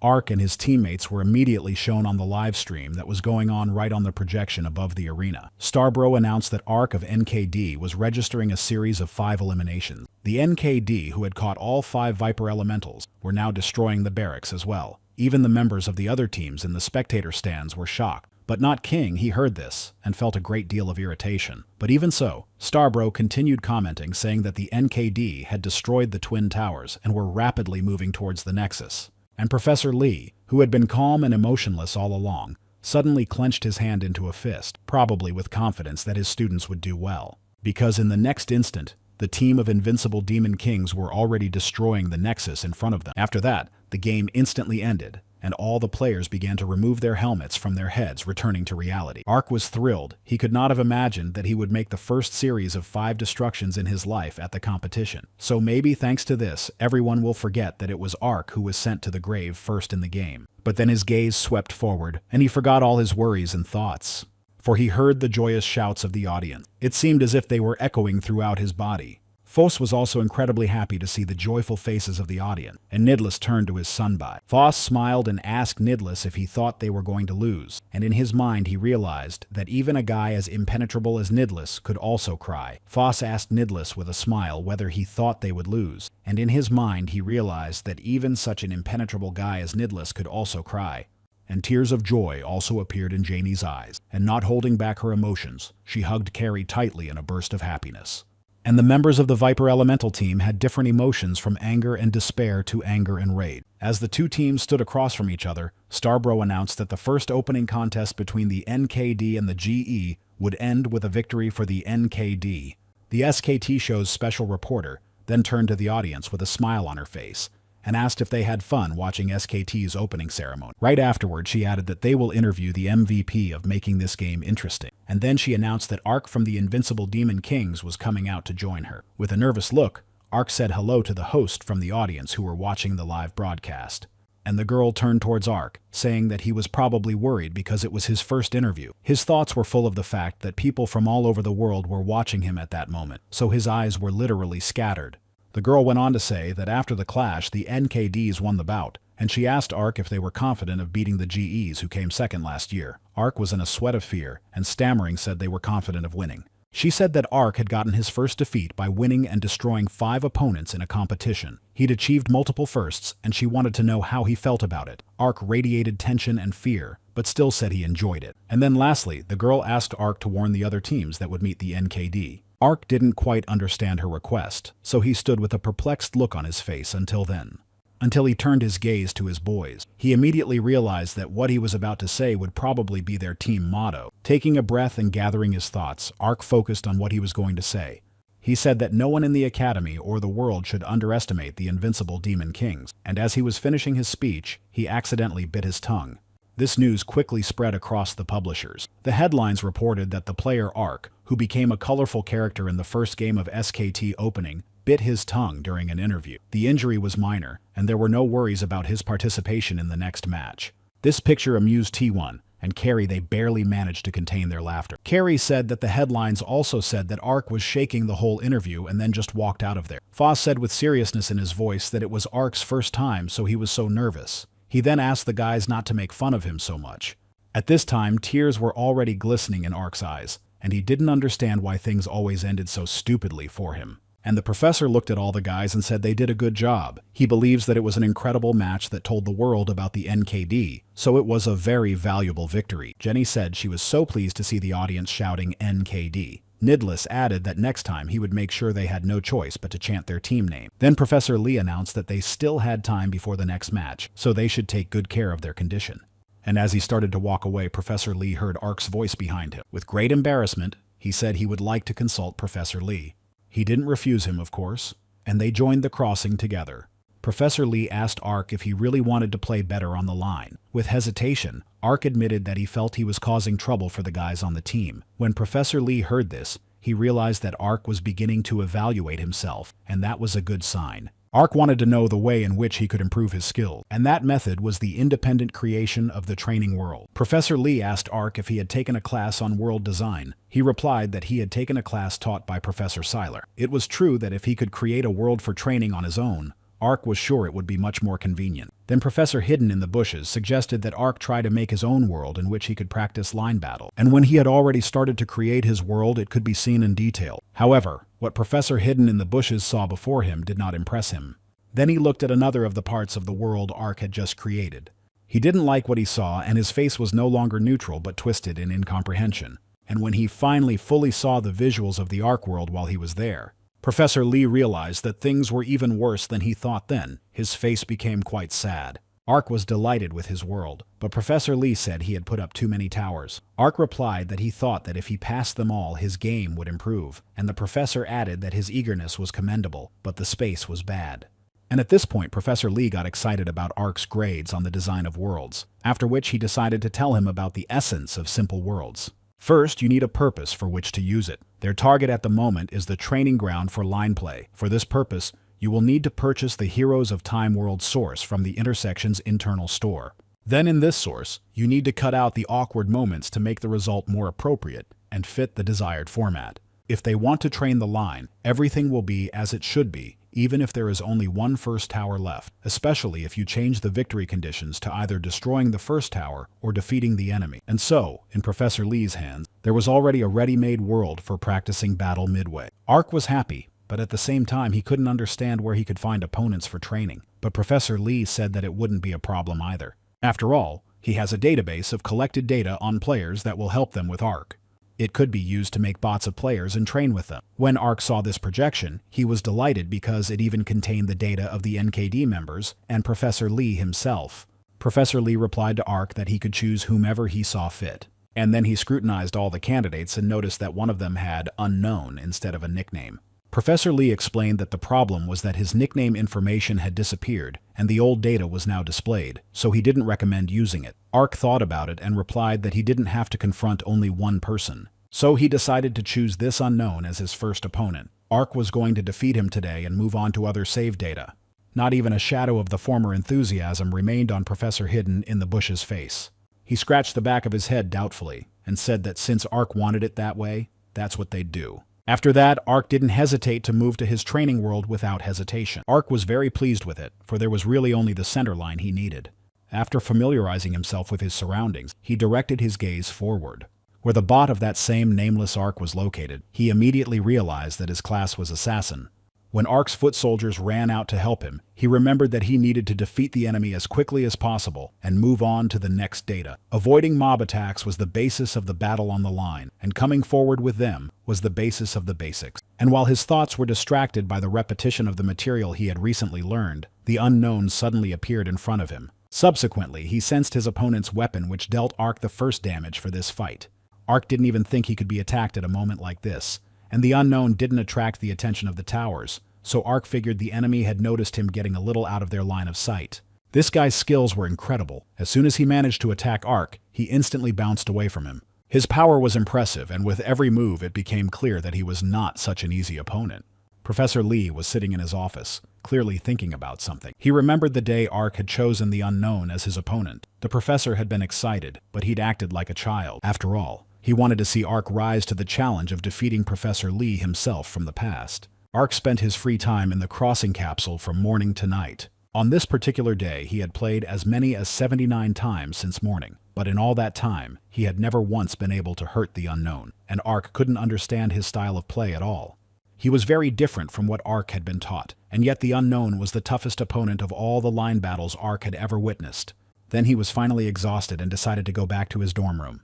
He recently told the professor he'd beat this opponent today. If Carrie found out he'd failed, she'd laugh, so Ark should win, if only for persistence. While Ark was thinking about it out loud the whole time, a guy was standing behind him. As he came closer, he wondered if the man standing before him was really Ark. Then he added that it looked like Ark had been practicing late into the night, and Ark himself had never realized who the intimidating man in front of him was.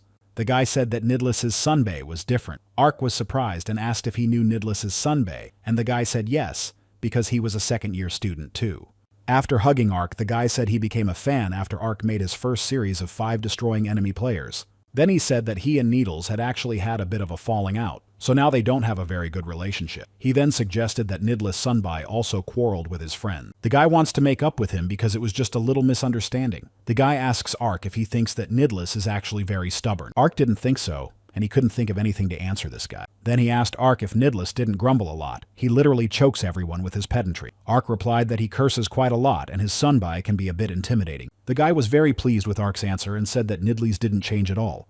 He said that he would be supporting their team at the next match and asked him to tell Nidless that. Ark bowed in response and thanked him. And when the guy left, he left Ark alone with a bunch of thoughts. He realized that the guy hadn't even told him his name, so how was Ark supposed to pass on his words? Meanwhile, the same guy walked into the other building. He had an evil grin on his face.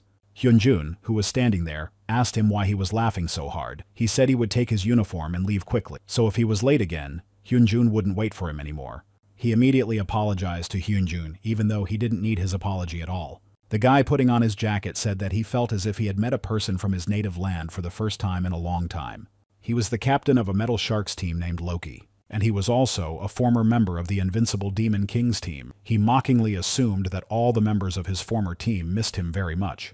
A little later, while jogging in the stadium, Foss asked Ark with concern if he had been working too hard lately. Ark pretended not to understand his words. Foss went on to say that Ark practices physical strength with him every day, and as far as he knows, Ark is also practicing with Professor Lee. Ark said he had no problem with that, because he was having fun improving his abilities. Foss responded by saying that they would have to go watch the other teams compete today, so Ark shouldn't stress too much. Ark agreed with what he said, and then asked his Sunbae what he needed to do to play well in line battles. Foss said that the way to stand perfectly on the line is willpower. Ark thanked him and said he would try it. The results of the battle did not change after using Foss's approaches. Ark had never been able to win, but he had 179 defeats and had recently added 32 more. It was then that Ark realized that willpower alone wouldn't be enough after all. And then came the moment when the NKD team came to watch the other teams compete.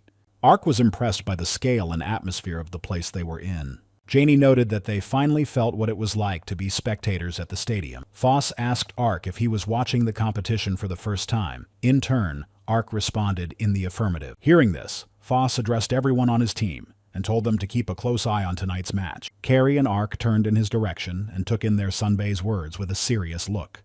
And then the entire stadium was filled with the voice of Starbro, who greeted the audience and introduced himself an analyst Big Fish. Then he added that today is the day of the last match of the first week of SKT, so everyone should remember that after the end of today's game, they will have a 2-day break. And tonight, viewers should be ready to meet the two teams, made up of only sophomores and juniors. And the first is the team that finished a respectable 3rd place in the standings last year. This is the Liberated Wolves team who came to the competition with their coach, and the collective that opposes them is none other than, and by slowing down his speech, Starbro was trying to stir things up. Then went on to say that this is the Metal Sharks, who are also here in the company of their leader. In the past, due to some problems with the Metal Sharks roster, it was decided to change it completely. So now it is a brand new team consisting of freshmen. The only exception is the team captain, sophomore Loki. Today's contest features 2 incredibly contrasting teams, so it will be very interesting for everyone to watch the rivalry between the Metal Sharks and the Freed Wolves.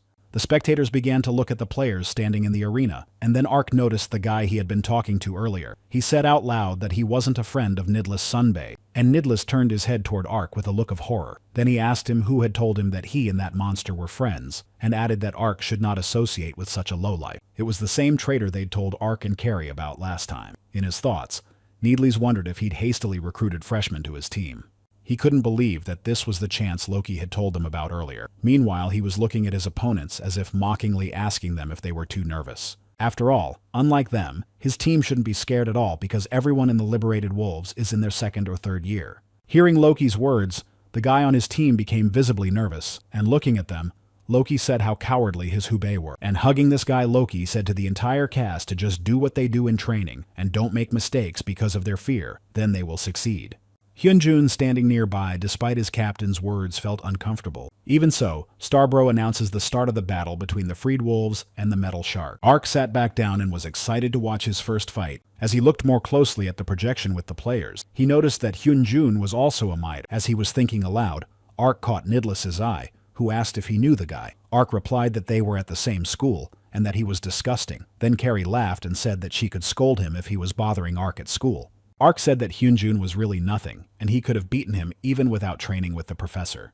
From this, Needless concluded that in such a case, Hyunjun was very unlucky, since his opponent on the line is. Nell of the Freed Wolves is the man they call the third generation of top middies. He looked at Hyunjun and said that he didn't have any expectations, because last year, the Metal Shark team had finished 9th, but they dared to put a pathetic freshman against him now. Hyunjun was silent because he knew that Nell had the incredible abilities of the third generation of the best middlers in the entire academy. The pressure here was different from what they had in training. He tried to concentrate and take it easy. After all, if he did what Sunbai said, everything would be fine.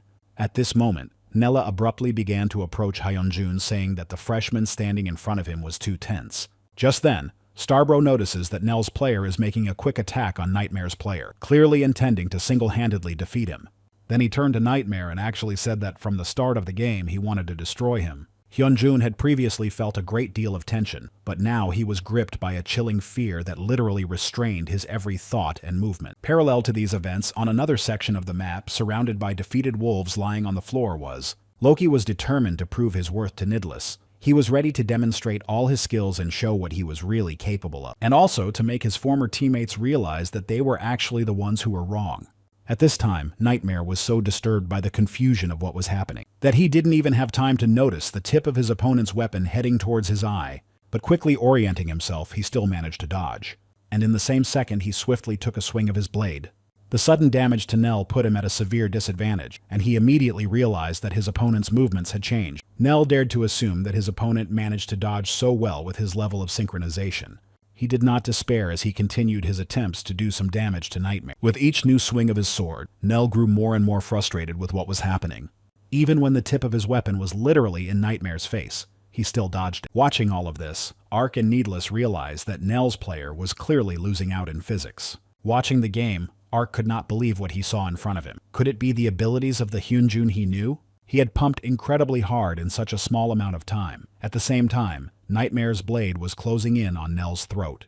In the next instant, Nightmare was far behind his opponent as if teleported, and Starbro, with screams and outright shock on his face, immediately announced that very suddenly a Nightmare player who is a first grader for the first time in the game eliminates an opponent named Nell.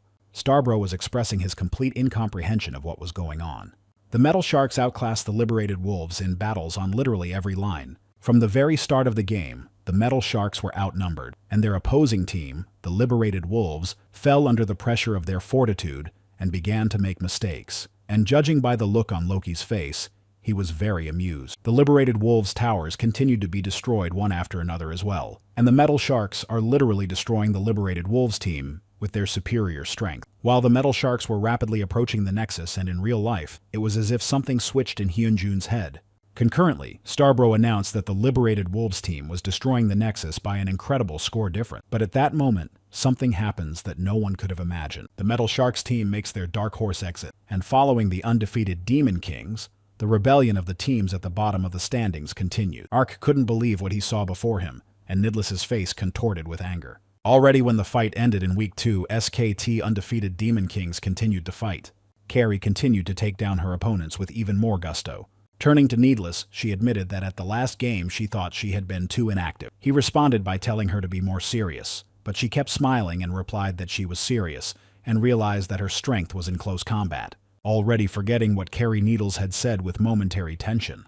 After all, he remembered last week's Metal Sharks fight that he and the boys had watched. After it was over, Needles was getting worried for some reason. And now during the fight with the other team, Needles spent Jenkin right in front of the opponents, chopping up their weak point. Nidless was so strong because he was concentrating on the upcoming fight in which he was determined to defeat Loki. And in this match involving the invincible Demon Kings, they defeated the Fire Buffalo. Events were moving very quickly, and it was the turn of a competitive game between the White Owls and the Viper Elemental. Royd, standing opposite his opponents, was overjoyed, for his boys and the White Owl team had met even sooner than he had thought. With madness in his eyes, he said that now it was his time for revenge against King. but focusing his gaze, he noticed that King wasn't among the members of the White Owl team. And the girl with the pink hair turned to Royd and said that he seemed to be looking for a newcomer from their group. But she never answered him at that moment, and during the game, when she sent Royd to the other side of the world in battle, she said he didn't have to try to meet him because he was on their team. King is the backup, and he was just watching them play from the TV screen at that very moment. And after that competitive fight, the next one followed, which was won by the liberated wolves playing against the victory unicorns. This fight was followed a short time later by the next. In it, the colorful mermaids team defeated the honeybees team. There were some extremely amazing things happening at the next competition. The metal shark's ability was utilized with the summoning of their team symbol to destroy the enemy. Starbro was thrilled with what was happening, and then announced that the metal sharks had destroyed the nexus of their opponents. And at the end of the competitive battle, their team defeated Stone Shadow with a scythe. The SKT Week 2 rankings were finally revealed. The Invincible Demon Kings were now in first place. It has become known that the undefeated Demon Kings team will oppose the Metal Sharks. Holding up a sheet with this information, Foss told his boys that they would now have to face the team Loki was on. But for Ark, the main opponent on this team was his classmate Hyunjun. Nidless was just as determined as Ark, for he was already anticipating the upcoming fight. And then Carrie leaned against Needles and said that she thought her Sunbai had been thinking about their team's traitor. It literally took him by surprise. Then Needles elbowed Carrie a little. She said she didn't care if he was a traitor or not. She'd never met the man, and to be honest, she thought it was a little wrong to determine anything by listening to either side. Carrie tried to understand them, but it was harder for her than she'd imagined, and she suggested that no matter what, the boys strive for their team to win. Because either way, if they win, everyone in this room can get what they want. Nidless said with indifference that did it really show on his face that he was thinking only of this liar. Everyone was surprised by his words because they really thought they were. A little later in the Fantastic Academy dorms of the gamer faculty, Ark bought one of the drinks from the soda machine and threw it into Han's hands, and asked him who his team would be facing this week. Han said that this time it would be the White Owls. When Ark heard that, he said that this team had won first place last year, and it was sure to be a very tough fight. Han, as if to refute these words, said that King was rumored to be depressed, thus becoming a backup on the White Owl team. Han went on to say that in any case, whether King was strong or not could only be known by facing him in battle. At that moment, someone appeared behind Ark's back. As he got closer, the man said that if Ark had bought what he needed, he'd better get away from the machine. Shifting to the side, Ark looked at the face of the guy who had just come up. He immediately squeezed his shoulders because it was Hyunjun. After a moment, Ark realized that he shouldn't be afraid because Hyunjun had already lost to him in a one-on-one fight. He should feel confident now. So he turned to Hyunjun and said that he had heard about their upcoming rivalry. Then he added that Hyunjun had improved his skills a lot, but of course, it couldn't compare to the skills of his own, who had destroyed 5 players in the competition. And with a gloating look, Ark said they should have a good game anyway, after which he extended his hand towards Hyunjun to shake hands. But the man said nothing. He turned silently and strode away, leaving Ark in bewilderment. After all, everything Ark had just said had made Hyunjun incredibly angry. Trying to forget about this situation, Hyunjun walked out into the courtyard of the Fantastic Academy, where Loki was waiting for him on a bench. Sitting down in the row with him and holding out a can of soda to Yam, Hyunjun asked his Sunbai if they could not use this at least during the game against the Invincible Demon King. Loki assumed that Hyunjun was saying that because he was afraid to use the helper, but that wasn't the case at all. Loki paid attention to those words. Stroking his Hubei's head, he said that if he wasn't a coward, then what was the matter? He had already said that there was no one at the academy who knew about the helper. This assistant is able to do everything for them and even ensure victory in battle. If he defeats all opponents, the lives of every member of their team will change forever. And then Loki put his hand around Hyunjun's neck, saying that the helper chip implanted in his body was not recognized by the crossing security system, and if they just kept quiet, no one would ever find out. So in Loki's opinion, they shouldn't complicate things and just do what's already planned. Hyunjun immediately recalled with shame the words of Ark, who had just told him that they should play a good fight against each other. At that moment, Hyunjun looked at Loki and said something unexpected. He confessed that there was someone he wanted to defeat in a fair fight. Loki's eyes widened in surprise, clearly reflecting the shock of what he had heard. Then he immediately said that human psychology is a pretty simple thing, and if a person gets what he wants, he immediately changes. Loki turned his back to Hyunjun and asked him if he really thought he could defeat NKD without the help of a helper. After all, they are a strong team. In Loki's opinion, his interlocutor obviously didn't understand something. Loki thought that he had understood something, because Hyunjun had risen to this position not because of his abilities, but because of his helper. As he left Nightmare, Loki told him to remember the reason why he had left all the sunbays and recruited freshmen for his team, including Hyunjun himself. These words finally shattered Hyunjun's confidence, and he was so angry that he could barely contain himself. While heading elsewhere, Loki thought that his Hubei was still too young. He didn't understand why he was so fixated on his past. Then Loki's attention was drawn to a movement that appeared off to the side of him. As he looked closer, he realized that Nidless was in the same room, so he didn't hesitate to walk towards him. As soon as they looked at each other, Loki felt a hard stare full of hatred from Nidless. But he looked at him with a completely different look, as if full of incomprehension. And Loki walked past Nidless and waved his hand into the void to greet his longtime friend.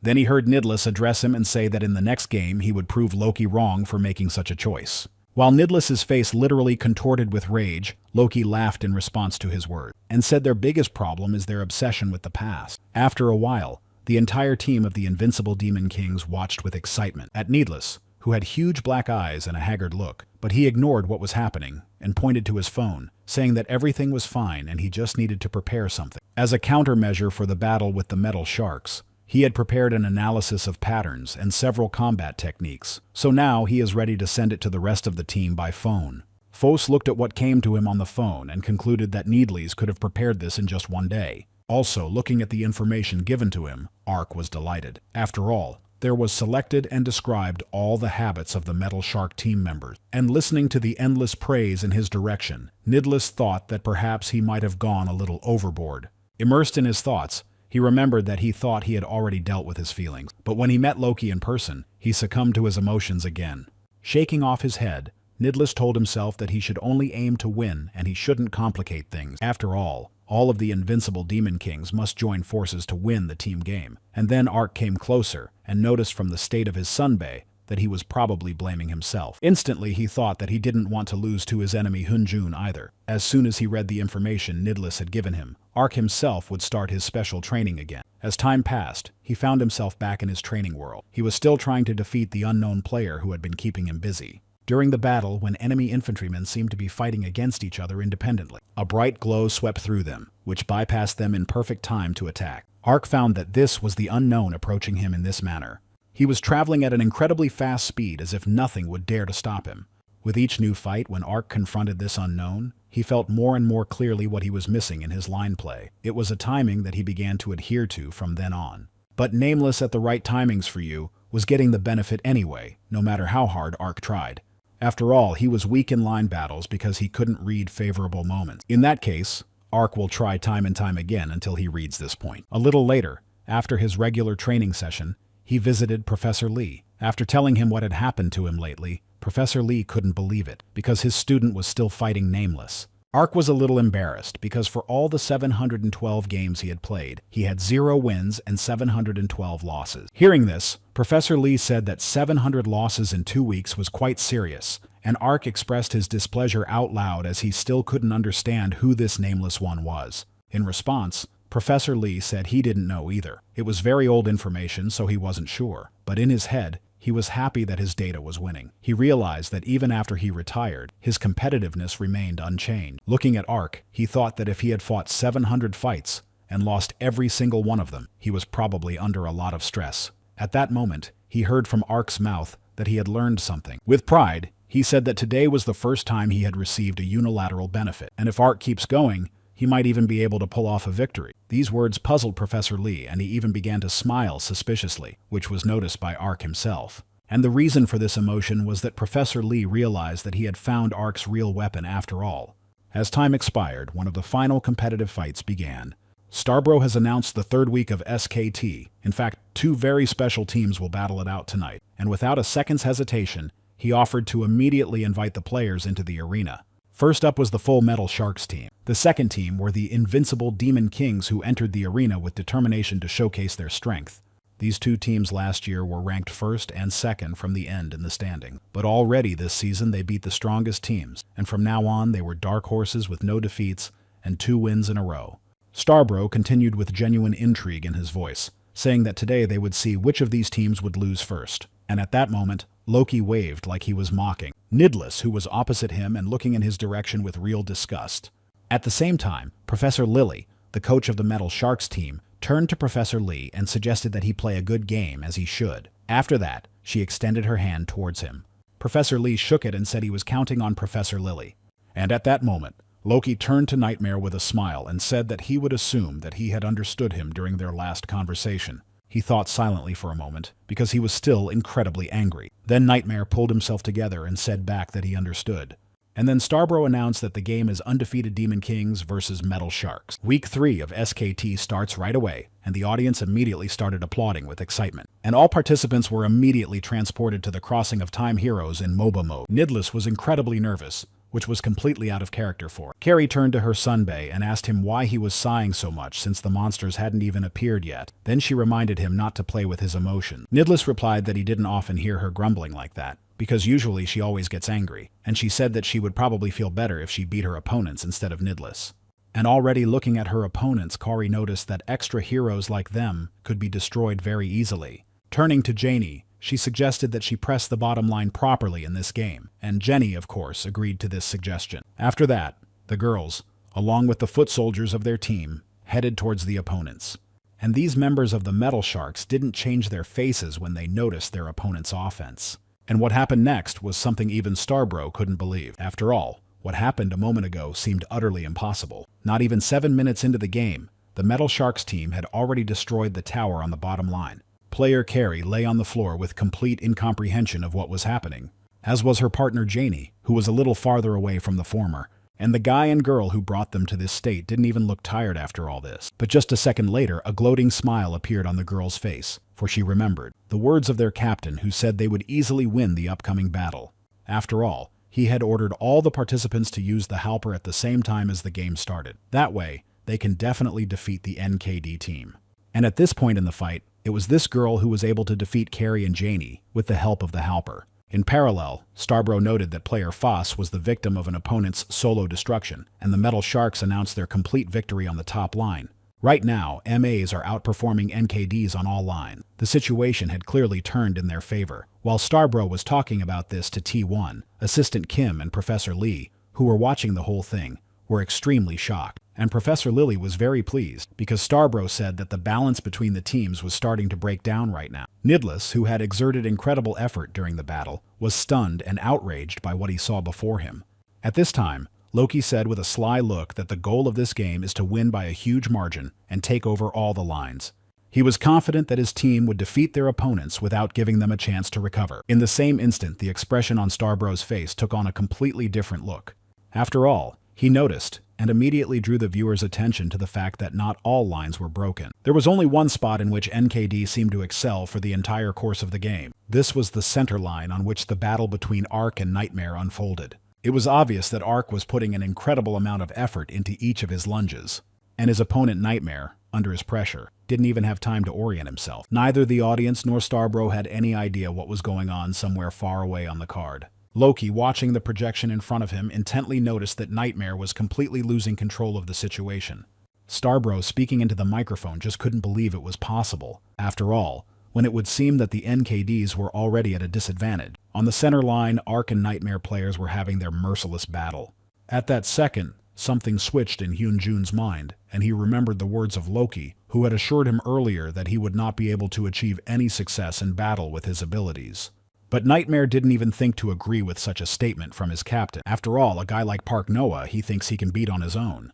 Nightmare has studied his style. Ark isn't used to playing on the line, so he can take advantage of this momentum to defeat him. He just needs to be careful of his synchronization, which can increase his reaction time. Because of Nightmare's past loss, his plan for a pro-gamer ruling has been completely ruined. He also immediately remembered the fight that had taken place between him and Ark in real life, in which he had also been defeated.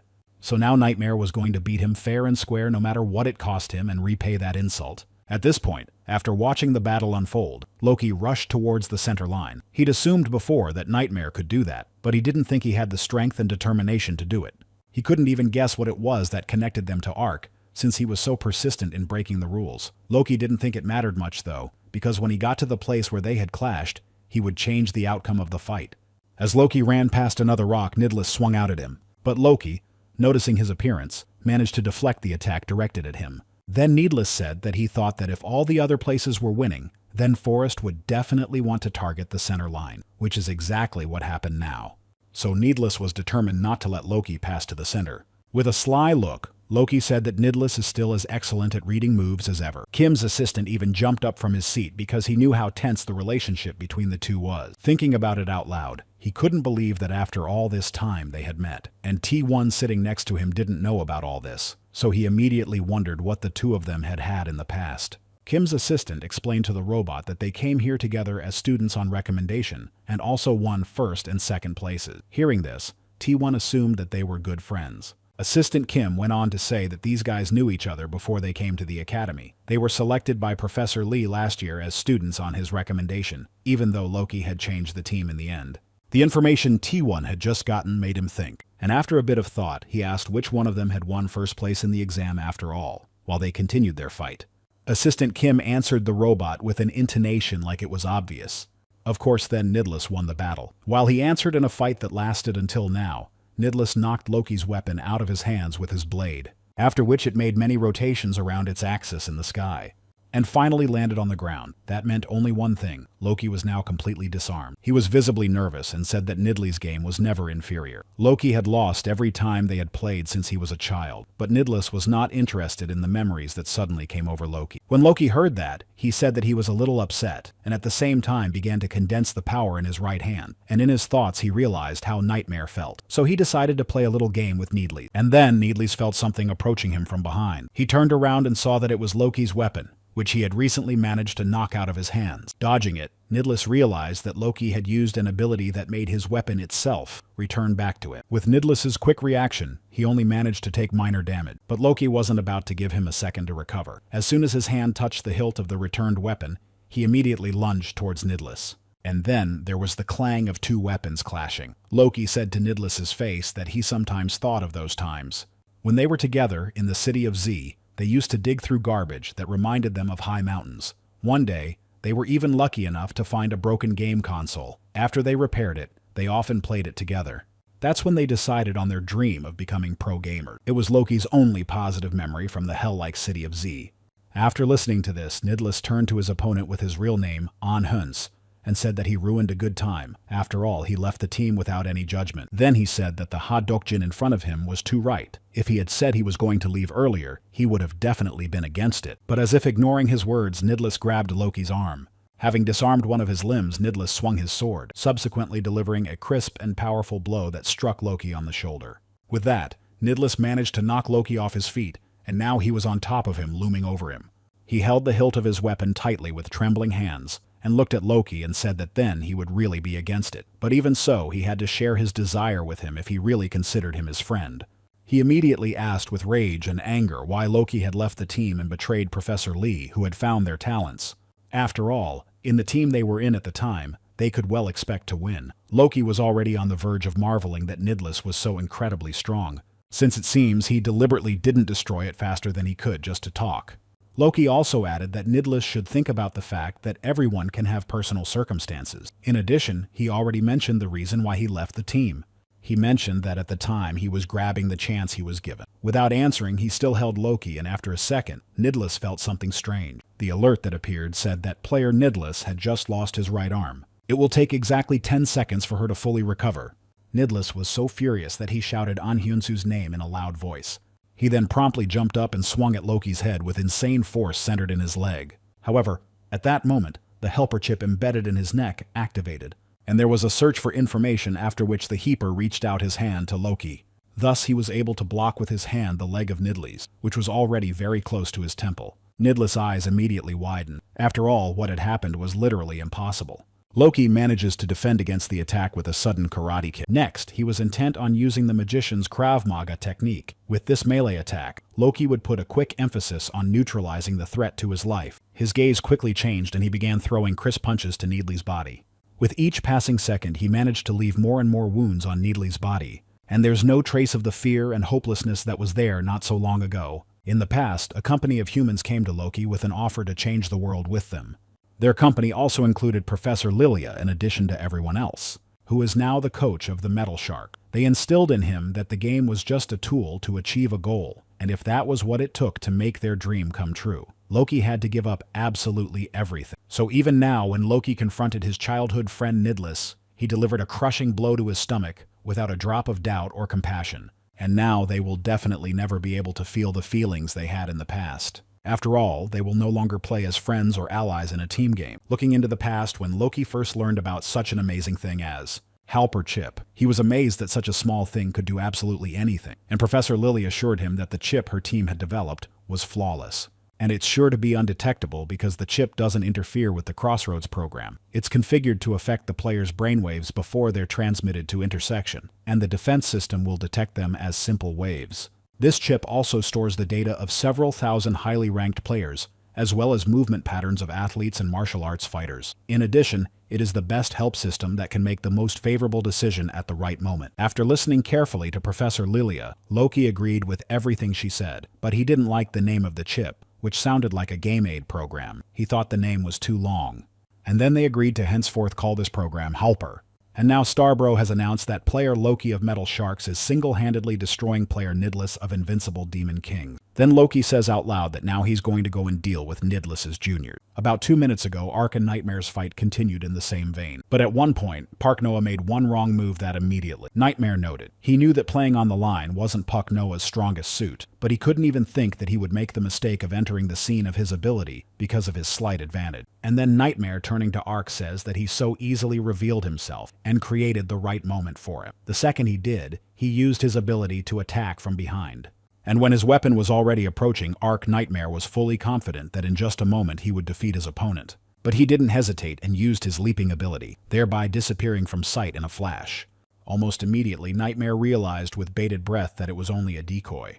And from behind his back, he feels the attack of an infantryman from the enemy team. Nightmare couldn't understand the gist of what was happening. If Ark had taken the attack on purpose and used the displacement, and then he was pulled out of his thoughts by an energy ball that hit him in the face. With the kickback from his last attack, Ark managed to take Nightmare down, and Park Noah looked in his direction and said that he had fallen for a similar trick last time. So looking at him now, Park Noah noticed that Hyunjun hadn't changed at all. Park Noah was proud of himself, and he asked Hyunjun, who was lying on the floor, who was the real loser now. In his own mind, he was thinking that he had succeeded in stealing Unknown's luring template, because after playing him over 700 times, Ark has developed a habit. It is to play and think about what Nameless would do in the situation he was in, and so began to involuntarily absorb his techniques. And now that there was time for the foot soldiers to approach, Ark thought about what Nameless usually did at times like this. If he were standing against Ark now, he would absolutely defeat him. And at that moment, Nightmare lunged at him with another attack, but Ark managed to avoid it. This was watched closely by Professor Lee, assessing Ark's every move. He had previously only received reports from Ark about his pumping, so he didn't know that he had improved his line play significantly over the past 2 weeks. During this fight, Ark was haunted by a strange feeling. Perhaps it was because he had been fighting Nameless too much lately. He could feel himself easily confronting his opponent, from whose face the tension did not leave for a second during their entire battle. Nightmare had a very hard time accepting the fact that Pa Noah opposing him was clearly in the lead. After all, after losing to him, he trained every day and analyzed absolutely every detail to get stronger. After all, he didn't even want to entertain the idea that he didn't have this or that talent. His goal is to defeat him with his own strength and prove otherwise, that it's not him who's the loser, but Park Noah. He in turn didn't even think about anything other than the fact that Nightmare had very little HP left. Congealing a massive energy over his hand, Ark says that this means he can then defeat Nightmare even if he uses the ability to exchange at such close range. A second later, a bright and powerful explosion rang out, illuminating the entire area. Ark's health points dropped slightly after the blow was struck. Nightmare's HP was similarly depleting with every passing moment, and there wasn't much left. And then, in a burst of emotion, he thought about the fact that he was losing to Park Noah again. Then he remembered Loki's words that if he wanted to win, he should just use the Halper. But he wasn't going to cheat. All he wanted to do at this point, it's a long-awaited victory for the entire Metal Sharks squad. But just a second later, the picture in which his team was winning changed to one in which the Invincible Demon Kings were winning. Nightmare couldn't understand why he was even imagining something like this, for he is neither past nor present, never recognized him. Didn't recognize that loser Park Noah was better than Hyunjun himself. And while he was worrying about it, Ark realized from his opponent's XP that it would only take one hit to destroy him, so now he could use his extensive skill set. But at that moment, Hyunjun looked at Park Noah and realized that if he continued like this, thus he will lose again to Park Noah in disgrace and feel humiliated. And at that moment in real life, a halper connected around Hyunjun's neck. Ark, completely unaware of this, directed his fiery attack towards Nightmare. But then when it dissipated, Ark just couldn't believe his eyes. Nightmare was running at him at an incredible speed, and he wasn't even in any way damaged by Ark's last attack. In his head, Nightmare blamed himself but realized that his Sunbai was right. And then Loki came running into the center line to attack. He watched the scene and said aloud that Nightmare had acted as if he wouldn't use him at all. And yet he surprisingly has great skills at managing a helper. After the blow, Ark didn't feel or understand anything. It was as if everything was blurred, and he woke up in reality. But even there, at first, he simply couldn't focus on the voices around him. And when he took off his helmet, Ark heard that in the end, metal sharks with overwhelming results get the long-awaited victory. Ark couldn't believe those words. He directed his gaze forward in an effort to make sure he was in reality saw his opponents in front of him. Loki looked at Nightmare and said that during the game he was already worried that he wouldn't listen to it. He thought that what had happened today was just an oversight, so he would try to turn a blind eye to it. Loki then immediately added that he would count on Nightmare in the future as well. And after Loki finished his monologue, he directed his gaze forward. There he saw Ark sitting with his head lowered to the floor in the crossing capsule. Everyone from the Invincible Demon King's team was desperate. Nidless could barely contain himself. Foss and Ark were also disappointed. Janie cried with sorrow, and Carrie, in her usual way, was angry about what had happened. Leaving behind the NKD guys, the AI members moved forward. Then Starbro announced that in today's match between the Invincible Demon Kings and Metal Sharks won. Looking at this, Assistant Kim, as well as the guys on the team, became despondent. But Professor Lee sat there as before, reminiscing. Professor Lilia's words before the fight began. She suggested that he show a good game. As soon as Professor Lee remembered her words, something switched in his mind, and when all the NCD team members gathered in their office with Professor Lee and Assistant Kim, there was an oppressive atmosphere in this place. Everyone had no desire to even raise their heads, which were lowered to the floor.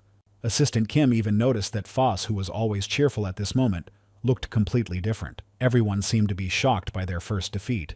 And then they heard Foss's voice saying that they were completely unable to resist the metal sharks. Who would have thought that Foss would lose so easily just because of his physics? Carrie's hands only clenched tighter as she listened. Inside, she was seething with anger. And Ark decided to break the silence. He admitted that this game seemed a little strange to him. He had tried to convince himself that he had caught the flow. At some point, Nightmare's underdog became too strong, and it couldn't help but be alarming. As if ignoring his words, Professor Lee said that the guys on the team shouldn't be so depressed. In his opinion, they did what they had to do in this game. Then Professor Lee remembered the words that his team coach had once said to him, emphasizing that true success comes to those who strive to master everything necessary little by little. So they need to take this defeat as a foundation and get even stronger. Assistant Kim added that they have a lot of competitions in the future, and right now, the guys need to pull themselves together. During Assistant Kim's speech, Professor Lee realized that he should check the entire Metal Sharks team, including their coach Professor Lily. When they had already talked, the rest of the day was spent alone with their thoughts, and the next morning, despite his condition, Ark decided not to skip his daily jog, and even during it, he kept thinking about losing. Given that it had been about 24 hours, he felt exhausted. Nidless Sunbae looked like he was having a hard time. After all, they had lost to the team that Loki was a member of, so the defeat was a big blow to them all. But Ark in turn was more concerned that he didn't want to lose to at least the underdog Hyunjun. Ark thought that now his enemy was taunting him, but in any case, they are now tied at 1. And if they meet again in the playoffs, Ark is determined to win it. In the present tense, slowing down his running and stopping completely, Ark thought about how he had managed to defeat Hyunjun very easily in the past. And perhaps now he has failed to do so again because he is temporarily unable to use his synchronization level. Moving towards the Fantastic Academy dormitory, all his thoughts were occupied with the fact that he was incredibly eager to return to using his signature skill. When he was finally in his room and out of breath, he realized that he felt much better after his usual exercise routine. And then Ark noticed that Han was sitting on the second floor of their bed, playing an electric guitar enthusiastically. Han had his headphones on and didn't notice Ark enter the room at all. His fingers glided deftly over the strings, bringing the melody to life with each movement. What Ark heard and saw in front of him impressed him, for Han was really good at it. Then Ark said aloud to Han that he was a great player and could even play. While sleeping. It was both funny and surprising at the same time. Just then, Han woke up and greeted Ark. In his mind, he was thinking that this guy was really #1 in sleep matter. He then asked Han about his guitar playing. He replied that Professor Bazin had advised him to find a hobby that would have a positive effect on his synchronization level. And at that moment, Ark remembered that Han's synchronization was closely related to his hearing. Han confirmed this, and added that he would be performing with a band at the school festival. He immediately explained that SKT Academy would be transformed into a hologram in the 5th week of SKT Academy, and that it would be the day of its merger with its mirror world, which he would be performing at. When Ark heard that, he realized that Han was unbelievable, because he was preparing for the upcoming festival at the same time he was competing. Han said without surprise that his sonbai, who was in charge of vocals, couldn't participate, so they needed to find a new vocalist. Then it was like it hit him, and he told Ark that he had a conversation to have with him. And then Han asked if Ark knew much about girls. The words he heard stunned him. Ark didn't think too much of it. Han said he had 2 girls on his team, and he probably talked to them a lot, which was confirmed by Ark himself. And Han asked him what he had to do to make friends with a girl. The question even made Ark hot, so much so that he even threw off his sweatshirt. He didn't hesitate to assume that Han liked someone, and he looked at Ark and said he didn't. And this is a man with an incredibly good voice. As if he hadn't heard that, Ark even blushed at the thought of helping Han with a girl he liked. At that moment, Han recounted his memories of when he had become worried that the performance he had been preparing for so long would be cancelled. To clear his thoughts that day, he entered the Academy's mirror world and fell asleep on a bench. Ark was surprised that Han was able to sleep even when he was worried, but Han ignored his words and continued that when he was asleep. He was awakened by a woman singing with a mysterious and incredibly pleasant timbre, and he immediately followed the sound he heard. Then, as he restlessly reached a remote place in which there was not even a trace of other people's presence, through the trees, Han saw a girl in a short, lush dress dancing and singing in the sunlight that gently illuminated her figure. Her voice and movements blended into a wonderfully harmonious picture. Then Han marveled at that flowing voice full of beauty, and at that moment, he thought that such a man would be perfect for the role of vocalist in their band. Hearing this, Ark continued to blush, thinking that this was Han's love at first sight. Interrupting his thoughts, Han continued that then, in order to hire her, he had spoken to her first, and when he apologized for barging in, the girl was startled out of her thoughts. Then he came very close to her. His gaze was directed at her from top to bottom, and he quietly said he wanted her. After a moment, her cheeks flushed and her eyes widened in surprise when she realized what he had said.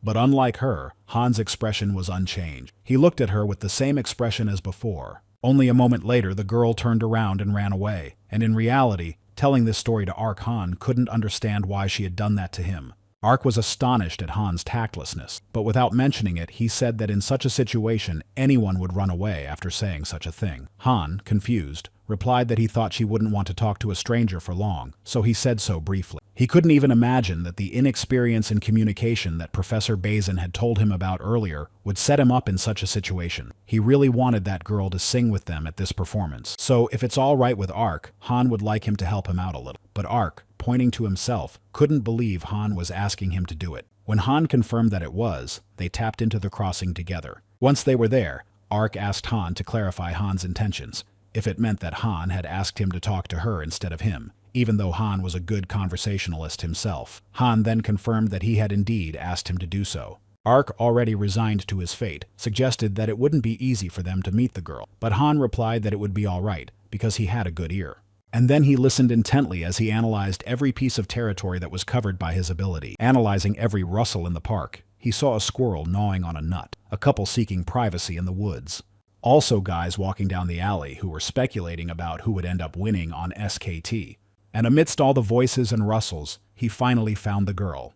She was like a light in the midst of all the noise and talk that was going on around her. As soon as Han realized that it was her, he told Ark that he had found her and rushed in the right direction without giving his companion even a second to get his bearing. Making your way through the dense forest, overcoming every tree in your way. At some point, Han finally slowed down and used his foot to apply the brakes.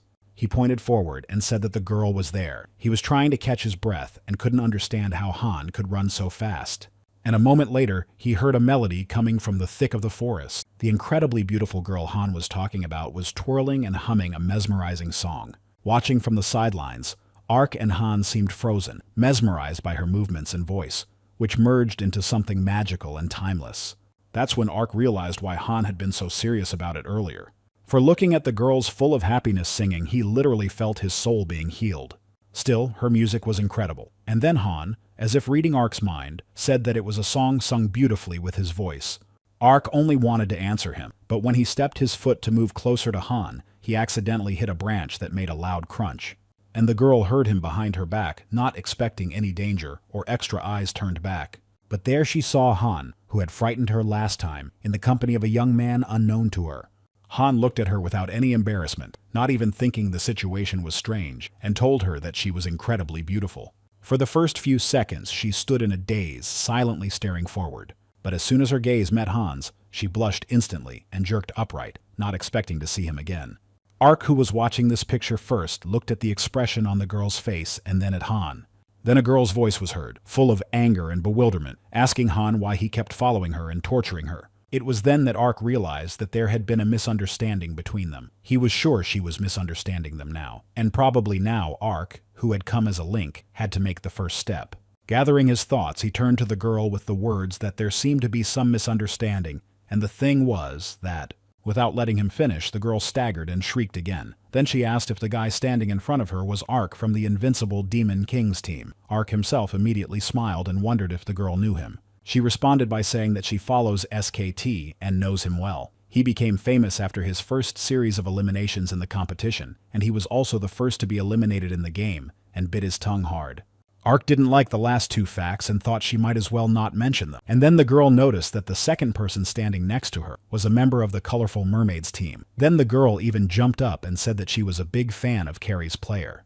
And at this point, Ark, looking at Han, said that now the misunderstanding between them has dissipated, so now it's his turn to speak. And Han gathered his thoughts and apologized to the girl for scaring her last time. He pointed out that he was inexperienced in dealing with people he was seeing for the first time. The girl said with a smile that it was all right. Immediately, Han added that last time he had noticed her singing by accident. The girl blushed again. Without noticing, Han went on to say that he thought she had a beautiful timbre of voice that could lift people's spirits. And if she's okay with it, Han would like her to join as a vocalist in his band at the festival. Watching from the sidelines, even Ark was a little embarrassed by these words, for Han had just literally confessed his love for her. The girl asked a clarifying question about the fact that Han had just invited her to speak to the rest of the academy. He immediately confirmed what she had said. After she received the answer, her eyes instantly widened as if she couldn't believe what she had heard. She was happy about this offer, because she was very pleased with the title of vocalist, and she is already very eager to try herself in this role. Han was very happy too, because everything worked out just the way he wanted it. But then the girl said she had one condition. There is no way Han and Ark should be looking for her in real life. She wished very much that they would be sure to follow this one condition. Han was not at all embarrassed by her words and said he wouldn't care. The main thing was that she could perform with them. The girl smiled at them and suggested that they meet at the same place tomorrow at 1 o'clock. Walking away from them in the sunset sunlight, she suddenly stopped as if remembering something. The thought flashed through her mind that she had completely forgotten to introduce herself. She turned around and said with a slight wink that her name was Haruru. She also mentioned that she wanted the guys to address her informally next time. After saying goodbye to her, Han and Ark were relieved to be back in the real world. Ark told Han with admiration that the girl was much more colorful and talkative than they had realized, and Han immediately agreed with his words. But they were actually a bit confused by Haruru's request to not look for her in reality. And then Han wondered if the feelings he had experienced a little earlier with the synchronization Haruru had, unbeknownst to him, had also felt at the moment of their conversation. In ignorance of what Han Ark was thinking, he suddenly speculated aloud. That maybe Naruru is an NPC or a ghost that doesn't exist in reality. Han looked at him skeptically and said that Ark was reading too much manhwa because that was impossible. After a while, when the sun was already sinking below the horizon, and the day was coming to an end. The current music team has been practicing the song they are to showcase to the entire academy. Haruru, who was standing at the microphone, looked amazing. Her voice sounded so light and harmonious that she seemed to have been a part of the group from the beginning. She didn't feel the least bit embarrassed or constrained, confidently feeling that she was handling this at the highest level. And Haruru said out loud that she still couldn't believe that she could rehearse here for a performance in nature. The intersection is an incredible place because everyone here treats her well, and she can also sing with a great mood.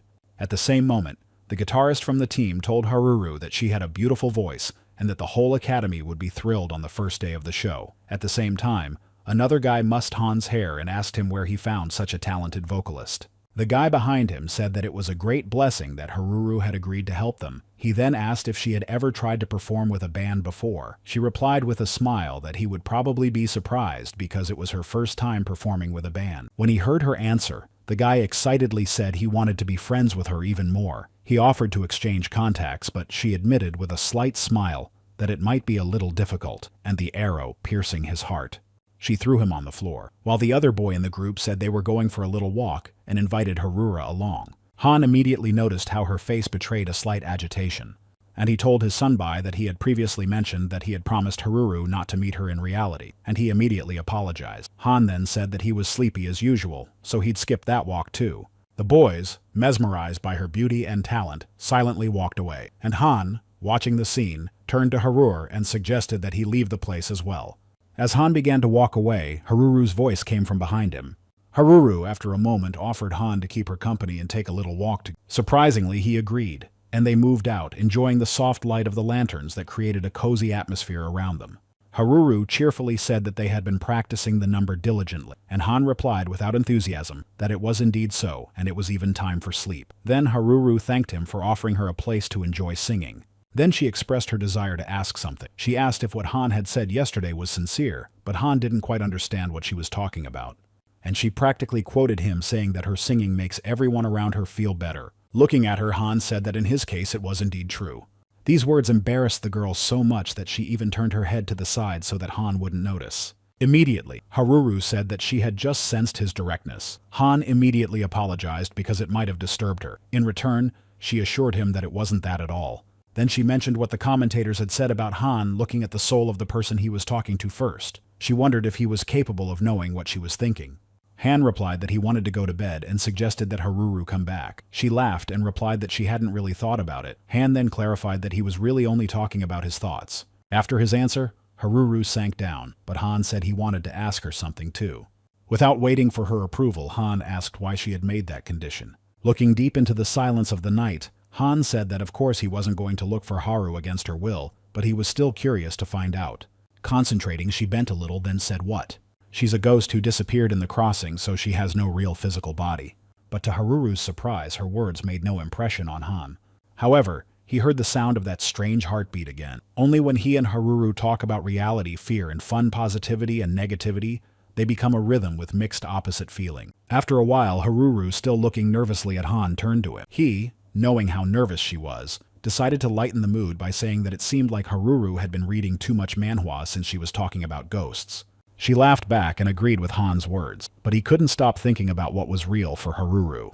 At this time, Ark was a bit nervous and couldn't decide how he should act in this situation. Foss and Jenny, also watching, were slightly concerned. Right in front of them, the argument between Carrie and Needles flared up again. The argument was so fierce that it seemed as if a fire was already blazing in the background of these two. Foss, watching this, was already wondering about the well-being of their team, hoping everything would be all right. After a while, a new competition began and the atmosphere around immediately became heated. This time, the undefeated Demon Kings and the Stone Shadow with a Scythe team were ready to fight. Starbro announced the start of a new contest. After that, he immediately asked analyst Big Fish about his prediction for this fight between NKD and KTSC, and he replied that he thought that this time, the Stone Shadow with a Scythe team would give their best. All the third-year students who were key figures in the team had graduated, and only students with no game experience were left, so they had only defeats on this SKT, and the invincible Demon Kings, although they lost to the Metal Sharks. Their performance in the first and second games was incredible, so if there are no significant changes, they can win. Starbro clarified with the analyst of Big Fish that in this game, the blue team was the invincible Demon Kings, and the red team was the Stone Shadow with a Scythe. In response, the analyst confirmed his words. Then, pointing to the projection, Starbro noted that wasn't it different from his prediction. Literally from the very beginning, Stone Shadow with a Scythe has been surpassing its opponents in terms of total gold by a large margin. This mark has been steadily rising for just a few seconds. They had 2,000 gold and now they have 6,000 gold. Stone Shadow with a Scythe is leading the game against the invincible Demon Kings. Needles was very much stressed by the fact that his team was noticeably behind. He immediately relayed instructions to the Arch that he should move the center line and help the others, and he at once accepted the task with responsibility. What was happening in the battle caused Arch as well as the others to tense up because their current position was far from favorable. On top of that, Arch was constantly jerked around, being told by Nidless that he was going into the forest and needed to be careful, or being told to move back and prepare for help. At some point, he had to report that the enemy had disappeared from the center line. His thoughts were confused because Nidless Sunbae was giving Ark more orders than usual. He couldn't keep up with. At this point, Carrie was masterfully dodging the infantrymen's attacks, and skillfully counter-damaging them. And Janie, who was nearby, noticed that they were too far ahead. Then she suggested that Carrie move back, as long-distance travelers are supposed to do. But Carrie wasn't going to do that, and assured Janie that everything would be all right. But in her mind, she wasn't so sure of the outcome that would happen. All her thoughts were preoccupied with the fact that she needed to make sure she'd just been in bad shape last time. Immediately, 2 opponents from the enemy team and 2 of their infantrymen rushed towards them. Janie immediately called out to Carrie and noticed that the situation that was unfolding right in front of them was not going to be good for them, and was unlikely to end favorably for their team. And then Starbro said that the invincible Demon Kings are much more unstable than usual. Now everyone can see the dissonance in their team. Could it be that the invincible Demon Kings had changed so much after playing with the Metal Sharks? Listening to this, Professor Lee tensed up but didn't show it. At the time of the battle, one of the KTSC players said that, as it turned out, the NKD participants do not know how to play at all, and teamwork is out of the question. So now it was time for his team to get their first victory. As he shouted passionately, he didn't even notice the approaching hand that was reaching for him. It was Foss who effortlessly sealed his opponent's head into the floor. In this position, he continued to hold his opponent's face with his hand, squeezing it more and more tightly. After letting him go, Foss asked the guy a rhetorical question about what they were doing. After that, Starbro announced that the player Foss from Invincible Demon Kings had just done a solo destruction of the enemy, but whether it would change the course of the whole game and bring victory to the team, it was to be found out in the next fights. Presently, however, Foss, Janie, and Ark watched with shock and excitement. Needles yelled at Carrie, accusing her of playing badly and demanding that she follow orders, and she responded by saying that his orders were too harsh, and therefore she wasn't going to follow them. Needless looked down at Carrie and told her that she didn't realize how her selfish game was ruining the whole competition, and Carrie wryly replied that it was actually Needless's orders that were ruining her game. Then all the shouting and endless thoughts filling the office were interrupted by a sharp clap of Foss's hands that created a loud sound and caught the attention of everyone present. Although Foss felt anxious, he still firmly told Carrie and Needles to stop their endless arguments. They had won, and that was all that mattered. There's no need to find out now. Because of Needless's orders, Ark was eventually unable to fully participate in the game, and the teamwork that Needless was talking about does not depend on the actions of one person at all. Carrie didn't show teamwork, she was only focused on defeating her opponents by force. Foss noticed this and asked her if she thought she could win by relying on physical strength and intelligence alone. Without slowing down, Foss began to rebuke the 2 most troublesome members of the team for their quarrel. Janie, standing behind him, noticed that Foss was now acting like a team captain. Ark added that Foss Sunbai could talk like that too.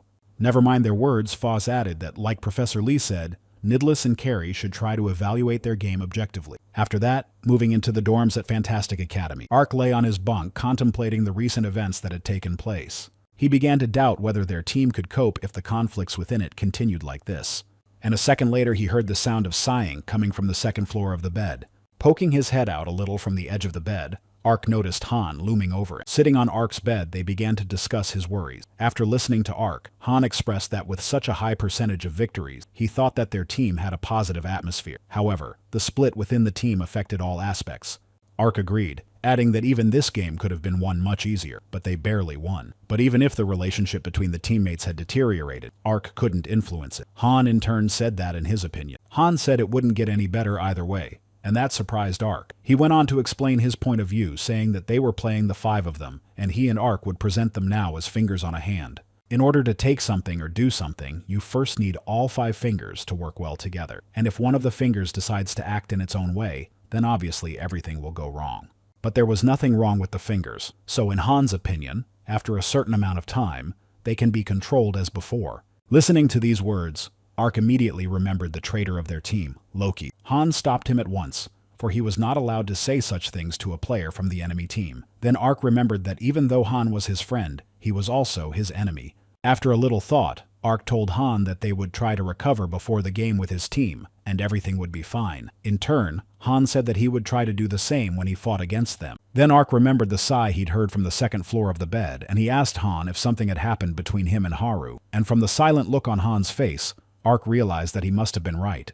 And Han said without changing his face that nothing really happened. Haruru has adapted well now and is socializing a lot with Sunbae, so their band rehearsals are going great. Everything's going great, but the only thing that confuses Han is that he feels like he's the only problem in all this. After all, Han promised Haru that he wouldn't look for her in reality, but The more time passes, the more interested he becomes in what she really looks like. Listening attentively to Han and watching his every move, Ark thought that Han had really fallen in love with this girl. And while the boys chatted, in the sunny and dense forest, mobs resembling small drops of water scattered around fleeing from Carrie, who deftly took them down one by one. She was so passionate about it that she dispensed with them in literally seconds. She stopped, suddenly plunged into her memories, and remembered what. After coming to the academy, Carrie thought she couldn't lose to anyone by physical strength, but then, during the fight, she gave the victory to some minor characters.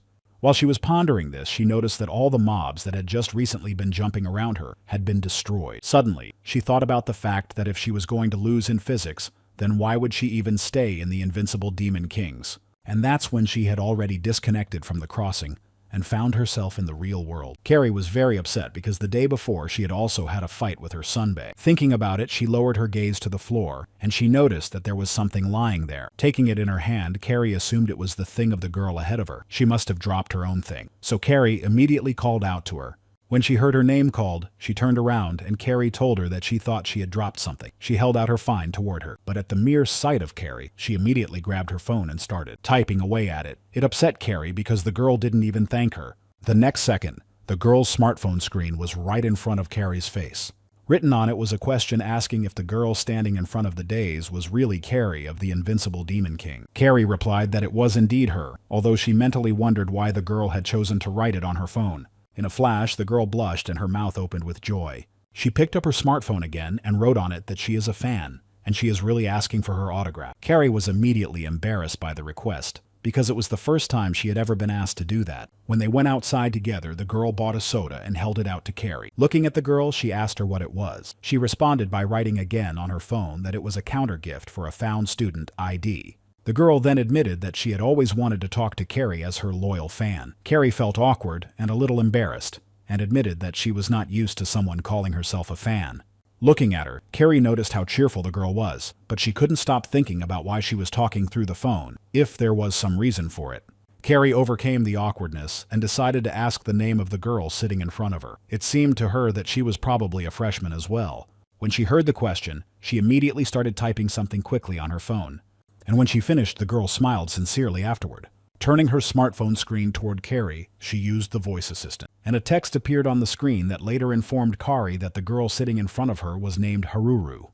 Then Carrie said Haruru's name with a smile. She felt the incredible warmth and kindness that radiated from the girl. After a second, however, Carrie turned her head away from her as if embarrassed. So Carrie asked Haruru if she had seen that game. She quickly typed the answer on her smartphone and said that of course she had. She was sorry that they had lost, but she was sure that their team would have a lot of games ahead of them and not to worry too much. Hearing so much support from Haruru, Carrie looked up and asked her if she hadn't looked pathetic during that game, because in her opinion she was just awful. She's a long-range shooter, but her long-range percentage is very low, so she relied only on her physical strength, and she went for it and lost and led her team to defeat. Then she had a fight with Sunbae. She did nothing but badly influence the whole team. Without speaking, she saw Haruru's phone held out in front of her. It said that Haruru became a fan of Carrie precisely because she liked that trait in her.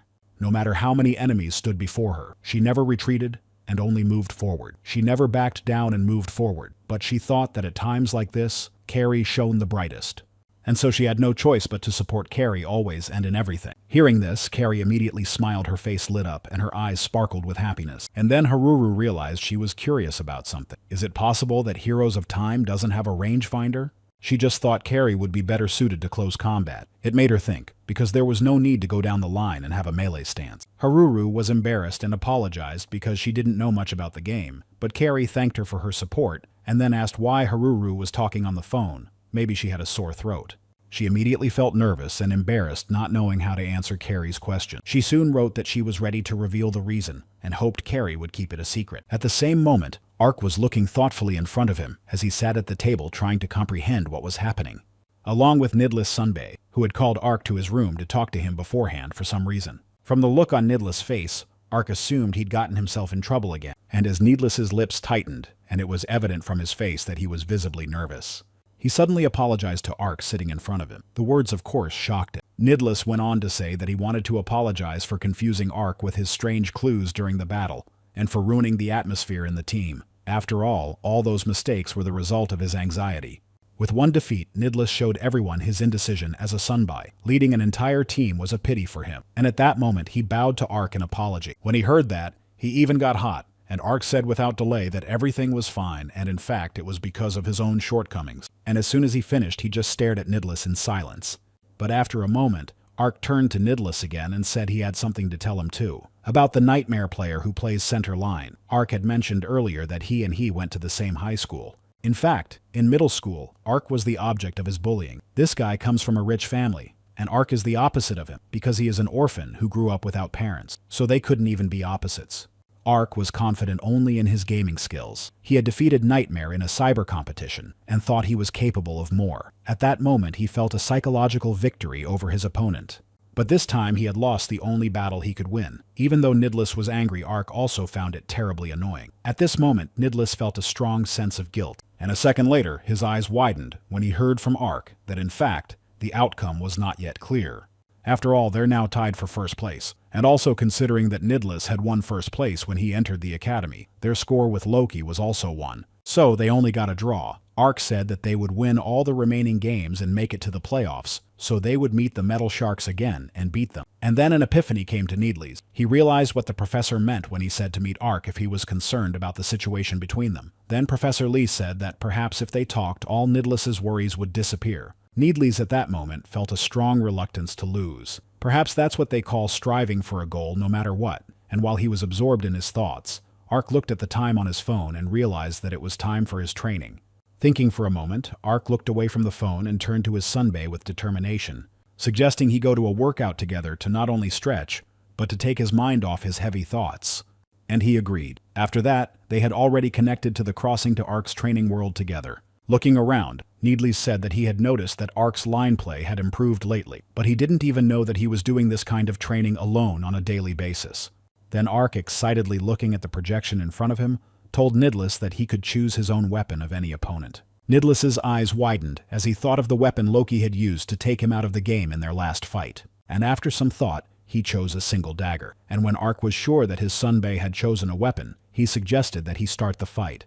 And it was at that moment that the Nameless One first appeared right in front of Nidless. He stood menacingly some distance in front of him, and he looked pretty intimidating at that. Tossing his weapon up and still looking forward, Nidless noted in his mind what simplicity really was in regards to the target. He had come to the academy for the sake of becoming a professional gamer. Then his reluctance to lose to Loki was not competition at all. It was a sense of betrayal because he left the team without even consulting Needles himself.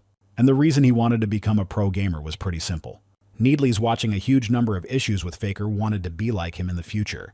And now, while he was thinking about the past and partly about the present, the Nameless One rushed toward him. Looking at this Ark in an effort to be supportive, shouted to his sunbae that he right now should focus. And then Nidless resolutely thrust his dagger towards the unknown's blade. But immediately his expression changed to horror, and his eyes widened. Directly above Nidless hovered the sinister face of the Unknown One, which instilled fear in him. Then he made a sudden leap and delivered a single blow that was fatal to Nidless. After that, their score became 0-1 in favor of Nameless. Sometimes Nidless realized how strong his opponent was.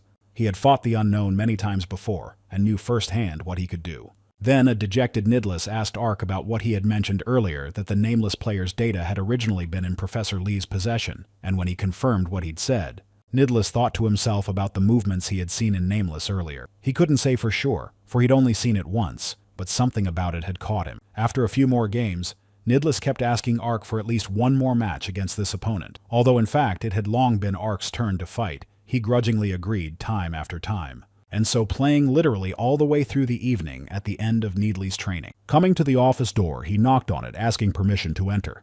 When he heard the positive answer and walked in front of him, Professor Lee was sitting at the table.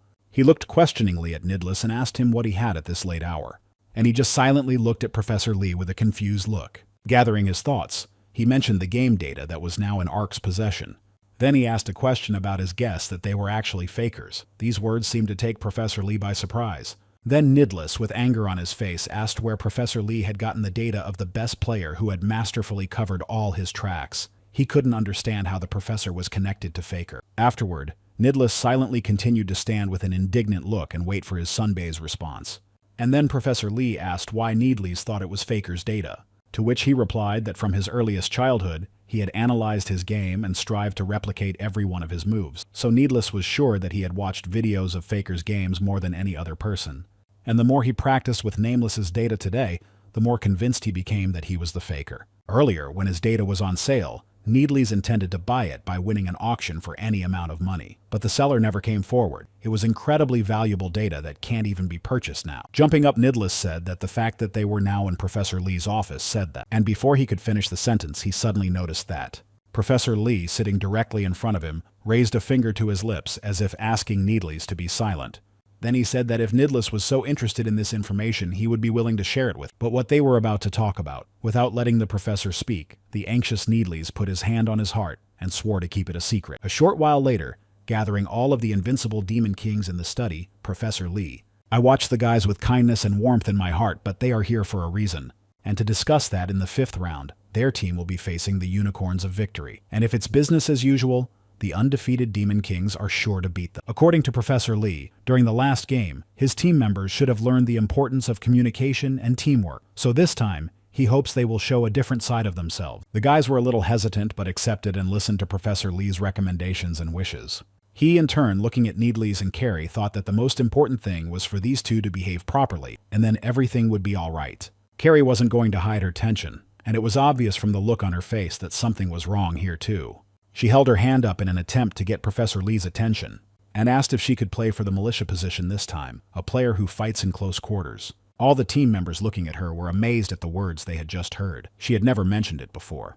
Carrie continued that she still formally continued to play long range, but that she didn't really feel that it was a role that suited her. She is also still not confident in her long-range attacks, so she usually relies only on her physical strength. She was well aware that it was harder to play from below for a militia player on the bottom line than for a ranged player, and the short distances in the second half of the game made it difficult. But even so, she wanted to show her abilities in close combat. Bowing, Carrie added that she was not taking this step for a personal victory, but for the victory of the whole team. After all, she doesn't want to drag her friends to the bottom anymore. Professor Lee looked at her carefully and realized that Carrie had found all the answers with her strategy. While he was thinking about it, Carrie silently continued to bow in respect, but her face was already creased at this point because she thought she was going to be rejected. And a second later, her eyes widened as she heard Professor Lee say that she had actually come up with a good idea.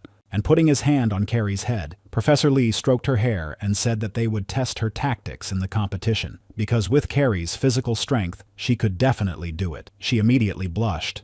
Then she thanked Professor Lee for the opportunity, and at that moment, Ark was amazed at what he saw, for the proud Carrie he knew had just bowed her head. But what surprised him even more was that the Nidless Sunbai standing nearby said nothing at all against her idea. But it wasn't really that important. Carrie was happy, and Professor Lee was smiling too. Watching this, Nidless also stretched his lips in a smile and even blushed a little, which was not characteristic of him at all. Noticing this, Ark, Fos, and Janie simply froze in shock. Sometime later, when the long-awaited competitive battle was about to begin, Carrie performed in it in a new-for-herself position of close range, skillfully dodged the attacks of opponents, and just as professionally attacked them back without giving them a chance to dodge. Carrie's opponent, who had now suffered considerable damage, cried out in pain, then collapsed to the floor without a sign of life. Starbro announced that this was the 5th second-hand player Carrie from Invincible Demon Kings. She got back on her feet despite the difficulties of last night's game, so she was really good today, because the tactic of putting a militiaman on the line works perfectly. And Starbro assumed that Carrie would be the MVP of today's game. Hearing these words, Haruru, who was standing in front of the audience, froze with excitement, her eyes widening and her lips smiling. But unfortunately, Ark couldn't experience such because he was incredibly tense. And then he yelled out that Carrie was really unstoppable today. He couldn't get over the fact that she looked her best on this day. Congealing the fireball in his hand, Ark was so engrossed that he didn't notice he was left on the center line, with only the company of his and the enemy team's foot soldiers. The enemy that was literally just in the center has disappeared. When he found it, Ark hurriedly looked for it on the map projection. He hadn't noticed which way he had gone, and in a panic, Ark realized that if he didn't find him now, Nidless Sunbae would scold him again. And then he heard words behind his back about Ark not panicking and getting ready. After all, Nidless, who was behind, had already found him himself and attacked Ark's opponent. Immediately after, Nidless, nonchalantly looking at Ark, told him that he should leave the guy from the enemy team on him, and in turn, Ark should push the center and take the win for their team. These words impressed Ark, and he told Nidless Sunbai out loud how cool he was. After all, he was also resting his foot on the body of the defeated opponent while saying those words. But at this moment, Needless's thoughts were not occupied with the battle at all, and the fact that he still couldn't realize if it was a dream or reality, what was real.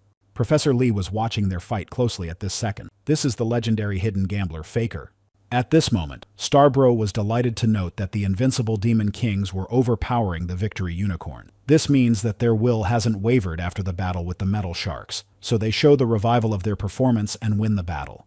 Already in real life at the end of the competition on the evening of the same day, Pa Noah was trying to catch his breath after his booty run, thinking about the fact that the MVP of this game was Carrie. Of course, he was glad that she and Nidless Sunbae were as good as they were, but this game, unlike them, Ark wasn't pumped up at all. Still, no matter what, Ark wanted to be the protagonist. If he didn't have to watch others' reactions, or if Ark had good physical strength with which he could lead the game. If Ark could only use his level of synchronization, things would be completely different. All this Ark said out loud while moving around the park of the Fantastic Academy. But as soon as he finished, he heard someone calling him a kid and saying that he had just said some very good words. Ark's face immediately twisted in horror, for it was the first time he had ever seen him, and he immediately asked him who he was. He said that he didn't think Ark didn't know him, because he got along well with Han from his team. And then Ark realized that the smiling man sitting on the bench in front of him was Professor Bison, who was the coach of the Colorful Mermaids team, which included Han. But Ark couldn't understand what Professor Bison was doing here. He told him that he had come here to see Ark. He was astonished, to say the least. After all, Ark had absolutely no way of knowing what purpose their conversation would serve. And then Professor Bison, saying he couldn't take it anymore, grabbed Ark by the shoulder, thus putting him in a very awkward position. Then he said with a smile that Professor Lee had stopped him, so he tolerated it as long as he could, but he couldn't take it anymore. After all, it was what Ark had wanted a little earlier, but Ark had no idea what he was talking about. Then Professor Bison clarified that it was about the level of synchronization, and Ark's face became even more distorted, as if he was pierced by lightning. Ignoring this, Professor Bison, looking at Ark, said that didn't he want to know how to use it safely. He then sincerely invited him to join his research. And if Ark tried hard enough, Professor Bison would definitely help him use it again. And those words gave Ark hope. A little later, being in his office, Professor Lee looked carefully at Professor Bison sitting in front of him. He was talking about how he'd finally gotten a meeting with Ark, who was sitting next to him at that moment with a nervous smile. Professor Bison went on to say that he had been waiting to meet Ark for half a year, because Professor Lee had told him not to disturb him during his recovery. This was indeed true, but Professor Lee still wanted to observe how Ark would grow in battles without using the synchronization level. Then turning to Ark himself, he said that he had been pretty good lately, and then he wondered why he was so eager to use the synchronization level. The reason was obvious to him though, since he knew Ark well. Gathering his courage, Ark said something important despite his shame and fear. He wants to be better than Carrie, because he didn't like her taking the lead from him at all. Hearing this, Professor Lee immediately became thoughtful. His gaze immediately became even more serious than before. That's when Ark's hair puller, Professor Bison, said it's almost unrealistic for a kid like Ark. Then looking at Professor Lee, he said that he would be happy to help Ark so that he could trust him. In response to Professor Bison, Professor Lee said that if Ark wanted to do it, there was nothing he could do about it, thus endorsing their idea. Professor Lee said he trusts Professor Bison Ark and he's counting on him from now on.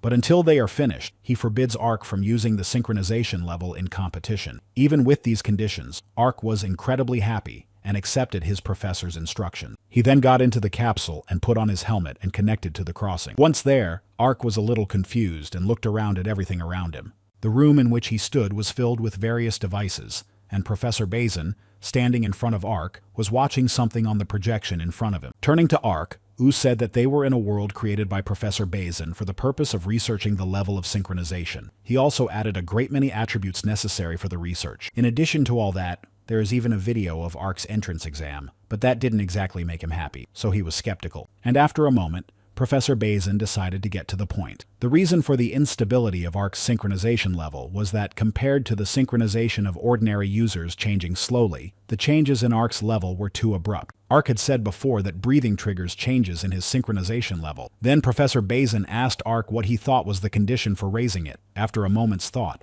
Ark, I remembered how when he fought King, the reason for the increase in synchronicity was that in King's place at that moment his mind put forward an image that could arouse the strongest emotions in him. Ark introduced his worst enemy classmate, Hyunjun, who had always disliked him and wanted to prove his superiority. When he realized this, he was even thrown into a cold sweat, and Ark was a little confused, but He decided to confess to Professor Bazin that it was because at that moment he remembered the face of the guy he disliked, and Professor Bazin said that in this case the level of synchronization can change depending on the opponent. And Ark should try disabling the option to fix the synchronization level 100%. He also suggested that Ark should do an experiment using the fake. He was very interested in that. Literally seconds later, a clone of Han appeared right in front of Puck Noah, and then Ark's synchronization level became equal to 208%. Judging by these results, Professor Bazin realized that this man had no effect on Ark's synchronization. He then projected King's figure. At that time, Ark's synchronization increased very slightly and became 240%. For some reason, there was no significant change. And when Carrie appeared in front of Ark, the first more or less noticeable fluctuations were visible. The synchronization level became 340%, but why this process started on Carrie, Ark could not understand. And when the image of Nidless appeared in front of him, the level on the contrary dropped to 204%. Royd also didn't cause Ark to have a surge of emotion so that the level of synchronization could increase, and he became normal. But then Professor Bazin's gaze snapped to his own. He saw in front of him on the projection what could possibly help them. And when he chose this player, even Ark's look changed, not to mention the feelings inside. It was Hyunjun who made Ark's anger boil over, and his synchronization level jumped to 450%. Professor Bazin noted that it was the best indicator of all that had gone before. And then, while Ark approached the clone and stared at him, Professor Bazin decided to ask him what he had in common with Nightmare of the Metal Sharks. And he looked up at him and said that this guy bullied him in middle school. Every day he saw Ark in his path, he'd humiliate him and call him a loser, and that's who he didn't want to lose to in the future. In his head, Professor Bazin had long understood that the level of synchronization varied with emotion, but what is this emotion that Ark is capable of feeling towards both his teammate and his opponent? If that emotion determines his level of synchronization.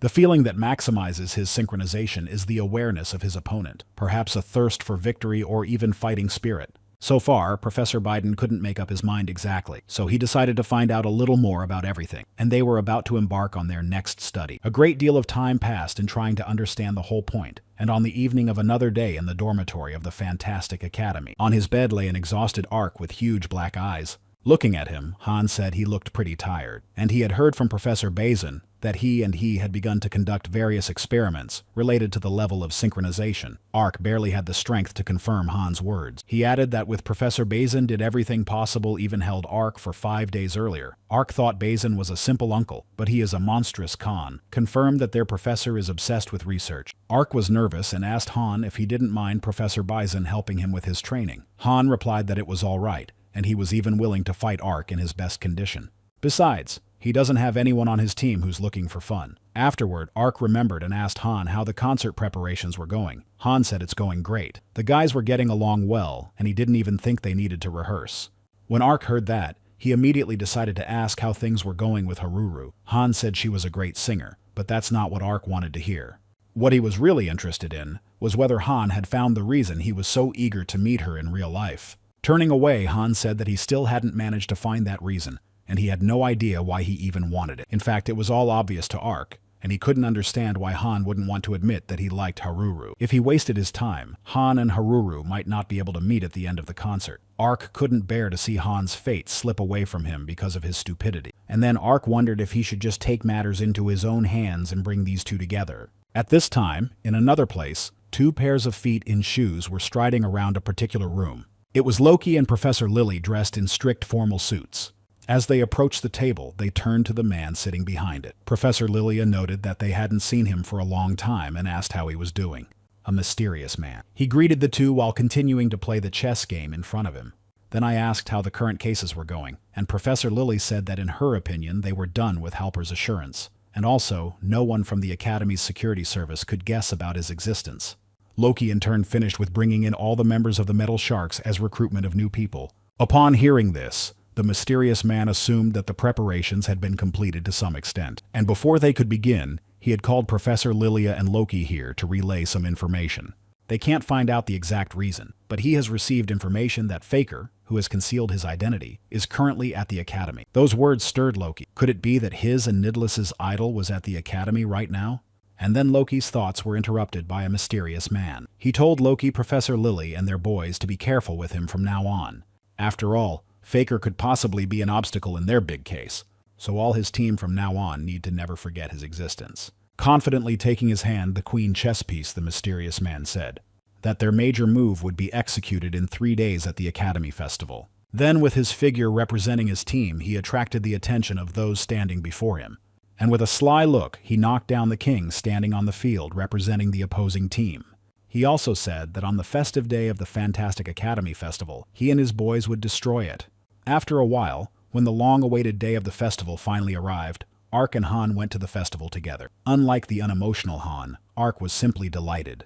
Everything was incredibly beautifully decorated. There were huge projections being carried along the alley by the performing guys. There were also airships flying in the air to notify others about the beginning of the Fantastic Academy Festival. Walking through the streets, Ark noted that he had noticed people from real life here. Then he realized what they meant when they talked about merging reality and the intersection.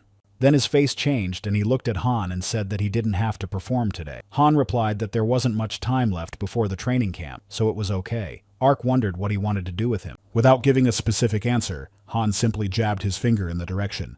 A smiling Foss standing in the apron who had already greeted Ark. Ark was very surprised to see him here, especially in that outfit, and Foss Sunbai, noticing this, immediately said that his friend had some business to attend to, so he would stay here for a while in his place.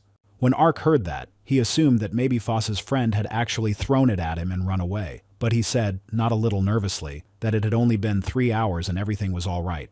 Foss then suggested that Ark take the battle ball, and once he found out that Ark didn't even know what it was, he explained to him that it was a Fantastic Academy Festival item that allowed for one-on-one play. If you throw this ball and hit a selected opponent, a shield will appear around the person who threw the ball and the one who was hit by it. After that, you have to choose how the participants will compete, and if they want to, everyone can bid in the form of an item. Basically, Ark can think of it as the academic version of Tomatina, which just started out away from them. This game required a lot of space, so Ark thought it was a bit rude to do it in the middle of a busy street, but Foss objected, because how could it be rude if she needed a festival for this kind of fun? And looking at Foss, Ark asked him with a degree of skepticism if this was where he had brought him. Without hearing back, Ark received a proposal from Khan, who wanted to challenge him to a contest. Accepting his offer, they started their battle right at the same spot. The barrier that formed around them sealed Foss standing next to him, which didn't help him understand why they had chosen this particular spot. While inside the protective dome, Han said he wasn't happy that he'd already lost to Ark once, so right now, he wants them to fight. In his mind, Ark was thinking about the fact that it was a shame they were in such a crowded place. Then he asked Han aloud how they were going to choose the game in the end. He, in turn, pointed Ark to a cube that was on top. The man who rolled it would choose the game to be played. Then Han grinned and suggested to Ark that they fight for the first time in a long time, and he silently smiled and let it be known that he agreed to it. Right after that, they threw a die that kept bouncing back and forth, until he stopped and Han's face appeared on his rib, signifying that it was he who would choose their contest. Parallel to these events, carrying many bags of various food in their hands, Carrie, who was still eating another kebab she'd bought, was happy. The festival had a lot of goodies in addition to the ones he and Haruru had already bought. They were talking about how the prices were cheap and they probably wouldn't gain weight if they bought a lot of stuff, so this was the best place to eat. Haruru even thanked Kari for going to the festival with her today, but Kari said she didn't need to because they were friends. In response, Haruru laughed and said she was honored to have such a friend. Then Carrie asked Haruru what she was going to do tonight after the show, and if she would tell the guys the whole truth. And she took her hand to her throat and said that she thought it would be very scary. She can meet someone she knows in life in the intersection, but Haruru is afraid that in reality, she will disappoint people she only knows here. And in that moment, Carrie remembered with a shudder the moment when Haruru had confessed to her that she couldn't speak because she had aphasia. With aphasia, a person can't speak. If Haruru tries to make a sound, she can, but she can't speak fully. According to her doctor, it's impossible to know the cause, but he says it's most likely due to the sudden stress she received as a child. Haruru thought that the guys in her group only dated her because of her voice, so it's likely that when they see the real her in real life, they'll be disappointed in her. In her opinion, it would be best to continue to be friends with them exclusively in the crossing without seeing them in normal life. When Carrie heard that, she shrieked with indignation because it was just outrageous. She meets Haruru in all worlds and doesn't see much difference. She's the same in reality as she is in Crossroads. So if the guys were disappointed in her, Carrie asked Haru to tell her about it. If they did, she was going to punish them so they wouldn't say such nonsense again. After saying that, looking at Carrie, Haruru's eyes sparkled with happiness, and she realized she should still meet all the band members after the show. Just then, With a smile, Kari poked Haruru in the shoulder and said why only she had put the condition about not meeting in reality, to which Haruru awkwardly said she was embarrassed. Not paying attention to her words, Kari noticed that they were selling egg cakes in the front, and turning to Haruru she said that it wouldn't be her fault if she was late for the show, because she really wanted to try them. Then both girls ran away into the shop from the dome that was behind them, and almost as soon as they stepped back he seemed to dissolve. Inside it stood Han, and leaning on his arms, Ark trying to use them to get up off the floor. It was obvious from his evil grin that he was clearly unhappy with the results of their game. The goblin-looking guy standing behind the satisfied Han said that he had finished the rhythm game on the hardest level with SSS plus ranking, and Ark didn't hide his indignation and said that it was very mean to pick a game in which Khan was better. Then Ark offered to play him again, but Khan refused, saying it was the only fight and now he and Ark are tied. They each had 1 loss and 1 win. He then extended his hand towards Ark and said that they would decide the winner at the next SKT. After shaking Han's hand, Ark said there was no way he was going to lose. In return, he said the same thing. Foss, who was watching them at the time, marveled at what he saw in front of him. After the game, it was quite late, so Han said he had to go. After saying goodbye to him, Ark said he'd come to see him perform, so he should try his best. And looking at the departing Han, Ark thought that even though he didn't seem like it, he would do anything to win. Then listening carefully and using his nunchi tracking, Ark immediately noticed familiar footsteps approaching him, which immediately gave him a feeling of unease. It was his enemy Nightmare who was strolling through the festival as if nothing had happened, and as if he didn't notice Ark, he just walked past without even glancing in his direction. But then Nightmare heard Ark say to him that he would not lose next time. And despite Nightmare not turning around, Ark also added that he could definitely beat him. Having said that, Ark already silently continued to stare at his opponent's back, as Nightmare turned to him and said there would be no next time. Then, as if to confirm it, he repeated his words again with a look of disgust on his face. During this, in a completely different part of the festival, Haruru was running, realizing that she should have gone much earlier like Kari told her to, but there were so many different activities going on that she just didn't keep track of time. And anyway, there wasn't much time left before the gathering, so Haruru decided to take the shortest route she knew.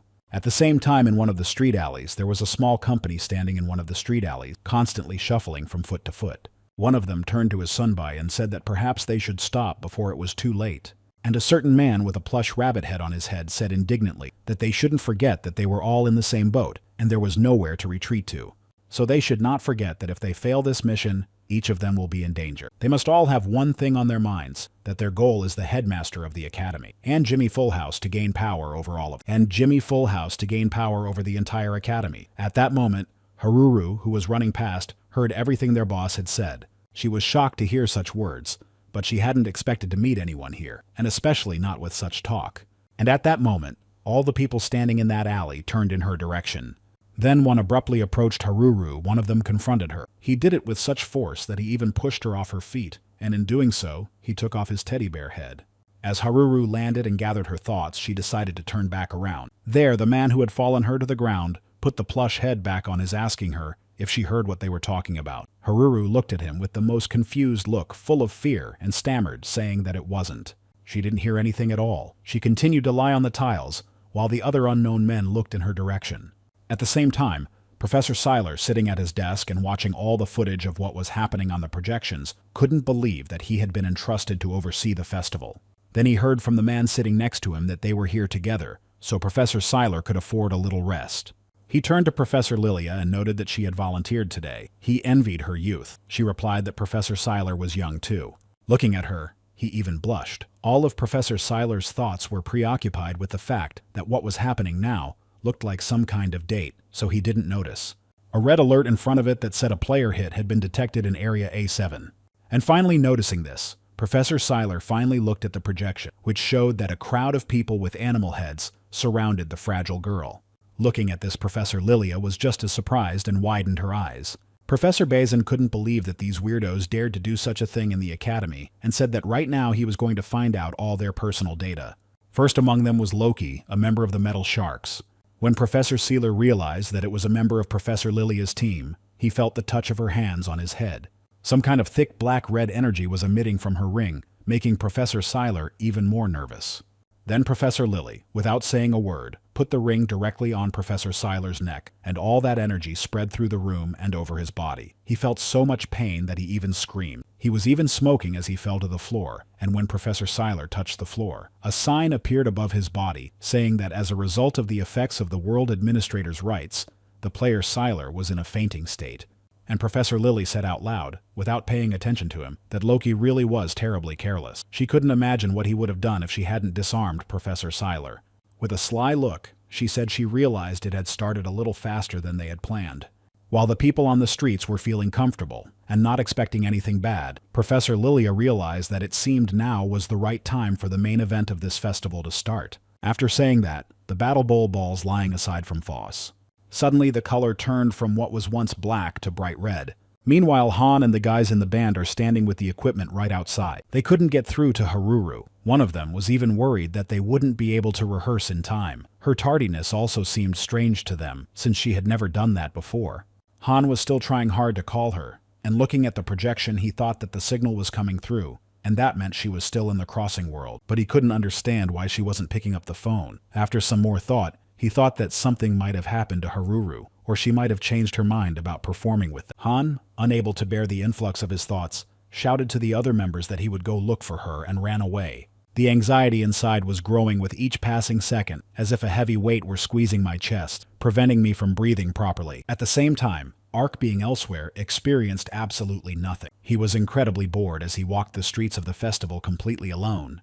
Before coming here, he wanted to invite T1 along, but he's hated entering the crossing since ages, so he declined. He was distracted from his thoughts by strange noises in the vicinity. He couldn't understand what was going on, because the crowd of people blocked his view. Coming closer, Ark assumed that this was where the participants were having some sort of event. But then his gaze went to the blonde girl who was sitting on the floor supporting a girl in a strange state with her hand. The blonde girl was crying and kept asking for help, saying that she and her friend were just playing a game using Battle Bowl. But as soon as the game ended, her friend had a seizure. But the people around her weren't helping her. A guy in a helmet next to Ark suggested that it might be an unknown bug. Then the girl next to him said that it was unlikely and that it was probably just a street performance. And then one of the girls in the crowd shouted with fear in her voice that she had tried to leave the game, but it wouldn't let her out. Her projection was giving her an error. Dozens of questions were heard from all sides. No one could understand what was going on, and everyone wanted to ask the academy administrator about it. Ark also couldn't understand what the situation was, and he was sort of talking to himself, asking what was going on here, while behind him stood one of those men with animal heads. That man was clutching one of those red Battle Bowl balls in his hand. Literally seconds later, he raised his hand with the ball, pulling it forward. The unknown man with the head of a chicken brought it close to the back of Ark's neck. And at that moment, a turtle flew over the entire Fantastic Academy from above, holding a huge palace with many green plants surrounding it on its back-together shell. There on the edge of the balcony on his chair sat Principal Jimmy Fullhouse. As he gazed at what he saw below him, he noticed that in the city, indeed, as he had been told, the academy was in disarray. He'd said it while he was bound by the black-red energy that had recently disarmed Professor Seiler. The principal immediately assumed that whatever the girl was doing now was obviously not a joke. He didn't think she would do something like this. Then, Professor Lily, standing behind his back, said that she too had not imagined she would be able to checkmate the principal so easily. The academy's guards were much weaker than she had imagined. In response, the headmaster said that the academy didn't need more advanced guards, because there were no more guys like her. Then he asked her if she still hadn't gotten the rights to run the world, and Professor Lily said that she had only banned logging out and fixed the system quite a bit. Like in the case of Battle Balls, she changed all the modes to battle modes and added a loser. She also speculated aloud that the director might think that such a change didn't make sense. But what would happen if she increased the painful sensations of what was going on inside the world to its fullest? Those words even made Jimmy Fullhouse jump up. He just couldn't believe it. He asked Professor Lilia if she didn't know what would happen if she did that. She replied that the article that saying goodbye to life in the world of the crossing with maximum sensitivity can turn off the brain in reality is very popular. Professor Lilia is eager to put this theory to the test because she is so eager for the chaos to come. And now all of her like-minded friends are using battle balls on all of the festival guests. As soon as she said that, she immediately assured Jimmy Fullhouse that it was pointless to expect her guys to lose. After all, they'd already set up and installed the loser. Grabbing the chair where the headmaster was sitting, Professor Lilia pulled it forward, stating that the sacrifice of so many people would cause discussions all over the world, and wouldn't the hacking of the Academy's great security system be a shock to everyone. With those words, she tilted the principal's chair further, and added the question of what Jimmy Fullhouse would get by committing such a thing. Breaking one of the partitions of the balcony, she points out that of course, in all this, the main course will be something else. And tilting the chair in which the chained principal sat, Professor Lilia said, addressing him, that it would be the death of Crossing System Administrator and Herm Master Jimmy Fullhouse. This will be the first step for them. At these words, the director's favorite crown flew off his head and down to the bottom. And that's when Jimmy Fullhouse noticed her words. They definitely meant that she wasn't acting alone, and there are other inadequates like her. Then as his blue crystal ring began to emit certain particles of the same color, the headmaster turned to Professor Lily and asked if she thought she could take his life so easily. After these words, an incredibly bright blue glow appeared between them, as if an explosion had engulfed them both. Professor Lilia squeezed her eyes shut as hard as she could. She even coughed in surprise, barely able to cope with the excitement. And as the glow dissipated, Jimmy Fullhouse was no longer in front of her. He was gone. And a second later, accompanied by the energy from his ring, appeared behind her back in a completely different outfit. He lifted his glasses and looked at Professor Lilia, and said that the weak were judging themselves. Did she think about the fact that the headmaster had given the professors control of the world without any insurance? In the next instant, guiding her hand with a ring of energized Jimmy Fullhouse told her he would tie her up right now. And she'll immediately hear about the guys who are in the business besides her. A second later, the energy force rushed towards her, raising the wind in its path. Even when she was incredibly close, Professor Lilia was not nervous at all, but even smiled. After all, she was able to defend herself against it with her red, thick energy. And Jimmy Fullhouse was clearly not ready for this, and he immediately became visibly agitated. Because at that moment, the notification sign that appeared there said that an administrator's order had been triggered. Until the administrator's powers are stabilized, all his orders will be cancelled. Once this happened, Professor Lilia said that since they are the same administrators along with Jimmy Fullhouse, they can mutually offset all orders. In all 3 years at the Academy, Professor Lilia spent that time creating a duplicate passport key. Holding the modified battle ball in her hands, Professor Lily moved closer to the principal and said that he had always liked the games after all. Jimmy Fullhouse understood that this was a challenge, and addressing Professor Lilia, he said that despite the change in the rules of Battle Bowl, she too must realize that she is not an exception to these rules. She immediately realized that the director was talking about the numerical value of pain sensations. Of course, she realized that she was also subject to their effects. And removing the blindfold from her eye, Professor Lily proposes to start this duel in which the stake will be life. In the past, there was a man who was called the God of the Battle of Moves. Before the advent of virtual reality, this man had never lost a game of strategy such as Baduk and Changi chess. For this reason, many called him a game master. And after that, he was referred to as the principal of the Great Fantastic Academy, Jimmy Fullhouse. At the moment of the duel with Professor Lilia, the headmaster quickly assessed the situation. Based on her self-confidence, it was clear that she had an ace up her sleeve, for the reason that in a battle bowl it is impossible to predict who will choose the game, and it was not clear what she had changed, so the chance of winning was minimal. It was an extremely dangerous situation in which the director could be checkmated. Pensive, he slowly put his hand to his chin as if trying to find a solution or ponder his next move. Then Professor Lilia quickly approached him with a sly expression on her face that clearly showed her interest. She wondered what could have made the headmaster think so much, because no matter how much he reasoned, the game was going to start anyway, and that's when she put the ball on Jimmy Fullhouse's body. Then a shield began to appear around them, which meant only one thing. The duel would begin in a matter of seconds. Approaching the shield, Jimmy Fullhouse leaned against it with his back and arm. For then, when he thought about it, his choice was to tell the people outside about what was happening here. And when a bug that looked like a small bug flew out of the principal's ring, at this time, somewhere at the festival, watching intently, someone was looking for Ark with full confidence that he was here now. After the battle with him, all of this man's plans have failed. He simply could no longer wait until the next fight, because with the help of this battle bowl, he will wash away all the shame.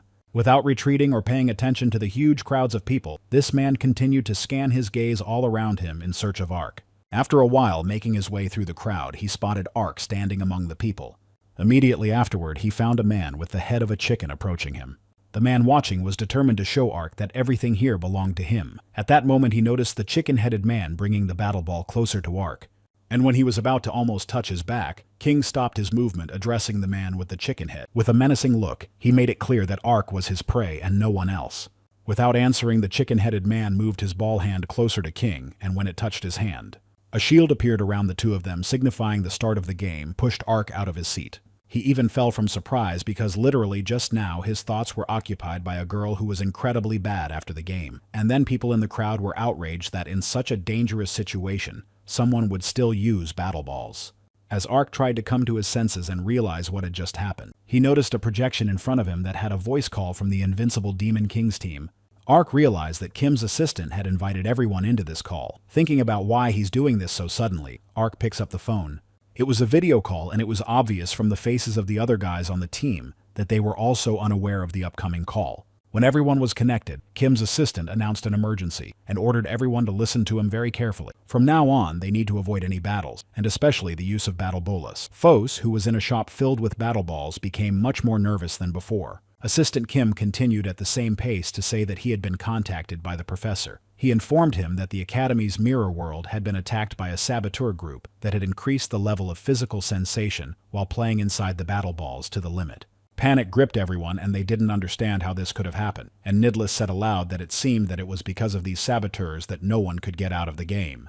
Kim's assistant confirmed what he said. The professor said that the saboteur is Professor Lily of the Metal Sharks, and soon her accomplices will start using battle balls to forcibly attack players. After these words, the image of Loki appeared in Nidless's mind, and he realized that he would most likely be involved in this case as well. At the same second, Nidless frantically began to pry from Assistant Kim where Professor Lee was now, and Kim's assistant said he told him that he went to handle the whole situation. But in fact, when he tried to enter the crossing, he was not allowed in because the gate was closed. And a turtle flying over him at that moment gave him an idea, and then he was left with only one way to connect. Then the realization came to Needles that Professor Lee was now with the saboteurs. Kim's assistant said that in any case, until Professor Lee had sorted everything out, they should evacuate the guests to the square and hide. You could see from Carrie's face that she was nervous too. It seemed like right now she was facing one of the saboteurs. Two of his victims were lying right in front of her, and he was hovering over them. Hearing that, Kim's assistant immediately ordered Carrie to run away and not even think about fighting with him. And at the same moment, Carrie tried to call Harur, but she still wasn't picking up the phone. And as Carrie stared at the projection, the guy standing in front of her, holding the battle bowl in his hand, he turned menacingly in her direction. Then Carrie kneaded her hands and told the mouse-headed man that it was rumored that people like him attacked people with battle balls, and if they hurt her friend, she wouldn't let it go. At this time elsewhere, Ark began to notify people to evacuate. After all, there was a problem in Academy World. Everyone here was advised not to use battle balls under any circumstances, and they should follow Ark to the square right now. Then Ark thought to himself that the girl who had just fainted was probably hurt because of it. As Kim's assistant had said, it would be better not to tell others about the percentage of sensitivity and keep it a secret. The saboteur group kept Ark worried because there was too little information about it. He was also very worried about Carrie, hoping she would be all right. Then Ark walked over to the shield next to it and addressed those inside. Ark told them that they should never hurt each other, and also not to start fighting until the administrator came. Ark didn't even realize who was inside. He also added that he would soon bring someone to help, but this only annoyed King, who was standing inside the shield. Then he made sure that the situation was confusing.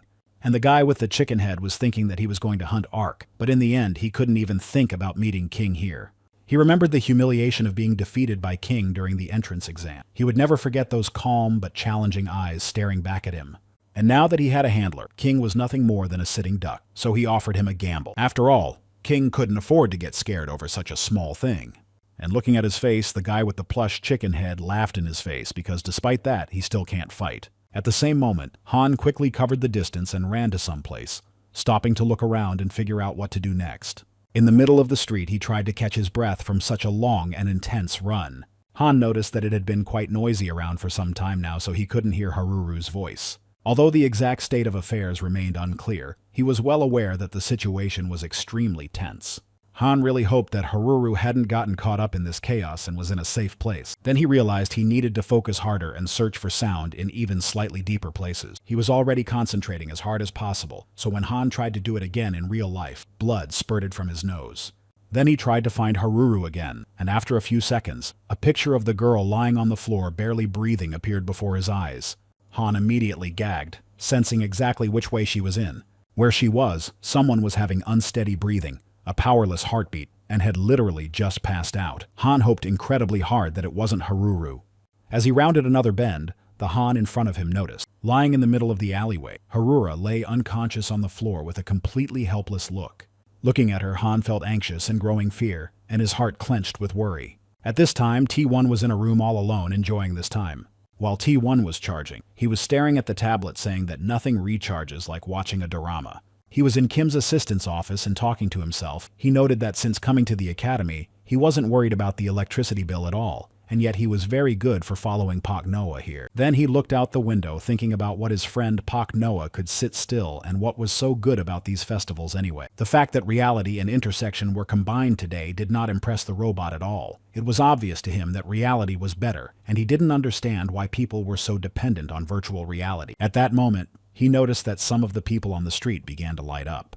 And then they disappeared from sight as if they had teleported somewhere in an instant. T1 was visibly nervous. After all, the people just reflected in the holograms had disappeared, and he assumed that there was some kind of connection failure. Either there was a power failure. But when he turned around, he noticed that his dorama was still running, which meant that the electricity was fine. He was upset, but thought that it shouldn't bother him anyway, and he should just keep watching the dorama. Meanwhile, in the area where the administrators of the Academy Mirror World are located, near the projections that showed what all the players were doing, a man with a plush animal head said out loud that he didn't think Professor Lily would personally go after the headmaster. He also added that she was very hot. This place was in their hands and the director was about to be captured, so things are going pretty well. Before he can get excited, he notices a sign to his left informing him that there has been a malfunction. He didn't even have time to finish his sentence before uninvited guests showed up. The man with the bag over his head was telling the girl that judging by the chaos outside, it seemed Professor Lee had told them the truth. Professor Sora replied that she couldn't believe that Professor Lily was the mastermind behind the situation. She also hoped that Professor Seiler, who had been on shift with her, was safe now. In response, the person in charge of the crossing and coding system, Professor Donkon, said that if the pain sensations were now raised to the maximum, he and Professor Sora should also be extremely careful. Just then, a voice picked out of their conversation, saying that he couldn't believe that such popular professors of the academy had shown up here. The guy with the plush rabbit head said that he thought he should greet the professors properly. As he said this, he squeezed the battle ball harder in his hand. Then Professor Dongkong said that it seemed to be Professor Lily's accomplice that Professor Lee was talking about. When Professor Sora heard that, he said that he would take care of him and let Professor Dongkong normalize the control center. Then the rabbit-headed guy said there's no way to invade Battle Bowl territory from the outside, so as long as he has Battle Bowl, they can't get through that corridor.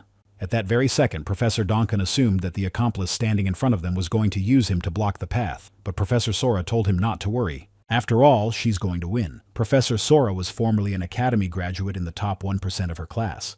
At this point, raising the battle ball even higher, the rabbit-headed accomplice wondered aloud how it might end.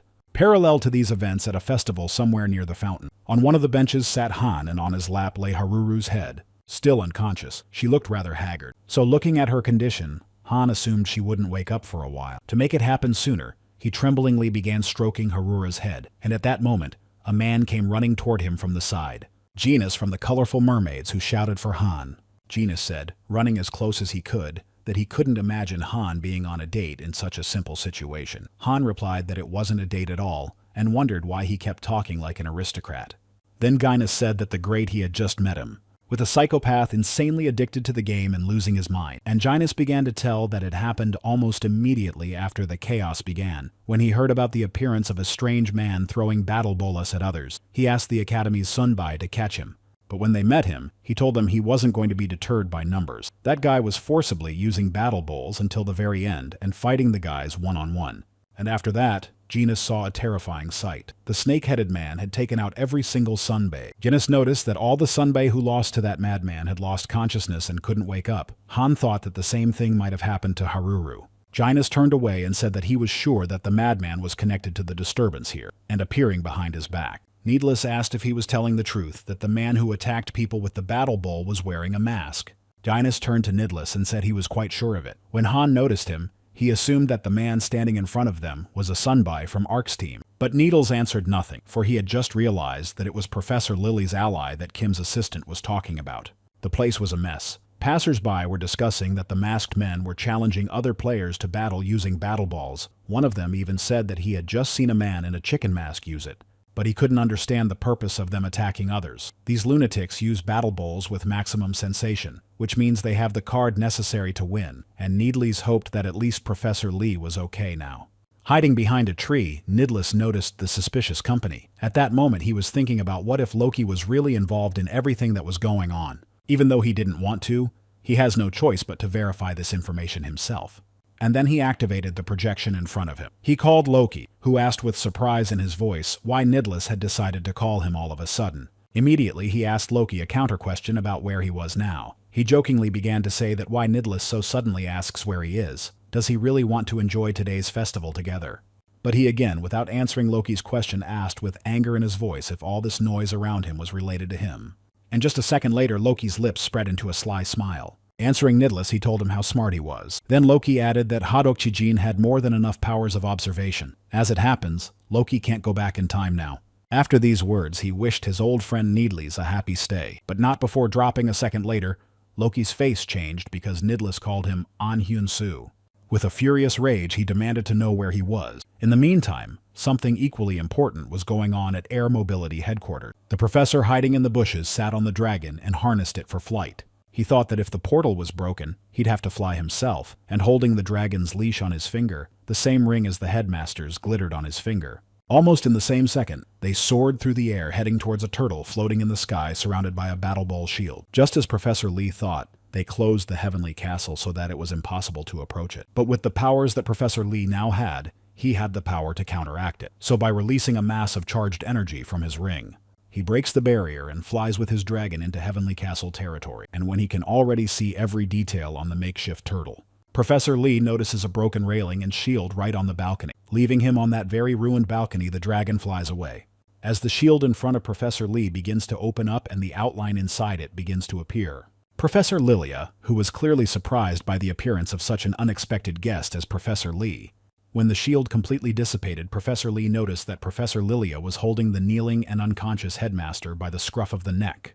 To make sure he was really fainted, Professor Lee called out the principal by name, but he didn't respond. Then he noticed that his ring had disappeared from the principal's finger, and then Professor Lydia said that at the very end, the principal made an interesting move. But she couldn't believe that the last way for Jimmy Fullhouse to save anything was Professor Lee. With those words, she threw the principal's body in his direction. Then continued that, in any case, Professor Lee wouldn't be able to stop her either. He was amazed at her confidence, and then he looked at her and said that Professor Lily was using a helper. Her eyes immediately widened, so she decided to ask how Professor Lee knew helper, to which he said he actually knew more than just him. I'm also talking about the fact that they're called the Prism. Their sabotage team has been slowly building their influence. At that moment, Professor Lilia asked the professor if he knew about everything, and still turned a blind eye to it. He took out his mask at that moment and said that he had become suspicious of them not so long ago. It started from the moment they stole victory from his students with unfair techniques. Then Professor Lee turned to Professor Lilia and said that it seemed like he had a lot to take away from her. At the same time as this, Loki sat in the chair cheering the arrival. Nidlis, who did not fear or heed Loki's words, came to the area of the administrator's location in the Academy's mirror world. Then Nidlis asked Loki why he had told his whereabouts so easily. He replied that he thought that goodbyes should be said in the face, and he had a suggestion for Nidlis. After a second, Loki asked if Nidlis wanted to join them in trying to change the world. He replied that Loki was talking nonsense right now. Interrupting him, Loki said that he had to properly experience in Z-Town how much this world was overflowing with illogic. A filthy and disgusting environment, children left without food. Whatever crime happened in Z-Town, the officials remained spectators, and compared to City A, their hometown was hell and nothing else. Therefore, Loki and his team were going to destroy their system and reboot it. The first step in that plan would be the collapse of the Academy, and Needles interrupted him by screaming that Loki was just trying to justify sabotage. Has he betrayed the team and himself for a future like this? Loki said that Needles can't change his straightforwardness. As Loki stood up from his chair, Needles asked him to finally come to his senses. But a second later, he rushed towards An Hyun-soo with fists and anger. While waiting, he just continued to stand in the same pose as before. But when Needles was quite close, Loki snapped him up sharply, and he said that there are rumors that the world is changing, especially since Hadok-jin saw Loki use the new technique at the last competition. It was only thanks to the game helper that he was able to defeat him. When he heard that, Needles wondered how low he wanted to go. But Loki wasn't going to answer his question. He just continued that, as long as he had a helper, Needles wouldn't be able to beat him. Loki also suggested that Needles probably already knew that the pain level had been changed, and if they continued to fight, he would feel the pain of suffering. So if he accepted his offer, then he would stay alive. To him, Needles questioned why he was so obsessed with him.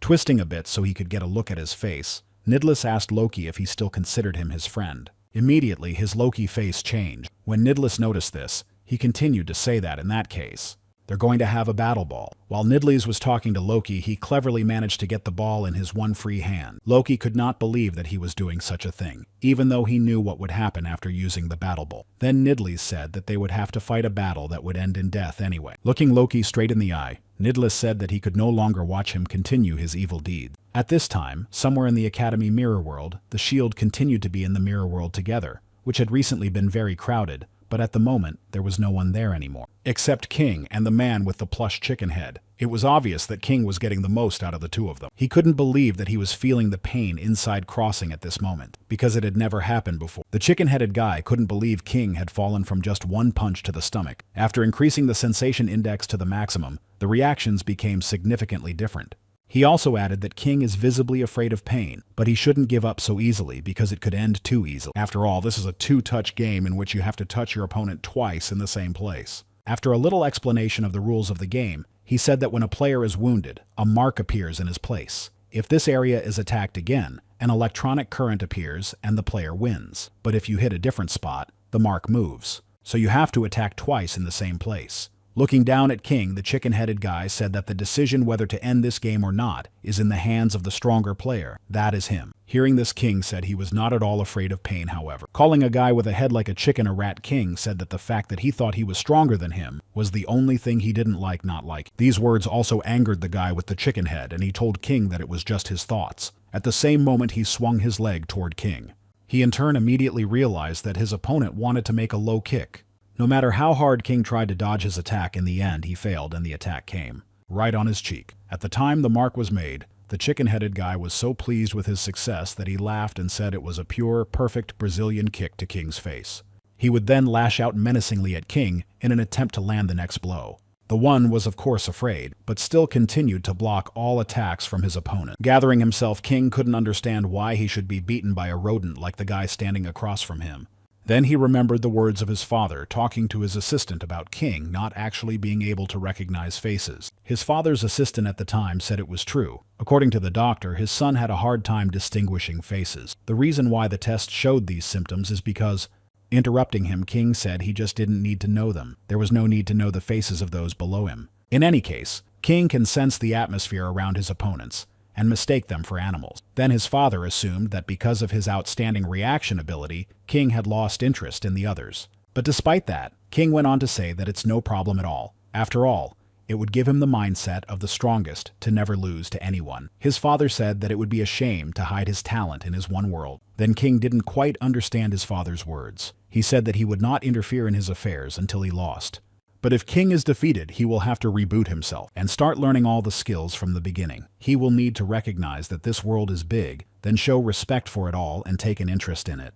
With a smile on his face, King's father said a genius like his son could do it, a seemingly impossible mind system. Then getting to Fantastic King Academy was the first time he experienced what they call losing. This defeat made his self-confidence false, for then it became self-distrust and created a lot of doubts.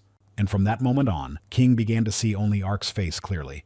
Despair came almost immediately because this guy won and King lost. Just like his father had told him, King's ego was destroyed by the experience. Then King remembered his father telling him to reboot himself. He's literally telling him to give up the life he's lived so far and throw it away. If that happens, will King be able to overcome the crisis weighing on him? Can he get revenge on Ark? In that case, he was ready to reboot himself as many times as necessary. His father had told him to recognize that the world was a big place and to show interest and respect for everything by taking an interest in it. So does King have to admit that these ineptitude are on par with him? Body instincts, absolutely everything felt repulsive, but King had to do it. After all, if all this was necessary to defeat Ark, he was willing to do it.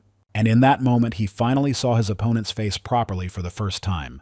When he punched King in the face again, he realized that he'd been fighting the chicken-headed guy the whole time. From such a blow and shock, Kinga could barely stay on his feet. He staggered backwards and leaned on the railing that was inside the shield. King said aloud that as soon as he recognized it, he began to see things he hadn't seen before. He was referring to his opponent's fighting technique, which was on par with the best fighters in the world. King also noted that his opponent used a unified style. In addition to that, depending on the position, he also added other elements perfectly. Listening to this, the chicken-headed guy didn't understand why King was praising him. Then he responded by saying that, by the way, it was the first time he'd ever been so interested in his opponent, and that it wasn't as bad as King had imagined. He then immediately assumed that his opponent had done this before. At the same time, King kicked him in the head with his foot, and the chicken-headed guy immediately tensed up, because King had just repeated the Brazilian kick, clearly copying his technique. Immediately, King was a little disappointed and said he was a little wrong. After all, the attack was a chopping attack and came in a bit higher, so he should tweak it a bit. As the chicken-headed man's fist flew toward King, he noticed how much the man in front of him had changed, which made him very uneasy, but he decided not to give in to his emotions and thought about how he could end the game as soon as possible. Gathering his thoughts and taking aim, he dealt the long-awaited damage to King. Except it hit the other cheek. It wasn't what the chicken-headed guy had planned.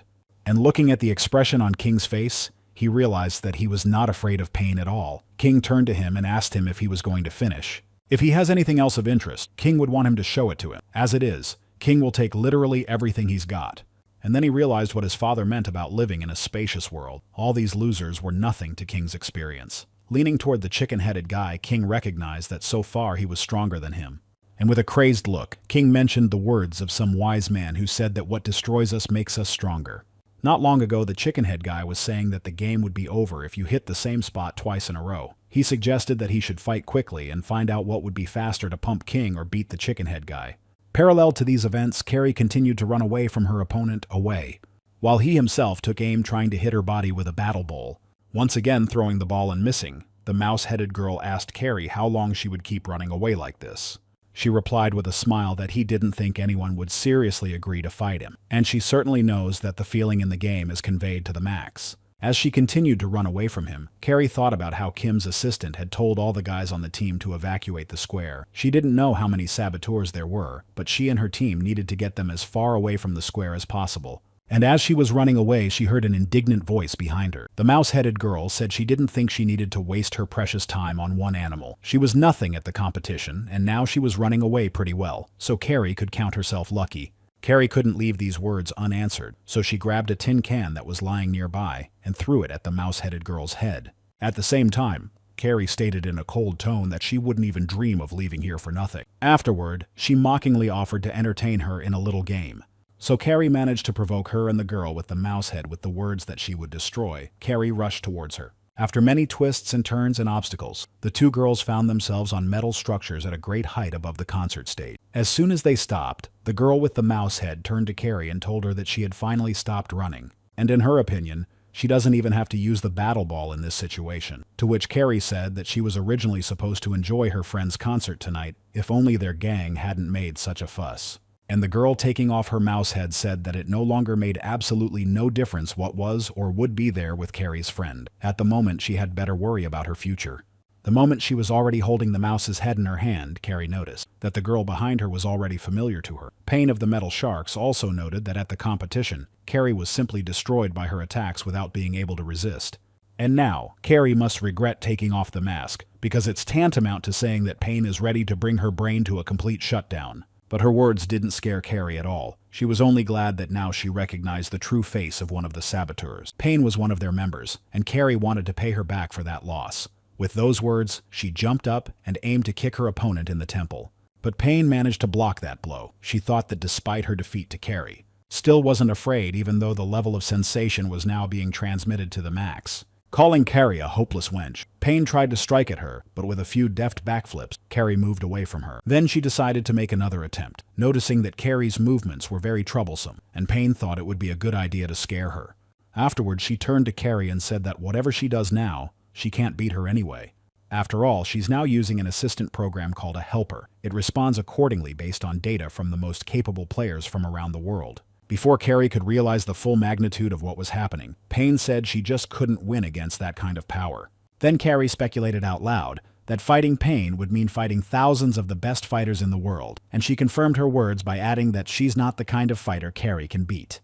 Afterwards, Carrie's face was full of admiration, and she was literally glowing with happiness, and she said that now she understood why she had lost. In a fair fight, she couldn't have lost to someone at the academy in terms of physical strength. Before telling her that, Pain thought she might scare Carrie, but she was even calmer when she said it. At that moment, a cheer came out of Carrie's mouth, and kneading her hands, she said she would now tell Pain a story of her own. The town F where Carrie was born was the most disgusting place of all. There were no adults there to patronize children. Everyone was worried and concerned about their own well-being, and to survive, children like Carrie herself had to fight the adults. Constantly being in that disgusting environment, Carrie gradually hardened herself. She had gained an anger and strength that continued to help her to this day. Saying that, Carrie sprinted toward Pain. Continuing to speak but in a moving manner, Carrie told Pain that if she had a complete lack of talent for learning now, she would have to forfeit her life. And confused, Pain couldn't read her opponent's next move at all. She would make an overhead or underhand punch, maybe in flight again. But it didn't matter because in any case, the helper would respond in any situation.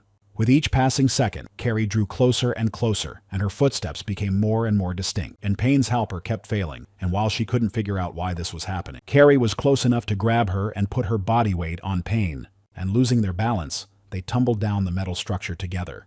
Meanwhile, the snake-headed guy continued to stand in place, menacingly straightened up, ready to act at any moment. Around Han and Gynus, who kept pointing out their threat, while the atmosphere grew increasingly tense. He also added that this guy is a crazy, sick-in-the-head, gambling-dependent psychopath who's attacked people around him here before. Then he pulled out a battle ball and told the guys nearby that he had found a hunting ground full of monsters. When he was about to throw the game ball in front of him, suddenly a guy much taller and tougher than him appeared. Golden Mountain turned to the guy with the snake head and asked if he was the one who was attacking everyone. He warned that he wasn't going to forgive him if he continued to make a mess of the place. He also thought in his mind that if he could defeat this scoundrel now, it would probably be huge news. So now he had a good chance to become a superstar of the academy in an instant. Wasting no time, he grabbed the guy with the snake head by the arm and told him to leave so as not to inconvenience those around him. The guy was silent, but when an electric current ran through Golden Mountain's entire body, he said that the stupid mobs had better leave. And according to him, everyone should now realize the current situation, so they should desperately start running away right now. As soon as these words were spoken, the crowd of people who had formed a pandemonium began to flee from the place in a panic. And underneath the snake mask was Stade from the Metal Sharks lineup, who was just thrilled that people were freaking out at the sight of him, and immediately Herd's thoughts that Halper was the best just took hold, and that's when he got his attention. Han, who without any excitement approached him and asked about Haruru, who was lying behind him. He asked if she had lost consciousness because of Stad. Puzzled, he looked at Harura and said that he had seen this girl not too long ago. Stad then said that perhaps it was done by his hands and added that Khan would then take action. Asking what Khan could even do, Stad gradually brought the battle bolo closer to his chest. And when he finally touched the Khan, a shield appeared around them, signifying the beginning of the battle bowl. Stad reacted quickly and told the system to roll the die immediately. When the cube stopped on its top edge was the image of Han. Noticing this, Stad said that the right to choose had gone to the loser. But in any case, the helper had information about the best rankers in the world, and that should have helped him. But Khan didn't care, and interrupted him and chose game number 485, Rhythmic Pandemic. Then Stad assumed that Khan had chosen it, thinking that the game would not affect his sensitivity level, but that the electrical waves would destroy his brain anyway. Han, however, ignoring the provocation, chose the music. His behavior was very annoying to the herd because Han kept confusing him. While his mind was on it, Han said that he had chosen music, called Rhapsody of Sunset and Ashes. After hearing that, the herd was immediately hot. It was an incredibly difficult tune that no one had ever been able to get through before, but even so, Han was sure he would get through it. For here in the intersection, anything is possible, and by placing your fingers over the key projection, Khan and his opponent Stad prepared themselves and froze, waiting for the contest to begin. Seconds later, notes began to appear in front of them, and they moved out from time to time. However, soon their number began to increase rapidly, and it was already quite difficult to keep track of them. Stade especially felt difficulty in performing this game. He missed notes many times, and yet he was able to hit the keys in time. But in any case, the notes were coming down at an incredible rate. The parts with the out-of-place sequences made his fingers curl. Stad couldn't believe that the data from the best players couldn't perform better. Regardless, he'll be fine as long as he can last longer than Han.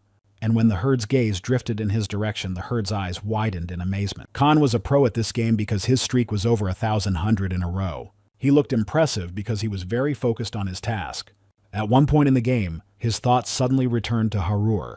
Han thought that if he could only express himself a little better, if only he understood his own feelings a little better, he could have asked her to go to the festival together, and maybe that would have made a difference. Han also thought about what if they had a chance to meet again. If only that would be possible. At the same time, in real life, Han's nose was bleeding with such force that it was even dripping onto the seat of the crossing capsule.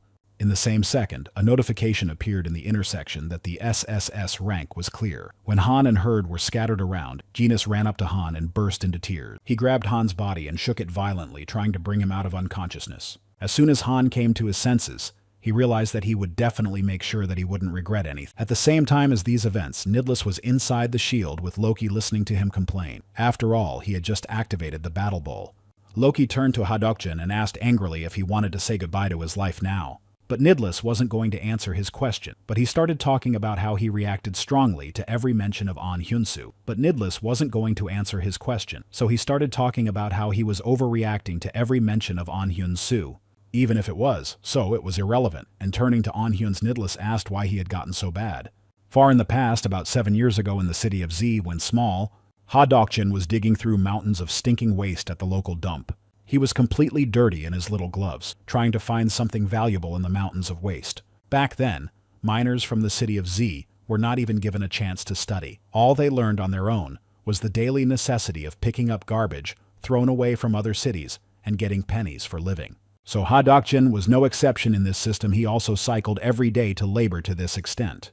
He even fainted from exhaustion. His friend An Hyunsu always came to his rescue. He was very worried about him, so he asked him not to overwork himself and always didn't deny him rest. But that very day, the guys who controlled the dump turned to little Loki and Nidless and said that if they pretended to be sick, they wouldn't give them the money they could earn. An Hyunsu, overcome with emotion, shouted loudly in their direction, not believing his ears as to how they could say such a thing just because they were a little rested. Do they really think that Hadokjin is pretending? He also added that they really wouldn't get anything here today because it was so dirty. When one of the guards started to get indignant, the other one calmed him down and told him to bear with it, because last time he had almost knocked them out of the wall with a stone. When he heard this, he said that some crazy people were attached to them and he wanted to see their parents. He added with a laugh that it would be impossible because they had abandoned them to their fate. When Hadokjin finally came to his senses, he apologized to An Hyunsu because he's the reason he's in trouble now, but it was to cheer him up. Said I found a cool thing in the other direction and suggested he head there together. And when An Hyunsu showed Hadokjin with delight on his face, he said with interest that it was a very old model, and he was incredibly curious if they would be able to launch it. And being in an infinitely good mood after An Hyunsu's discovery, Hadokjin suggested that he check it out.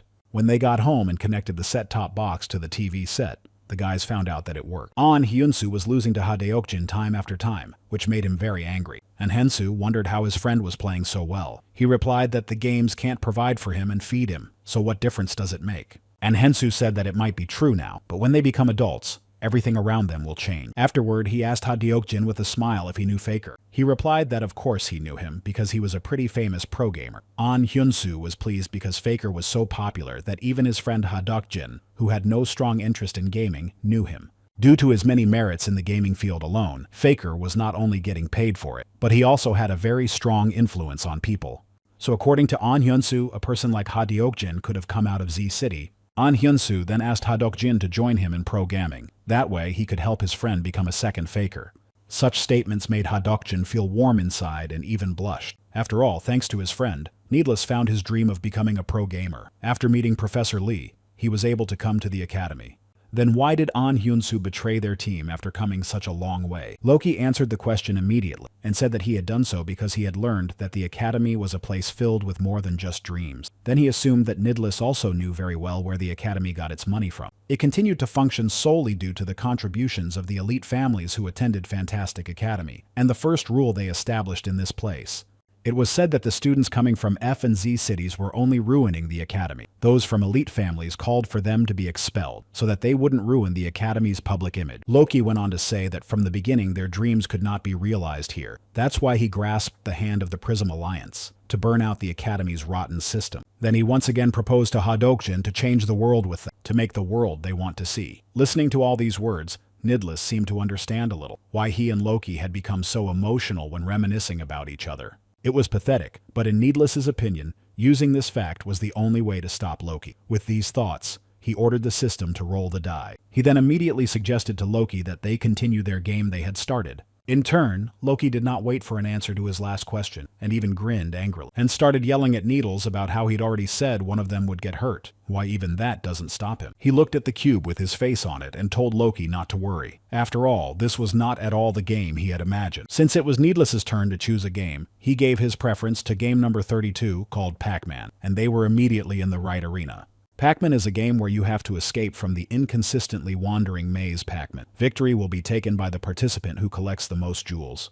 Immediately, Needles announced that from this moment on they were starting a fight at the stake of which his life and end would be at stake. An analysis of the losers inside the intersection with the maximum sensation factor put 8 out of 10 people into comas, and the survival rate was only 20%. At that moment, an oversized Pac-Man crawled out from around the corner. His fang-like teeth glinted in the sunlight. Looking directly at him, Needless said that he would bet his life on winning this game without a second thought. And then he felt the Pac-Man getting closer and closer to him and Loki with every millisecond. Then Needless turned his back to the Pac-Man and said that if he fell into a coma, there was an 80% chance that Loki would win. Then Needless turned his back to the Pac-Man and said that if he fell into a coma, with an 80% chance that Loki would win. Then he remained standing motionless in the same spot. Anticipating that in just a second he would be swallowed up by the Pac-Man, Needless said that if he could win, then Loki would apologize to everyone and get punished, but he just couldn't look at it. There was fear on his face. Loki asked Needless to stop, but not paying attention to his words already being in the mouth of the Pac-Man. Needless said that after that, they will definitely play together again. As he did so, Loki rushed forward and shouted for him to stop immediately. But when he heard the distinctive sound, Loki realized there was no turning back. And at the same moment, the shield surrounding them all this time began to dissipate.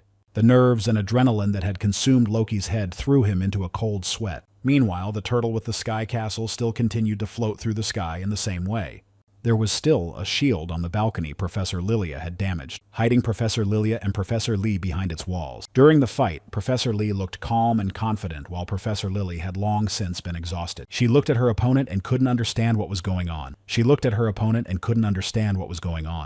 Snapping her out of her musings, Professor Lee suddenly reminded her that she herself had said that the Halper contained the data of all the top players who should react for her. That meant the way to destroy it was simple. You just have to become stronger than the people who came first in the games. At that moment, Professor Lily realized what had happened. Professor Lee was the faker. Then she picked up why that mysterious man had told her to be careful. It wasn't that she couldn't stand up to Professor Lee with a helper. It's just that now she would be forced to change her strategy as well. Immediately, without a second's hesitation, Professor Lee gripped his sword tighter.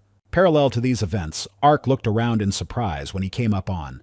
There wasn't a soul in the square, and there was an ominous emptiness that alerted him. But a moment later, his gaze drifted forward, and he spotted a familiar figure. In the distance stood Genus, who was desperately screaming, trying to reach him. Ark couldn't quite make out what he was trying to say, but he could sense the anxiety in his voice. His attention immediately turned to an even more frightening sight. Right behind Genus, Haruru and Han were lying motionless on the benches. When he got close enough to see the whole situation, Ark asked what had happened here. Guinness said that Stad had come here to battle ball all the people. But Han didn't let that happen, for he had defeated him single-handedly and then lost consciousness. When Ark heard this, he approached Han's motionless body. At that moment, a guy with a teddy bear head appeared behind Ark and spoke mockingly, speculating about whether anyone here had passed out. But as he looked more closely, his tone changed dramatically, for even from the back, he instantly recognized the Ark standing before him. And when Ark slowly turned around, his gaze was so fierce that the guy in the bear's head felt the tension around him become almost unbearable. Ark and Guinness continued to stand in silence with the guy with the bear head looking at each other. The expression on Ark's face did not change. It remained as cold and impenetrable as before. His appearance made it clear that he was still angry and determined. Then the bear-headed boy realized that he hadn't expected to run into Ark here, and it made him feel uncomfortable. The thought flashed through his mind that it was he who had managed to defeat the herd, who now lay unconscious behind him. He couldn't even imagine how Ark managed to do it, because Stad was not a weak opponent. His musings were abruptly interrupted by Ark's voice, who spoke, saying that there were rumors that saboteurs were using battle balls to attack everyone. At that moment, Ark looked straight into the bare-headed guy's eyes, and in a firm, commanding tone told him to immediately pull out the battle bowl. He suggested that they fight a fair fight right now to find out once and for all who was stronger. The guy with the head of a bear watching what was happening did not change his posture, remaining standing as before as if assessing the situation. Then, scratching his head, he grinned and scornfully called Ark a loser, claiming that he would never understand his place in the world until the end. But as it happened, he decided he would give him a chance to prove his strength in battle. Throwing a battle bolt in Ark's direction, he said they would fight right here and now with no excuses. Then the guy with the bear's head gestured for Ark not to hesitate, and to attack him immediately, showing that he was ready for a fight. Then Ark cast his gaze again towards the bare-headed guy, carefully studying his appearance and demeanor. Then he confidently told the system to roll a die to determine the terms of their upcoming battle. Before the die landed, Ark noticed something strange in his opponent's manner of speech that seemed vaguely familiar. Ark noted to himself that the communication style of the man standing in front of him, also his costume, which he had seen a little earlier. And it was at that moment that a logical chain formed in his head that led him to an unexpected conclusion. He realized that the bare-headed guy standing in front of him was actually none other than his old enemy Hyunjun. Then his current image appeared on the cube. This meant that Hyunjun would now be the one to choose the upcoming game. Without wasting any time, he confidently informed the system that their battle would take place in the arena of the World of Time Heroes. After a second, the surrounding space changed and they both found themselves in the place Hyunjun had chosen, as soon as the protective shield around them began to disappear. The system announced that players' avatar data from the World of Heroes of Time was being uploaded, and they also had to choose a profession and a suitable weapon for battle. While he was pondering his choice, he suddenly asked Hyunjun a question about how he became like this. As he thought about his choice, he suddenly asked Hyunjun how he had become like this in the first place. But even with such a sarcastic answer, Ark agreed, selecting his weapon as he went. It was obvious that Hyunjun had been like this from the beginning, and that his nature had long since been formed. As soon as they both decided on their professions and weapons, Hyunjun didn't waste a second and rushed to attack Ark. Ark looked at Hyunjun completely calmly without showing the slightest bit of excitement or fear of a fight. Then he concentrated, took a deep breath, then smoothly exhaled, emitting a characteristic sound of full concentration. Hyunjun, carefully watching his actions, immediately realized what was about to happen. And without wasting any time, he aimed his blade straight towards Ark, expecting a quick and unexpected attack. But the next moment he realized with horror that his blow had been completely blocked without the slightest difficulty. In addition, Ark calmly stated that this time it would not be like before, and the outcome of the battle would be different. After all, this time he would fight with all his might. A little while ago, when Ark and Professor Bazin were in his lab at the intersection, they were about to conduct an experiment involving synchronization control. Professor Bazin assured Ark that he should not worry about the possible chance of burnout when the synchronization level increases. After all, they would now try to find a trigger together, so that Ark could reduce it if necessary. Also, Professor Bazin added that he summarized this experience as if Ark's catalyst was Nightmare. It was likely that the inhibitor might also be nearby. At that moment, many projections of familiar players appeared in front of Ark. Then Professor Bazin suggested that Ark check them all out. Maybe there's someone like that in here. And after this experiment, Ark and Professor Bazin continued to conduct experiments together. As a result, after some hard work, they finally found the inhibitor. But as happy as they were to finally find him, they were shocked. For in front of him and Professor Bazin was a clone of Kari. Looking at her, Professor Bazin noted that she had just recently increased the level of synchronization of the Ark, unlike what it was now. And who would have thought that Kari's stored evil appearance in Ark's data would be his reverse trigger? It wasn't ideal, but Professor Bazin had decided that she could be a temporary remedy to lower the level of synchronization. Ark hoped to himself that she hadn't become an inhibitor because of the trauma of her beating him. And already during the fight with Hyunjun, Ark finally used his synchronization level for the first time in months. When the situation began to heat up, Hyunjun realized that the fight was clearly not going in his favor, and that he needed to make a change. So in a second, he activated his helper program right in the middle of the fight to gain an advantage. Hyunjun began to box in a manner that was completely out of character. Even so, Ark deftly dodged each of his punches and seemed to be in perfect control of the situation. A little while later, Hyunjun began using the art of Taekwondo, which Ark also knew how to effectively defend against. Hyunjun then used the Krav Maga system of Musat Savat and many other martial arts and techniques, but none of them helped to damage Ark. After all, he still continued to dodge despite the intensity of the moves or their features that Hyunjun was trying to use. A short while later, Ark felt his synchronization level increasing very rapidly until it reached 621%. It was very dangerous, because at that moment, Ark felt the glass that Professor Lee had told him about was about to spill. Even though he was very nervous and cold sweat was running down his face, Ark immediately tried to focus. He directed all his attention to the trigger, indignant, and angry face of Kari. At that moment, his synchronization level began to drop rapidly, and Ark continued to dodge Hyunjun's attacks with confidence. He couldn't believe that Park Noah was reacting at the same speed as his helper Data. In his opinion, it was a reaction speed beyond human capabilities. The sensation that Hyunjun felt was similar to what he had experienced during that fight. Now Hyunjun is using the helper and has even joined the Prism, giving his life to them. He's changed, more determined, and can no longer be kind to interfering vermin like Ark. He didn't even realize that Ark's blade was already at his throat. Simultaneously, Professor Lee delivered a long-awaited fatal blow with his sword to Professor Lilia.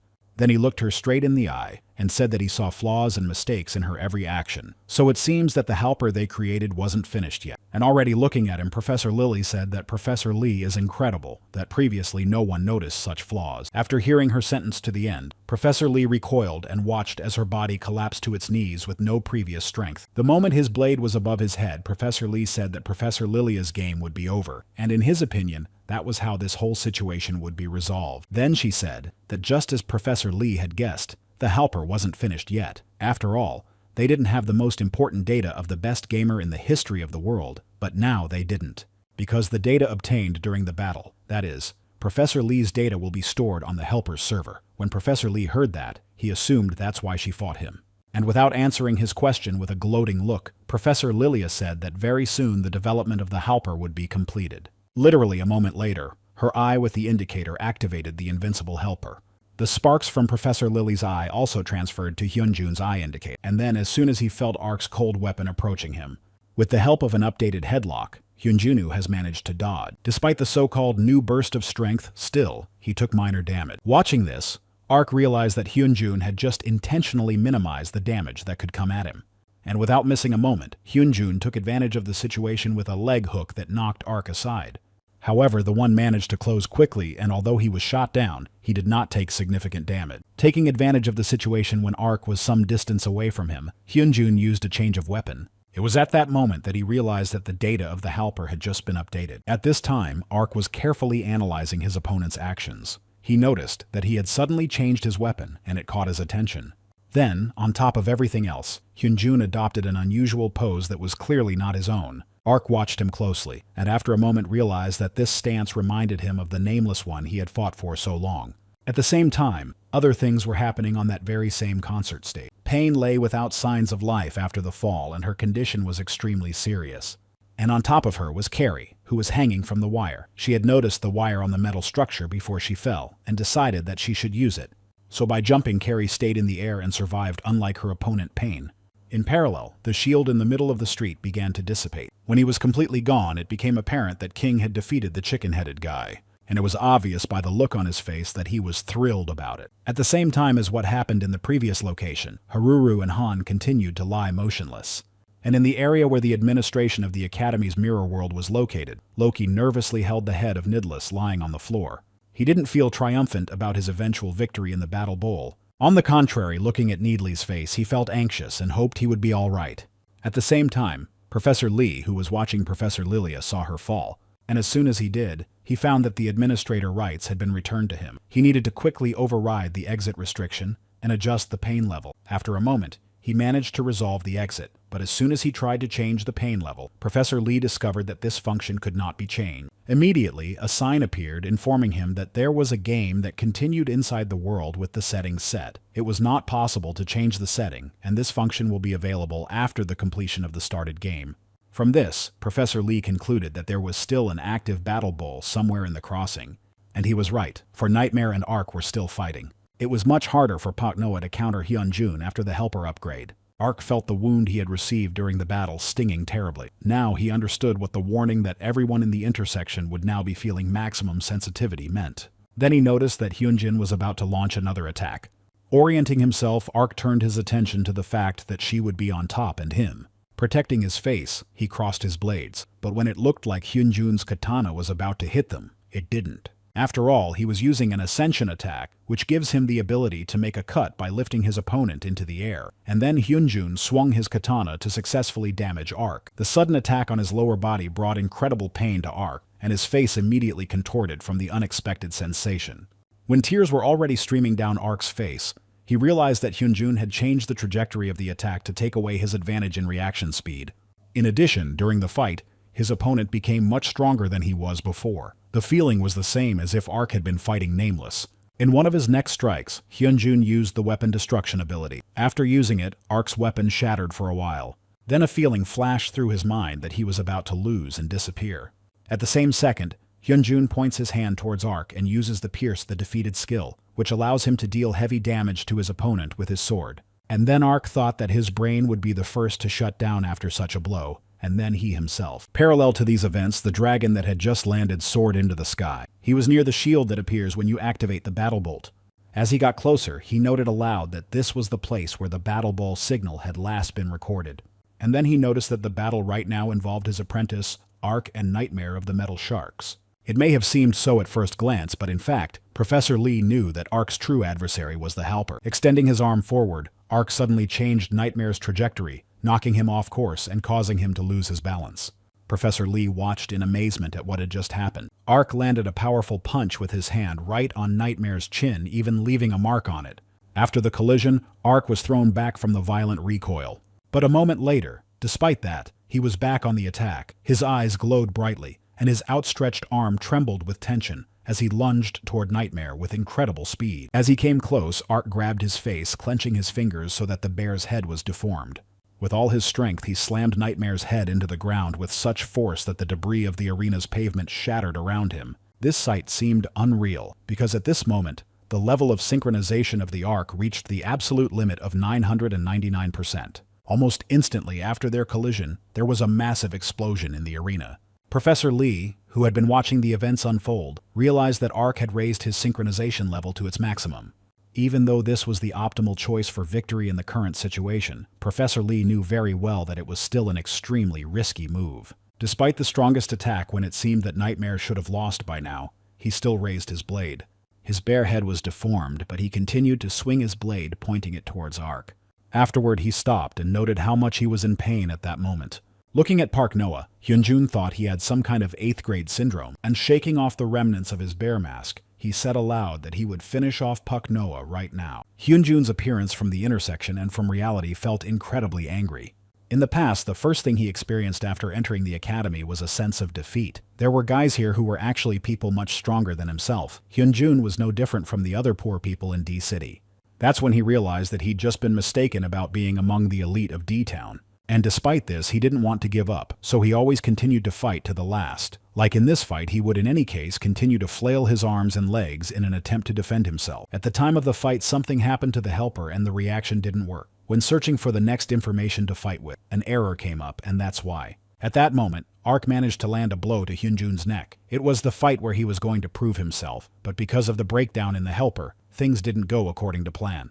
Realizing this, Hyunjun remembered Loki's words, that it was time to admit that he would never be able to cope, using only his own strength. And in a moment of endless hatred from the memories, Nightmare felt another blow that came to his cheek. Error after error appeared in front of Hyunjun. These warnings kept on and on. At that same second in real life, the Halper chip around Hyunjun's neck began to spark. Then his symbol stopped glowing around Nightmare's neck as if it had just broken. At this moment during the fight, Hyunjun clearly sensed what Halper had just passed out.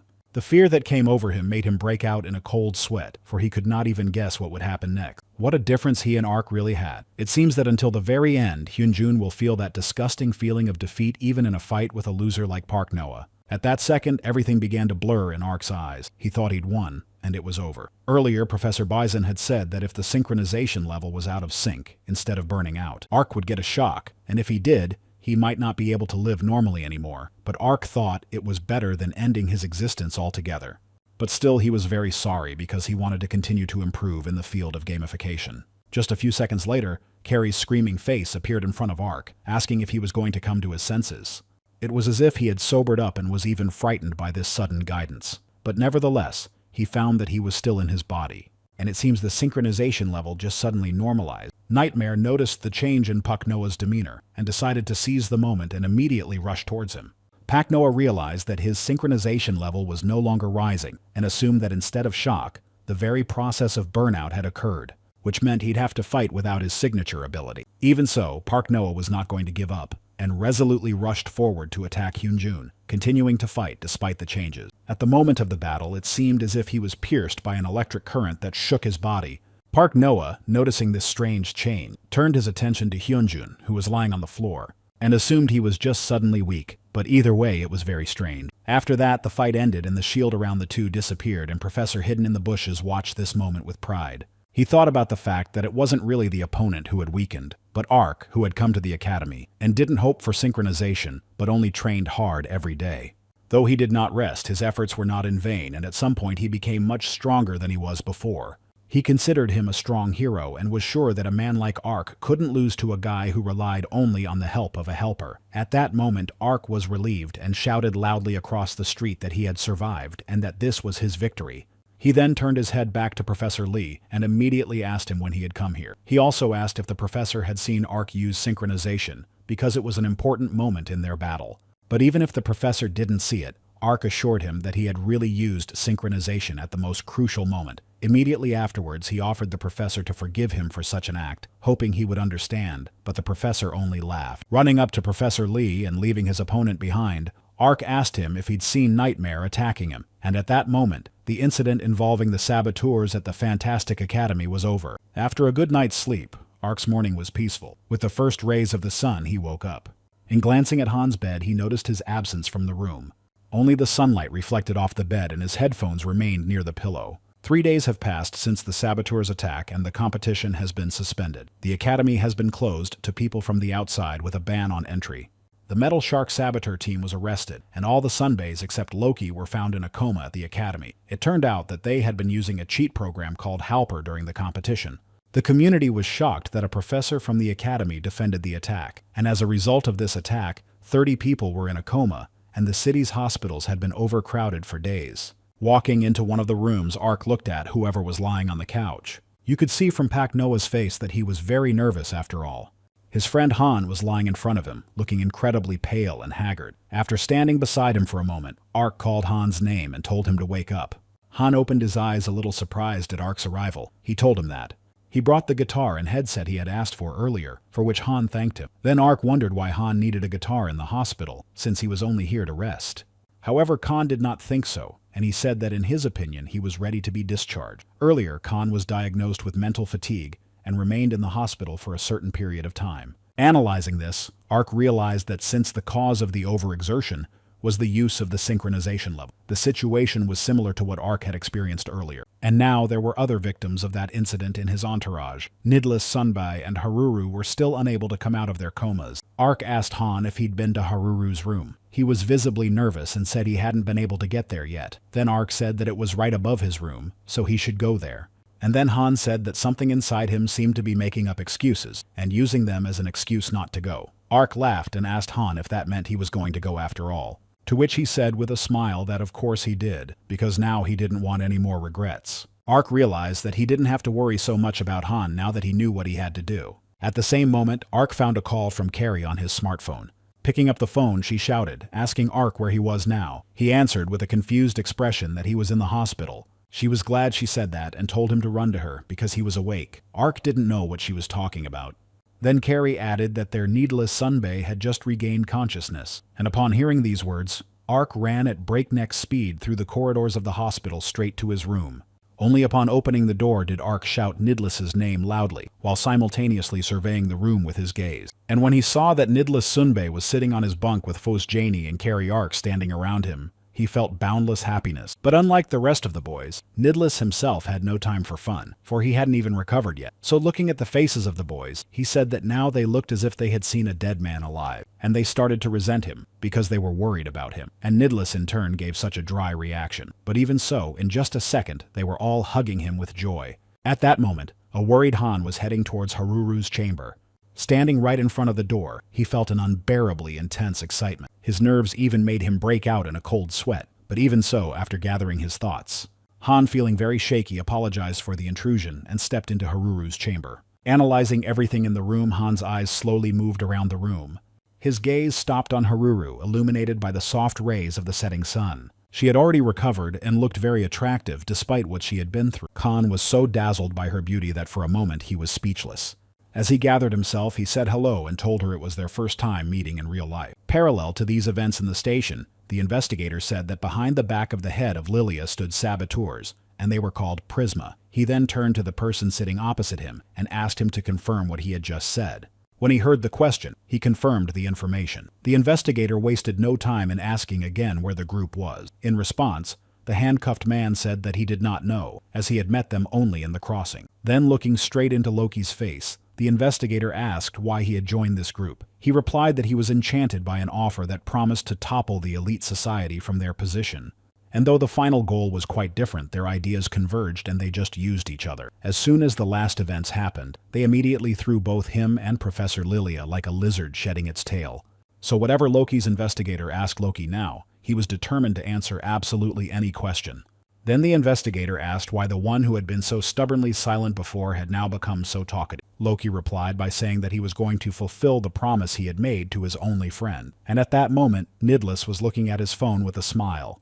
A little while later, Professor hidden in the bushes stared bewildered. He had told Professor Lee to come because he had important business to attend to, but what was going on here seemed silly to him. But Ark assured him that it was really important, because now Professor Lee would see his student surpass the strongest data. And at that moment, Nameless appeared in front of him. He held his weapon tightly in his usual manner and posture. It was the same posture he had used during the battle with Yunjung.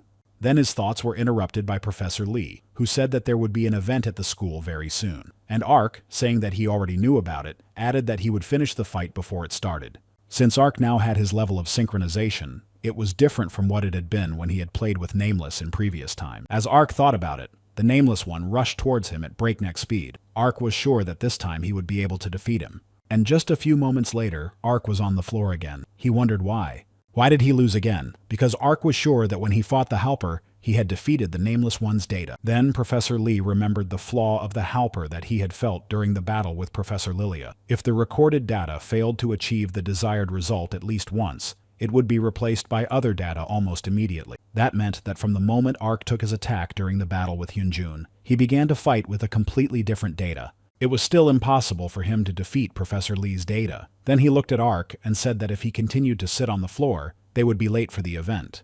After all, one of the main characters can't be delayed. Professor Lee's words made Ark's heart race.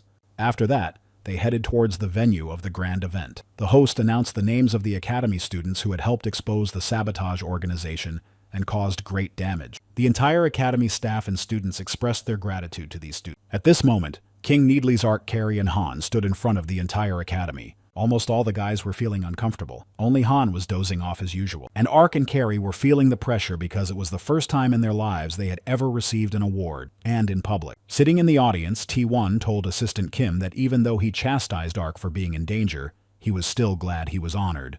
When the guys were already coming down from the podium, the host of the event announced that the Academy had one very important announcement that they wanted to announce right now. Jimmy Fullhouse, in preparation for the unknown, ordered to see the video he left behind. He asked that it be seen where all the people involved with the Academy would be gathered. And then a smiling principal appeared on the screen and greeted everyone watching the video, saying that if they were watching him, he wasn't there right now. At this point, Professor Seiler even cried. And as they continued to familiarize themselves with the video, they heard that since they needed someone to lead the entire Academy, it was here and at this time that he would announce the person who would take the place of the vice principal. Keeping some intrigue, the director said it would be none other than Faker, and then almost everyone in the audience was shocked. After all, no one had heard anything about this famous man for a long time. It was clearer to everyone else who the headmaster was referring to. He said that Faker's other name was Professor Lee. His facial expression changed immediately at that statement. And then he heard the headmaster ask him to take good care of everything. When Professor Lee's gaze turned to the students sitting in the hall, they were all whispering and looking at him. Then Carrie and Han's faces also changed. They were just amazed. Janie and Foz couldn't believe their Professor Lee was a faker either. On Needless' face in turn, only a satisfied and peaceful smile appeared. But Ark's reaction was the most vivid, for he even opened his mouth in surprise at how delighted he was. But Professor Lee did not share the emotions of the others at all. The situation made him feel very uncomfortable.